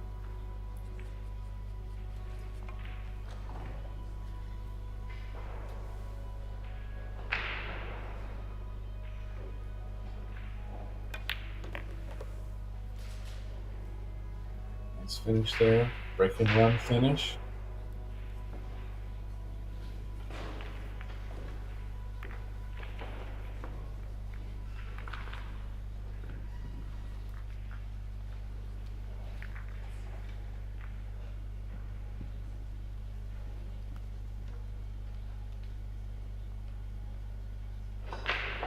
Not used to seeing the balls rack so quickly. Used to doing matches on the Predator Pro Billiard Series. Takes a little more time with the hand raffle. The players up there quickly, throwing the balls into the tapped table.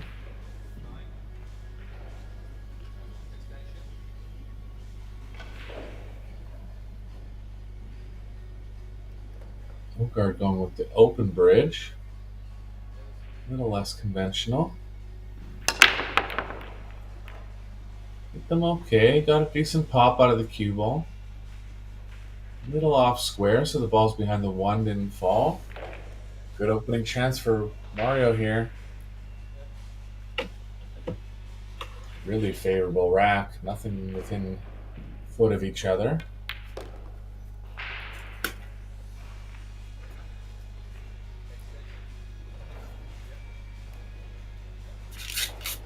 Early 10s are not a win in the PBF 10-ball rules, WPA 10-ball rules. So Mario will be avoiding the combo here. We're going to play the 3 in the bottom left.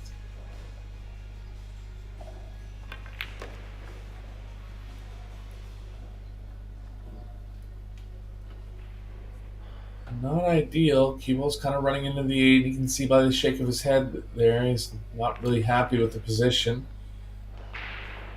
Now if the 4 passes the 5, I believe it has a full pocket. If it doesn't, he's going to be in tough here.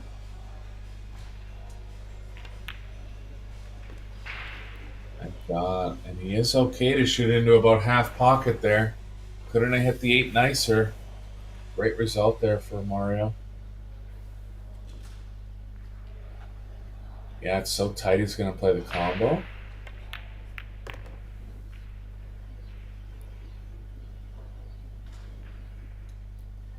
Kind of surprised he didn't try to hold it over the corner. I think he did, just misjudged the speed a bit. Can still play the 4 ball in line with the 7. Kind of use the 7-10 as blockers.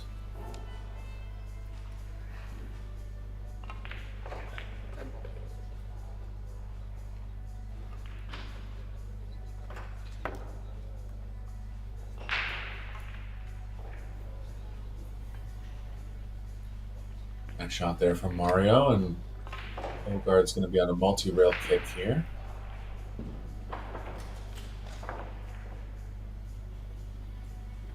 There is an option going 1 rail, but the chances of getting a kick safe out of that 1 rail kick are pretty low. So he's going to be going past the 9 here, 2 or 3 rails, ideally 3. Trying to get the cue ball traveling back over towards the 8-9. It's called the 4 in the top right, just as a in-case call. Really just trying to get safe out of this position. Underdog at the moment.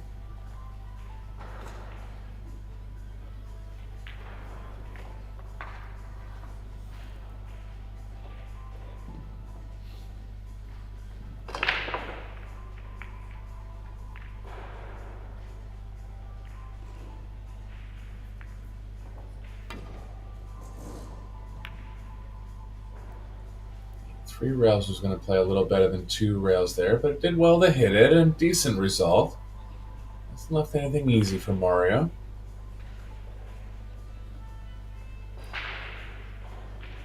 Pretty natural position. 10 balls blocking the opposite side pocket in case it gets a little out of line with the cue ball. The shot kept his speed up there. Could have chose to play that one in at a slower speed, but wanted to be aggressive considering the difficulty of the pocketing. Played nicely, a little unlucky to end up on the rail and straight, so he's going to have to leave some distance towards the 7. But manageable.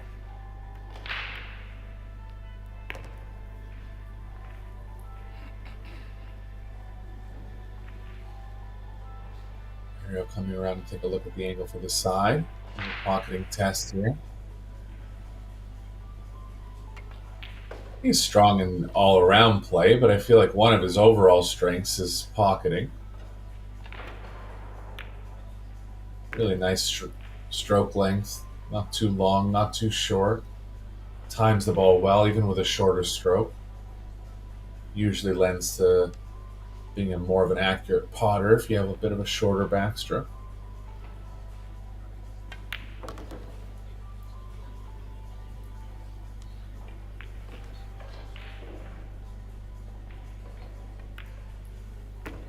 Good containing save from Mario here in rack number 3. Able to force Ogaard into a spot where kick safe was very tough and puts it down. First lead of the match for Mario now.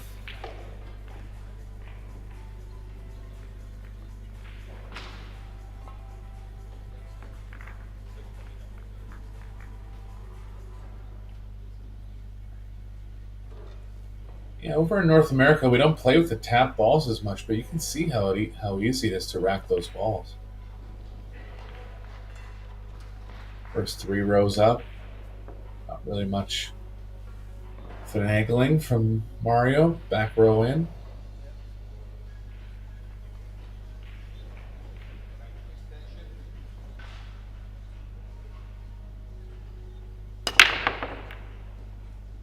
Big break. 4 railer goes, 1 ball sitting up nicely. Nice open rack again.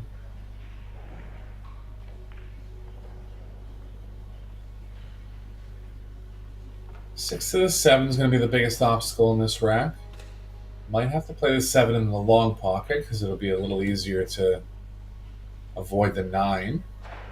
Playing back towards the 8. Going to take some proper planning from the 4 to the 5 to the 6 to get a good angle on the 6. A little short here. Might play the 4 in the bottom left.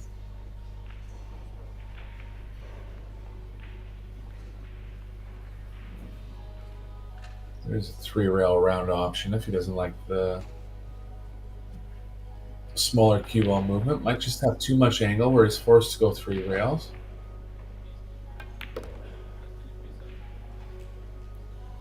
Nice shot.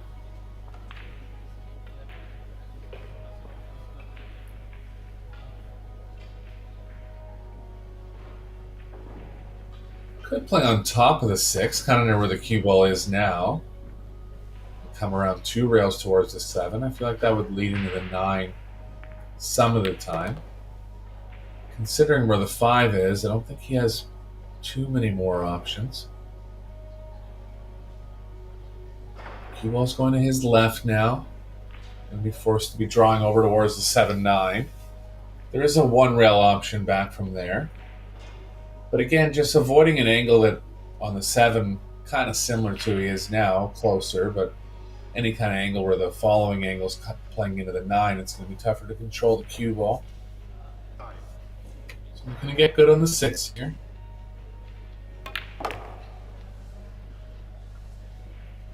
Close to it will work. Add long stretch.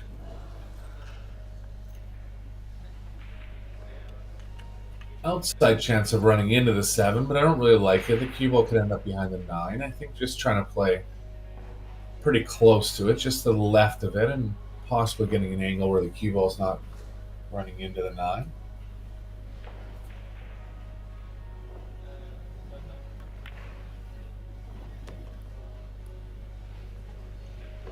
Not bad.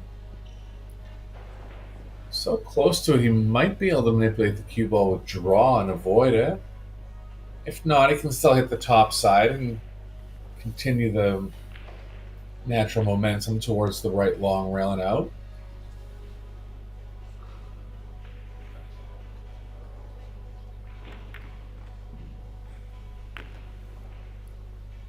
Nicely played, running into another ball, still staying in control. Another good rack from Mario here. Second break and run in this alternate break format. Tough to beat, really one of the class players in the field here in this 2025 European Pool Championships.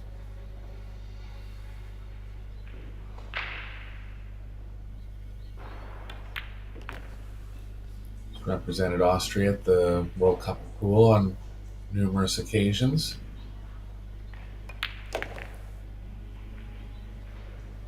Former quarterfinalist in the World Pool Championship. Many titles to his credit. I believe 6 or 7 Euro Tour titles, which is right up there with the all-time leaders.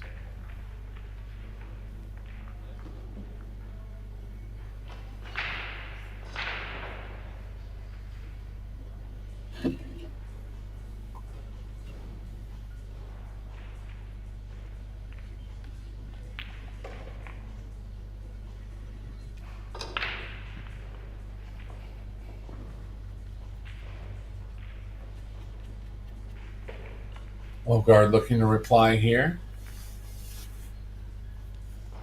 Was unsuccessful on his second break. Considering the offensive charge that he is mounting. Looking for a break and run reply here. Nice square hit. Ball's behind the 1, not falling in. And he's left the 1 sitting up again. So tough start to the beginning of the match here. Not so many mistakes from Ogaard, but looking at a possibility of going down 4-1 now. Mario's going to have a look to see if the 5 passes the 8. If it doesn't, there'll have to be some maneuvering around that part of the rack. I believe it does. 4 is in a perfect position to play above the 5. Come around and have a closer look now. Comfortable position here for Mario. Into the angle, draw with right spin.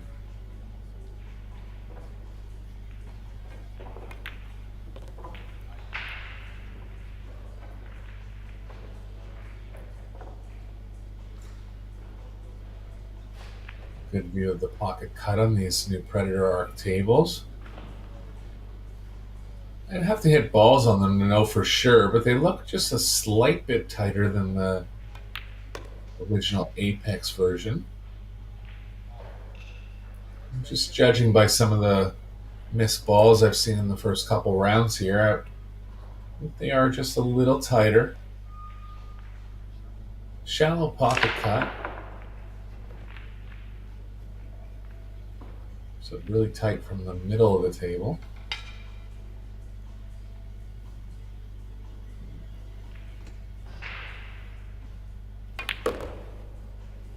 Well, the 5 didn't go past the 8, so you have to get below it. It's done well. Straight in the corner. Nice shot. Very little cue ball movement.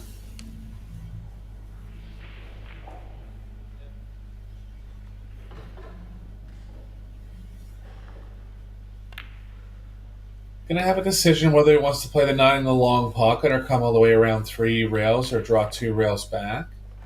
I think he'll favor just getting straight on the 8 and playing the 9 in the long pocket. A lot of cue ball movement if he chooses the other route. Kind of hard to get exactly straight on the 8 though.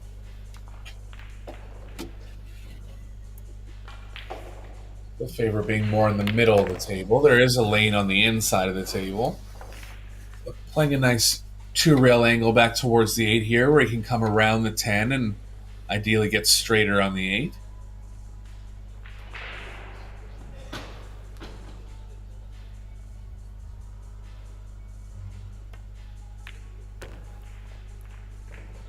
I just accepted the angle. So choice now of position for Mario. 3 rails forward or 2 rails back. Really a preference on this shot. You can see the kind of lift of the eyebrows there, just deciding between both shots. Looks like it's going to favor the draw. Tough to tell on the cueing.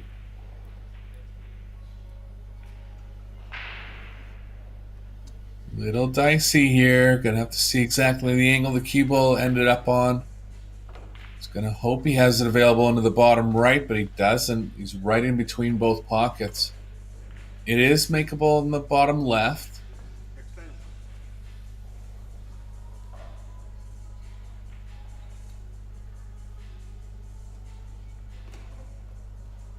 Over and taking a look at that angle now. Looks like he's going to actually back cut it. Kind of equal amount of cut to both pockets, so preference here. Tricky blind pocketing. Really have to feel the angle on a shot like this. Nice shot. Avoiding the scratches coming across table, and he's in fine form here.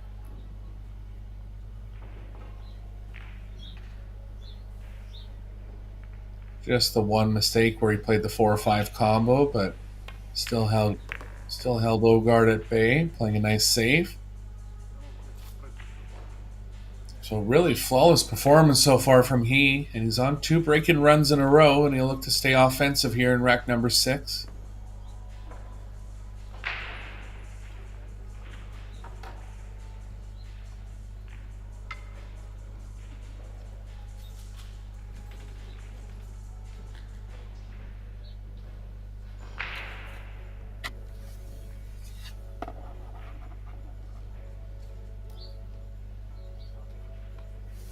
Straight pool division was run over the first 2 days. Kia Filler coming out with the win in the women's division. And Tobias Bongers defeating Snigotsky in the men's final. 3 Germans out of the 4 players in the men's and women's division in the straight pool finals. Germany's always been a strong contender in the straight pool division.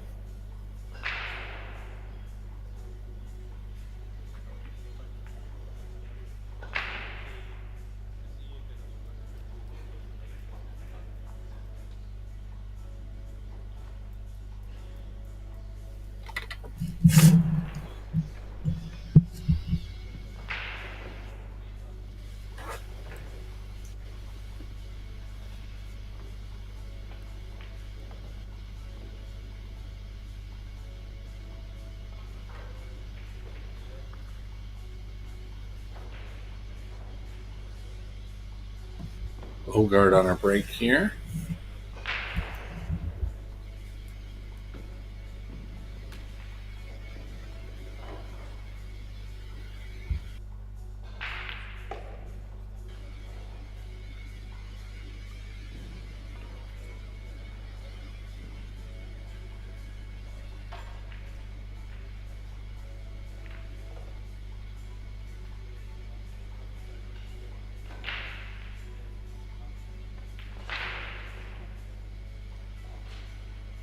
And bringing some updates from other winners' qualification matches. Daniel Maciel is trailing 4-3 against Evo Arts.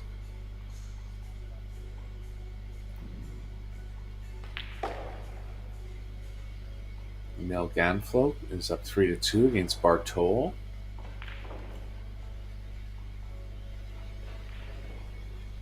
Alex Montpellier trailing 4-3 against T-Clev.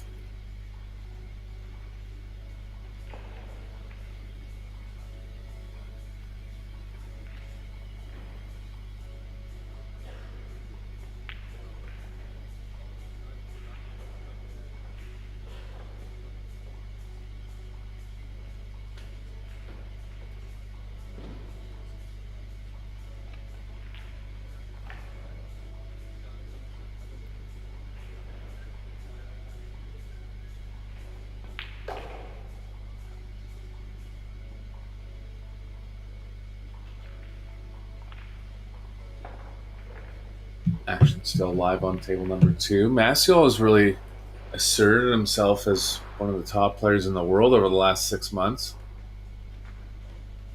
Winning the Qatar Open. Didn't make the final 8 in any of the tournaments in Vegas, but the matches that I saw him play, he played extremely well. Really starting to assert himself as a world-class player now early in his career.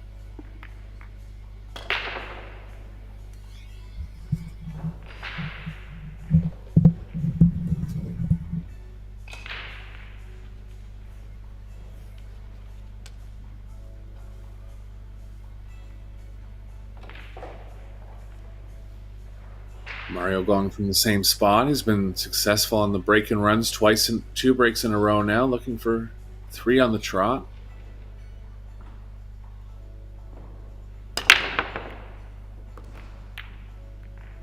Little off angle on the squareness, but the wire ball goes down on the side. Not going to have a shot on the 1 this time.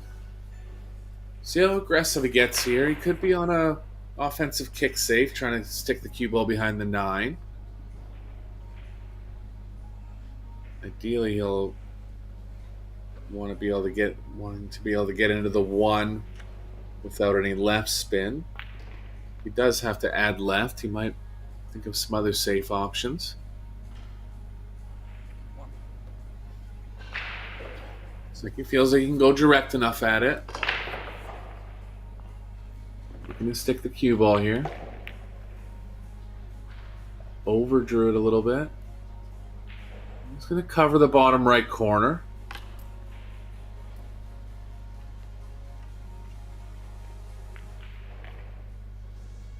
Tough spot for Ogaard. Hasn't been much safe play in these first 5 games. A lot of offense from both players.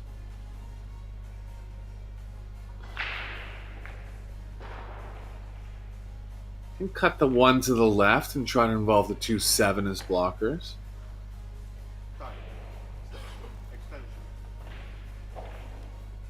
Not really a lot on offer.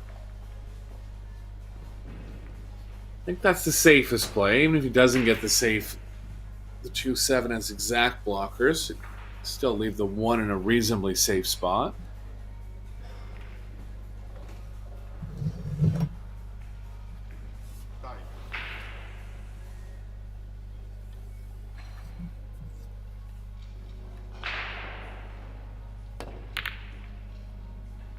Oh, really offensive try there. Safes weren't easy, and there is spots where the safe is as tough as the offensive execution that you could favor offense, but long distance combos, and he knows it. Long distance combos like that are usually ill-advised. It's left an offensive chance for Mario here. Roll through near the 10. Playing the 2 in the bottom right.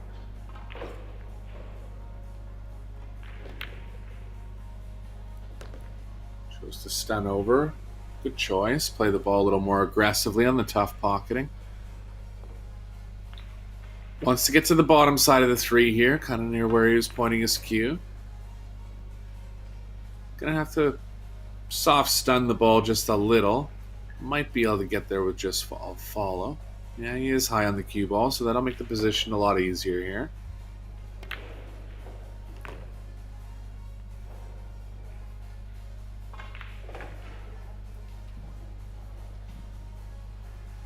Let's come up a little straight. Might be able to cheat the right part of the pocket and develop some angle going to the left. If not, worst case, he can go to the left long rail and follow it with some left spin.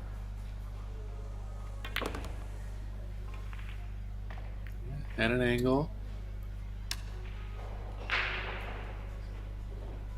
Just kind of knew he was going to get a little long on the 5 there. Didn't turn out, so first half mistake from Mario. Still has safe options. Could be looking to get the cue ball behind the 8 here.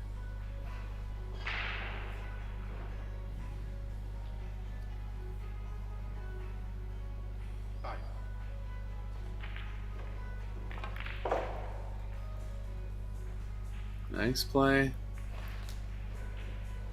Small chance at a window, but I think the right edge of the 8 has got him.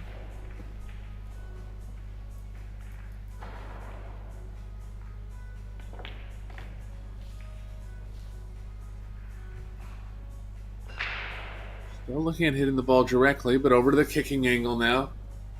Similar kicking spot to that he was in rack number 2. These long rail across kicks, not really much happening as far as kick safe. I mean, he could hit the bottom part of the ball here, maybe bringing the cue ball back towards the 7, but tough spot. Yeah, 2 rails works okay too. See, even though he created distance there, it's just object ball's not really playing towards any safe zones. So first long pocketing test for he in a couple racks.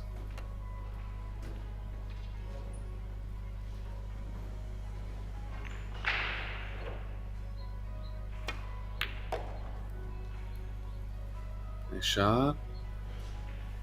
Pretty standard position for the next 4 balls. Bit of cue ball movement back from the 8 to the 9.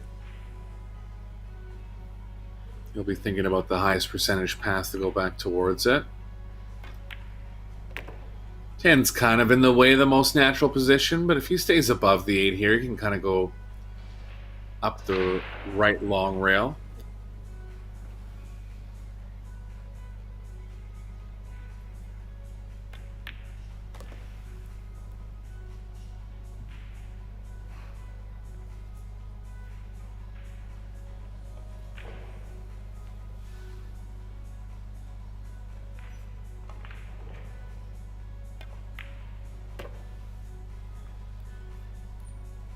Okay, here does want to land straight. He is going to be fairly straight. Might have a little angle going to the right, if anything.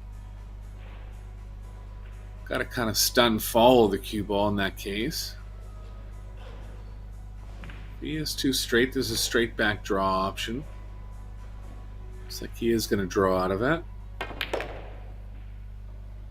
Nice hit. Smooth play from Mario here in the first 6 games. Not much Ogaard can do. Couple half mistakes where he didn't stay on offense, but still executed the defense very well. Tied him up both times. 5-1 lead now.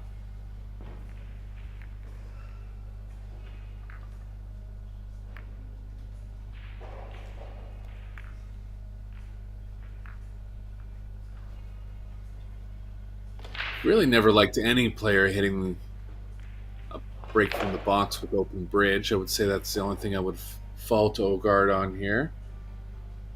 I just believe he doesn't hit the cue ball quite as purely. Little non-coincidental that Mario's break has been a little stronger.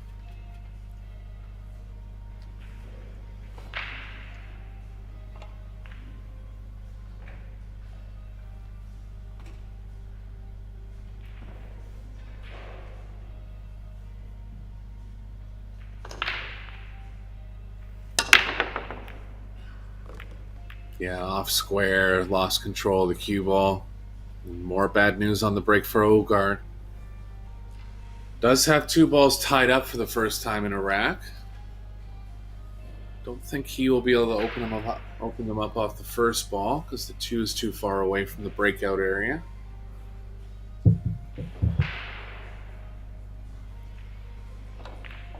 Pardon me, the 3 is there.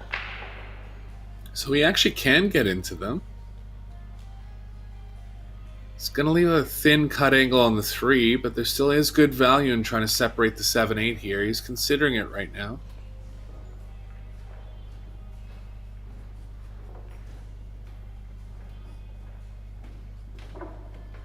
Biggest issue is even if he does leave the thin pocketing angle on the 3, the position towards the 4 is going to be tough because he can't play anything up the left long rail.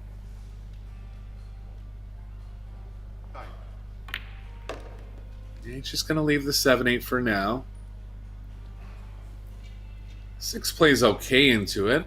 7 actually is available in the bottom right. Would have to get right below 7-8 stack.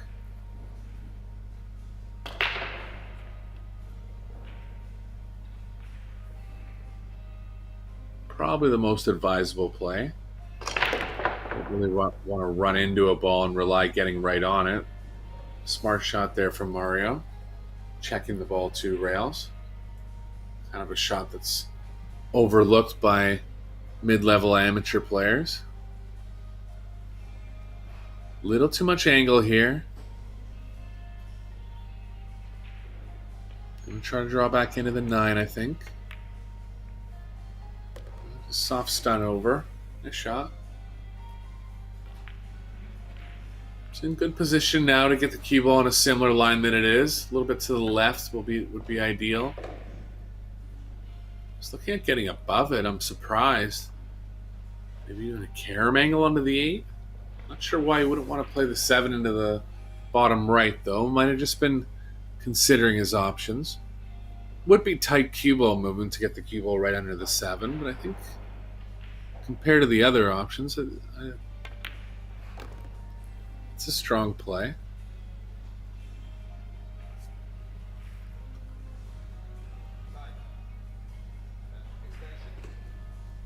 Still favoring that carom. I mean, it's nice that the 7 is really close to the 8, so you can really judge the caroming angle with the cue ball running into the 8, and the 7 will kind of play over the top left. I'd just be worried about how perfect the cue ball has to get to really be playing a comfortable carom.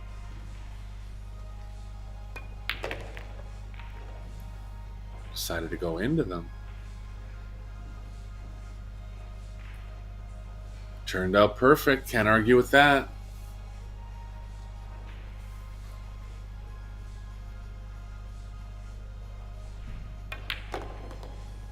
Oh, Mario's looking real good in this match. He'll be coming up with the break in rack number 8.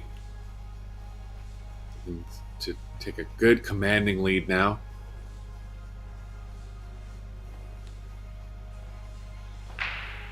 Well, 5 of the 8 games have been decided off the break.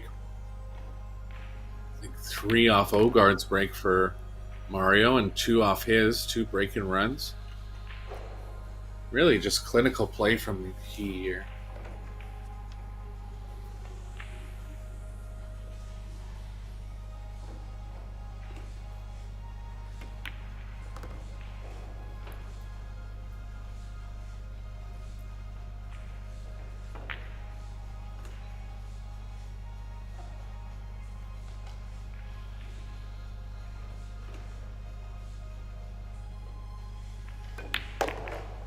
And there he is, clinical play again. Dealing with the 7-8 tie up nicely.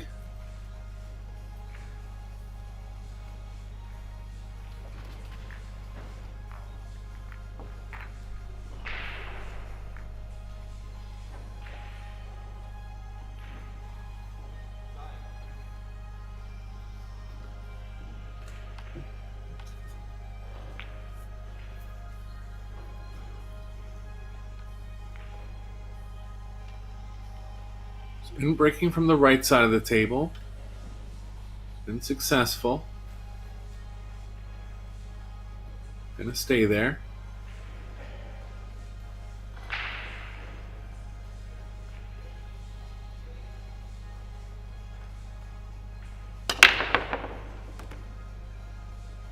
More wired balls going down for Mario. Behind the ball, behind the one, going straight in the side. 4 railer going down as well. A little tough on the safe here. I think he'll favor trying to move the cue ball towards the 2-9. Doesn't want the 1 to bank back into the 7. If anything, he can cut it to the left of the 7 a bit. Just a little tough to slow the cue ball down behind the 9 if you're going to cut the 1 that much.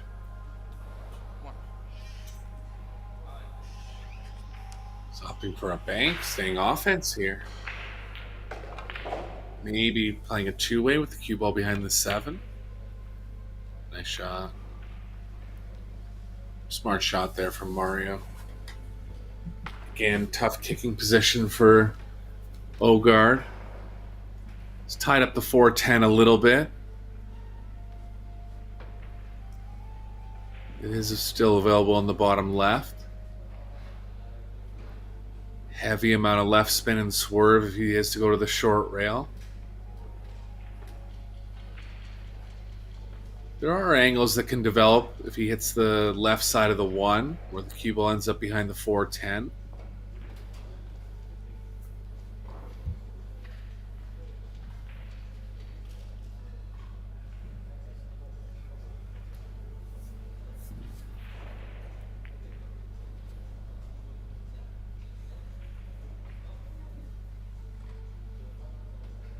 Got to be careful here because he won't be hitting it at a high speed. If he hits the wrong part of the 1, he's a little in danger of not hitting a rail.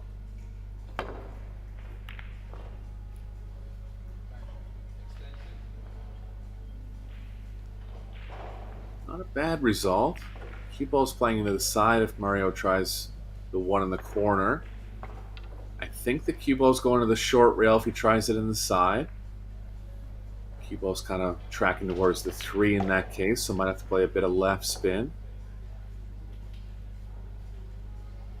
Tough spot here for Mario.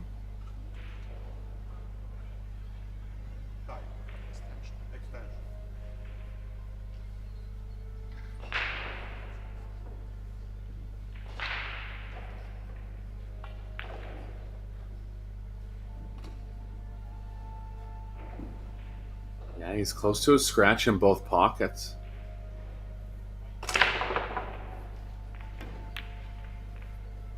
Just decided he couldn't avoid it. Playing a 1 pocket type safe. Gonna leave the window between the 6-10.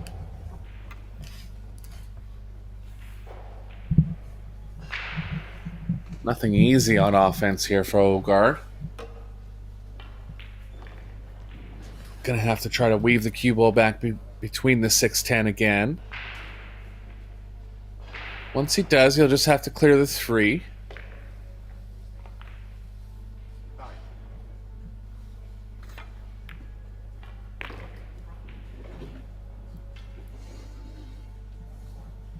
Nicely done.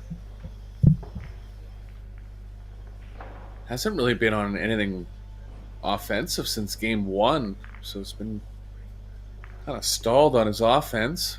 We'll see if he can get going again here. Reasonable rack.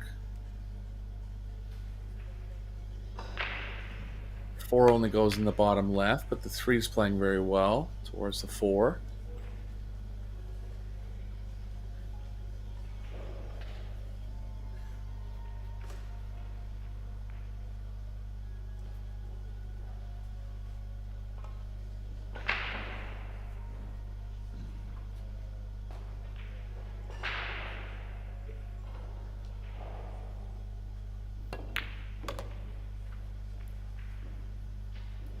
Shot, little stun follow there. Smart shot when the pocketing's tougher. Could have achieved the same thing by just rolling at the pocketing, but your pocketing percentage will go down in that case.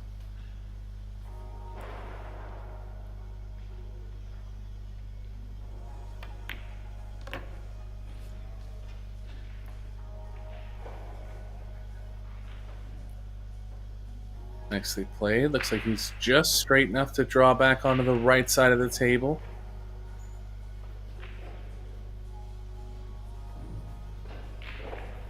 Definitely going to have to cheat the right part of the pocket here. He's got too much angle, so he's going to punch over. Nice shot. Like a strong, capable player, just hasn't had too much opportunity in this set.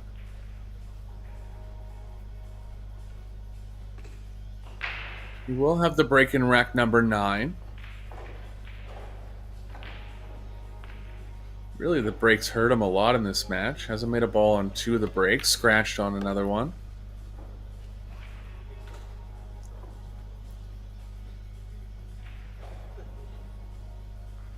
Two rails back into the lineup position here for Ogaard.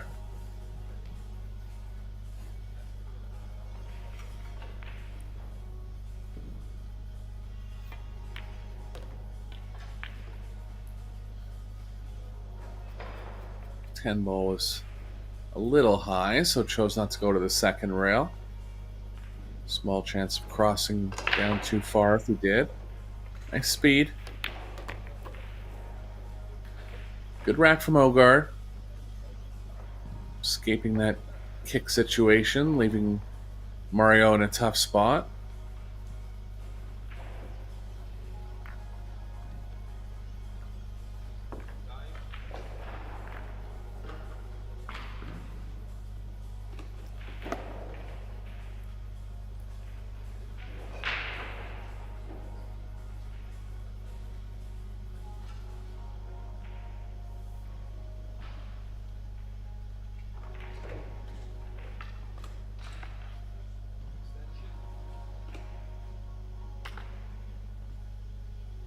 Pretty much all players with these tap balls are going to be attacking the rack from the middle. I don't think it's anything about switching to the side rail for Ogaard.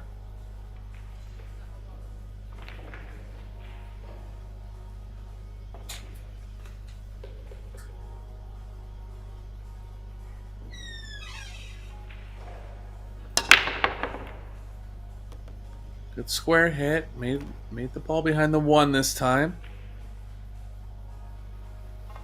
Nicely on the 1 as well. Good break from Ogaard. Took him a few racks to find it. He's in control here. 6 to the 7 is going to be the toughest positional play by far.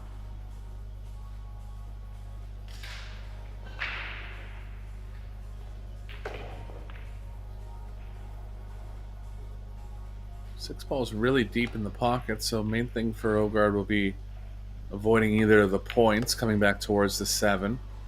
He does need pretty specific position on the 7. Nice thing for him, though, is if he does get any kind of pocketing angle, the 9's hanging right over the pocket, so doesn't have to overplay the position.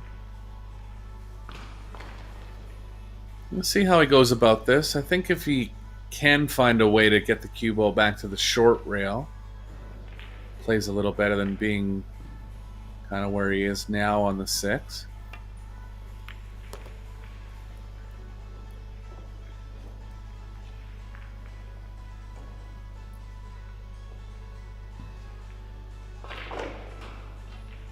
Looks like he's considering taking it from where the near where the cue ball is now. Again, if you could get all the way down underneath it, I think it plays a little more natural. You can kind of play like a half ball drawing angle instead of a fuller ball drawing angle, which is easier to control.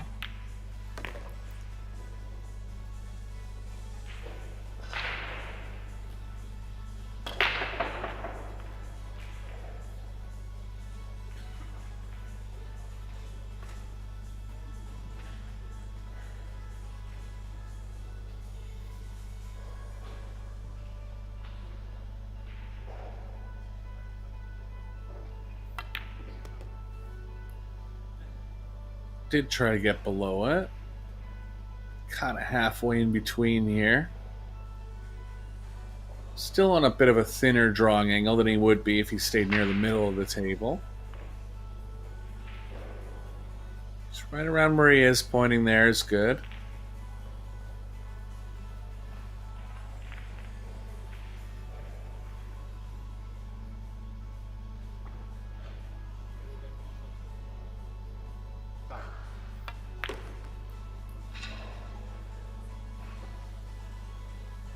Nice shot. Comfortably in position now on the 7. Again, guaranteed position on the 9, so can just focus on the pocketing here. He's come back with a nice 2-game offensive set after not shooting offensively for about 6 games. Trying to play his way back into the match here. He's done well.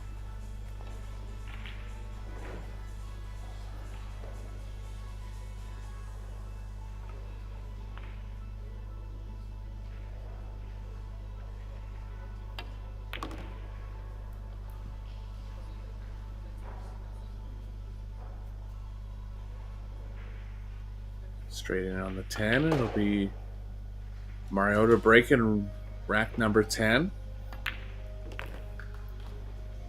He's been successful on all his breaks. Has 2 break-in runs over the course of his first 4. Break number 5 of the set coming up.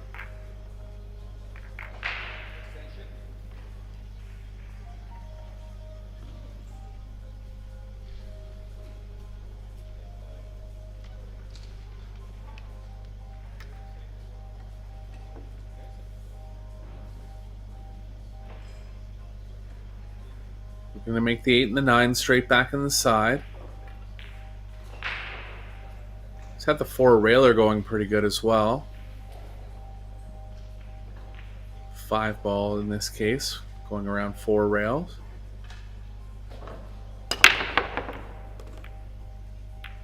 Ball's back in the side, 4 railer. Almost goes. Doesn't have a shot on the 1 though.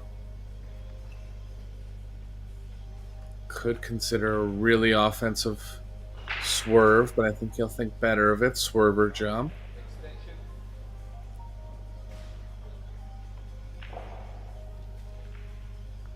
He's having a look. He's considering it.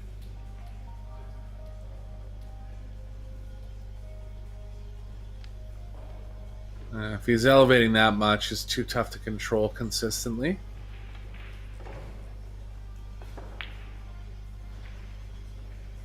Looking at pushing down near the bottom right. Always tough to push in 10 ball because there's so many balls in the middle of the table. It's so easy to play safe. Could force some kind of half air though from Ogaard if he does push down by the bottom right. So I think this is the best play.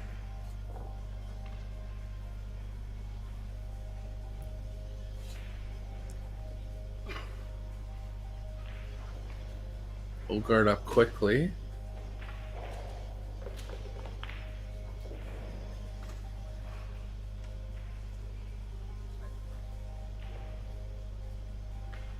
Not quite seeing any real obvious safes at this point. A lot of balls in the middle. I think he's looking at taking the cue ball towards the 7. Smart play. Really, only window you can catch is between the 4-7. You can feel the kind of bank the 1 behind the 6. Could get some extra coverage.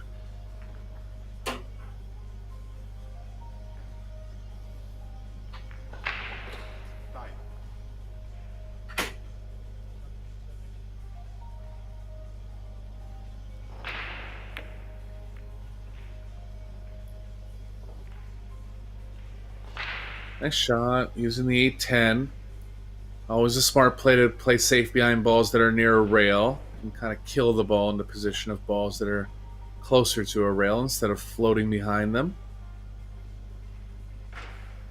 Mario's going to be on a 2-rail kick here.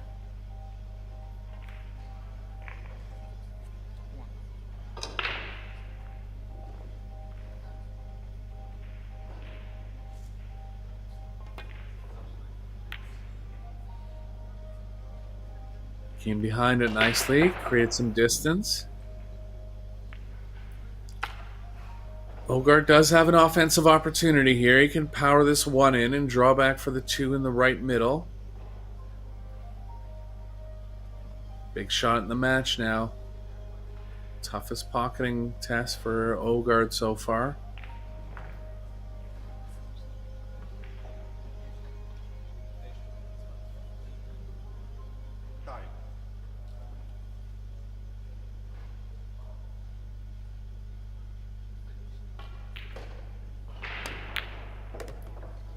Nice shot.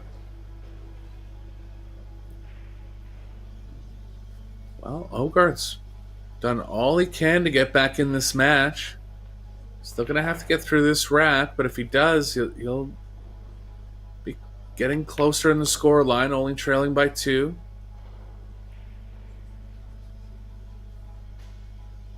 Especially after being stuck so badly offensively and to no fault of his own. Just really not the best results on the break. To get up and run these last 3 racks, it's very impressive.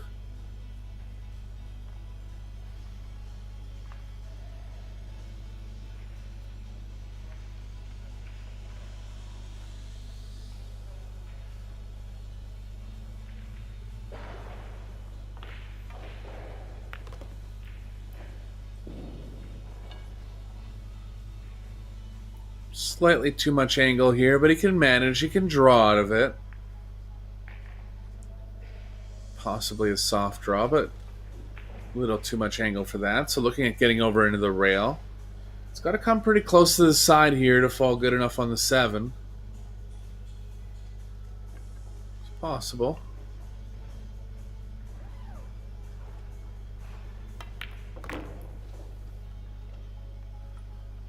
We're just going to go a little past it.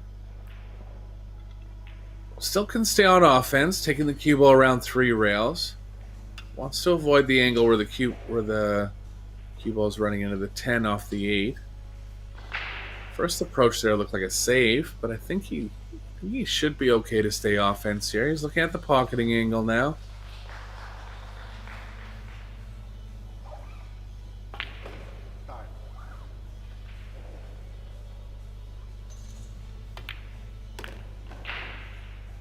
Oh, he caught the point a little bit, made that angle a little longer. So another pocketing test here for Ogaard. Cue ball's definitely going to have to run into the 10. Slight chance he could... No, it's running into it for sure. Not as bad to run into other balls when it's the only ball left on the table. You would assume that the ball can end up in a positive position in any pocket.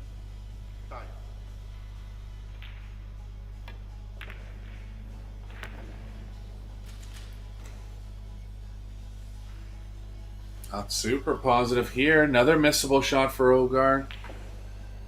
He's passed every test so far. But here's another big one in the middle of the set. But doesn't go down. He's in big danger of Mario getting on the hill here.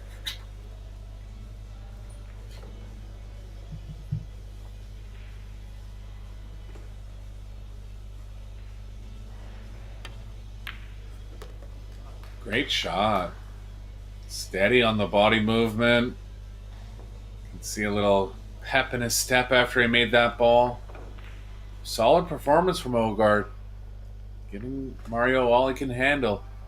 And he finally got the break working in his 4th break on his last attempt. So making a match out of this now.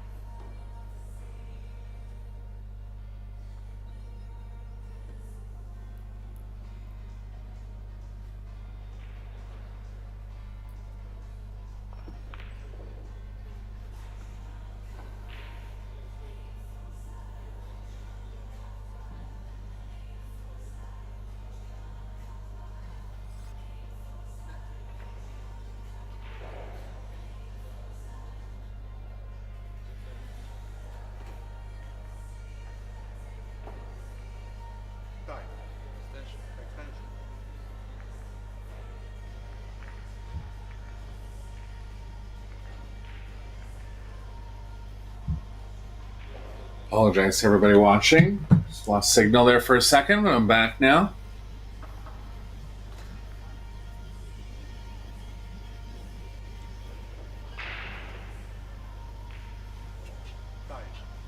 Ogaard's got the left edge of the 1 here. Try to bank the 1 up table. A little tough on getting safe. Could be playing the cue ball behind the 7. Nice lag speed there. Took guts to leave that little a distance and leave the 8 as the only blocker, but did well. Just left Mario a jump if he wants. Most obvious rail is blocked by the 9. He is going to jump at this. Not really in the not much in the way of getting safe here, so going all in on the pocketing. Good try. He's going to play up the left long rail and avoiding the side. See what kind of bank angle he's left for Ogaard here.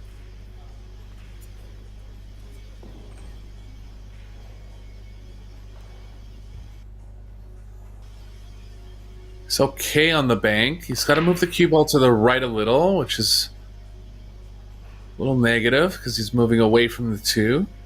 Might just be straight enough on the bank that he can draw straight back.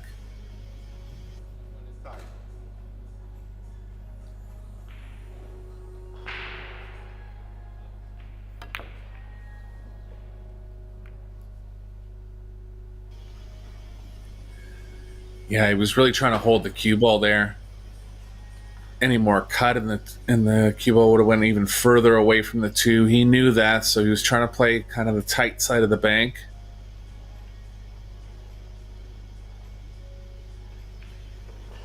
First missed opportunity for Ogaard in 3 racks here. Hasn't left anything for Mario.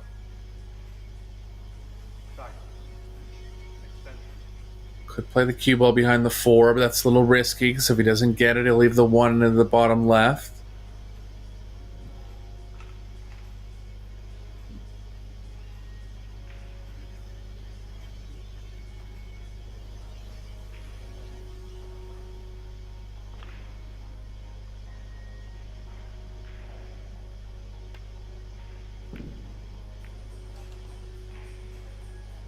Good shot.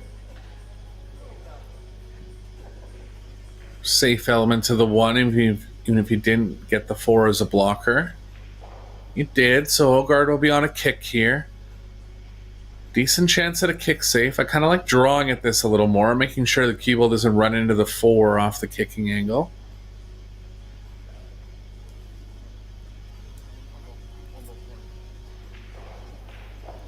Called the 1 in the top left, just in case it ends up pocketing up there. Really safe in mind here.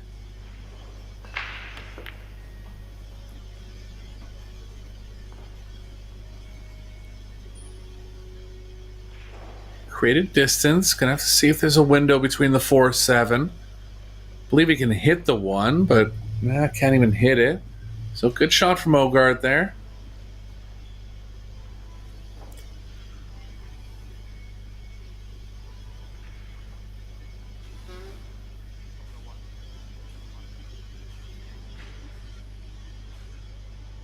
Mario has the short rail here. Gonna try to use the 7 as a blocker. Nice shot. Can't hit it any better than that. It's gonna come up with the window between the 4 or 5, but it was a great shot there by Mario.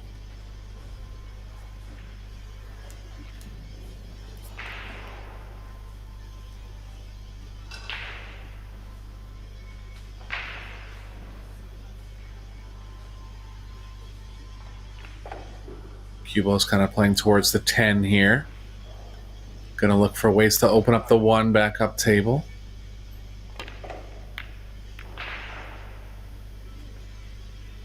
Good try. Not there though. Tough position towards the 2 now for Mario. He has the 1 on the side.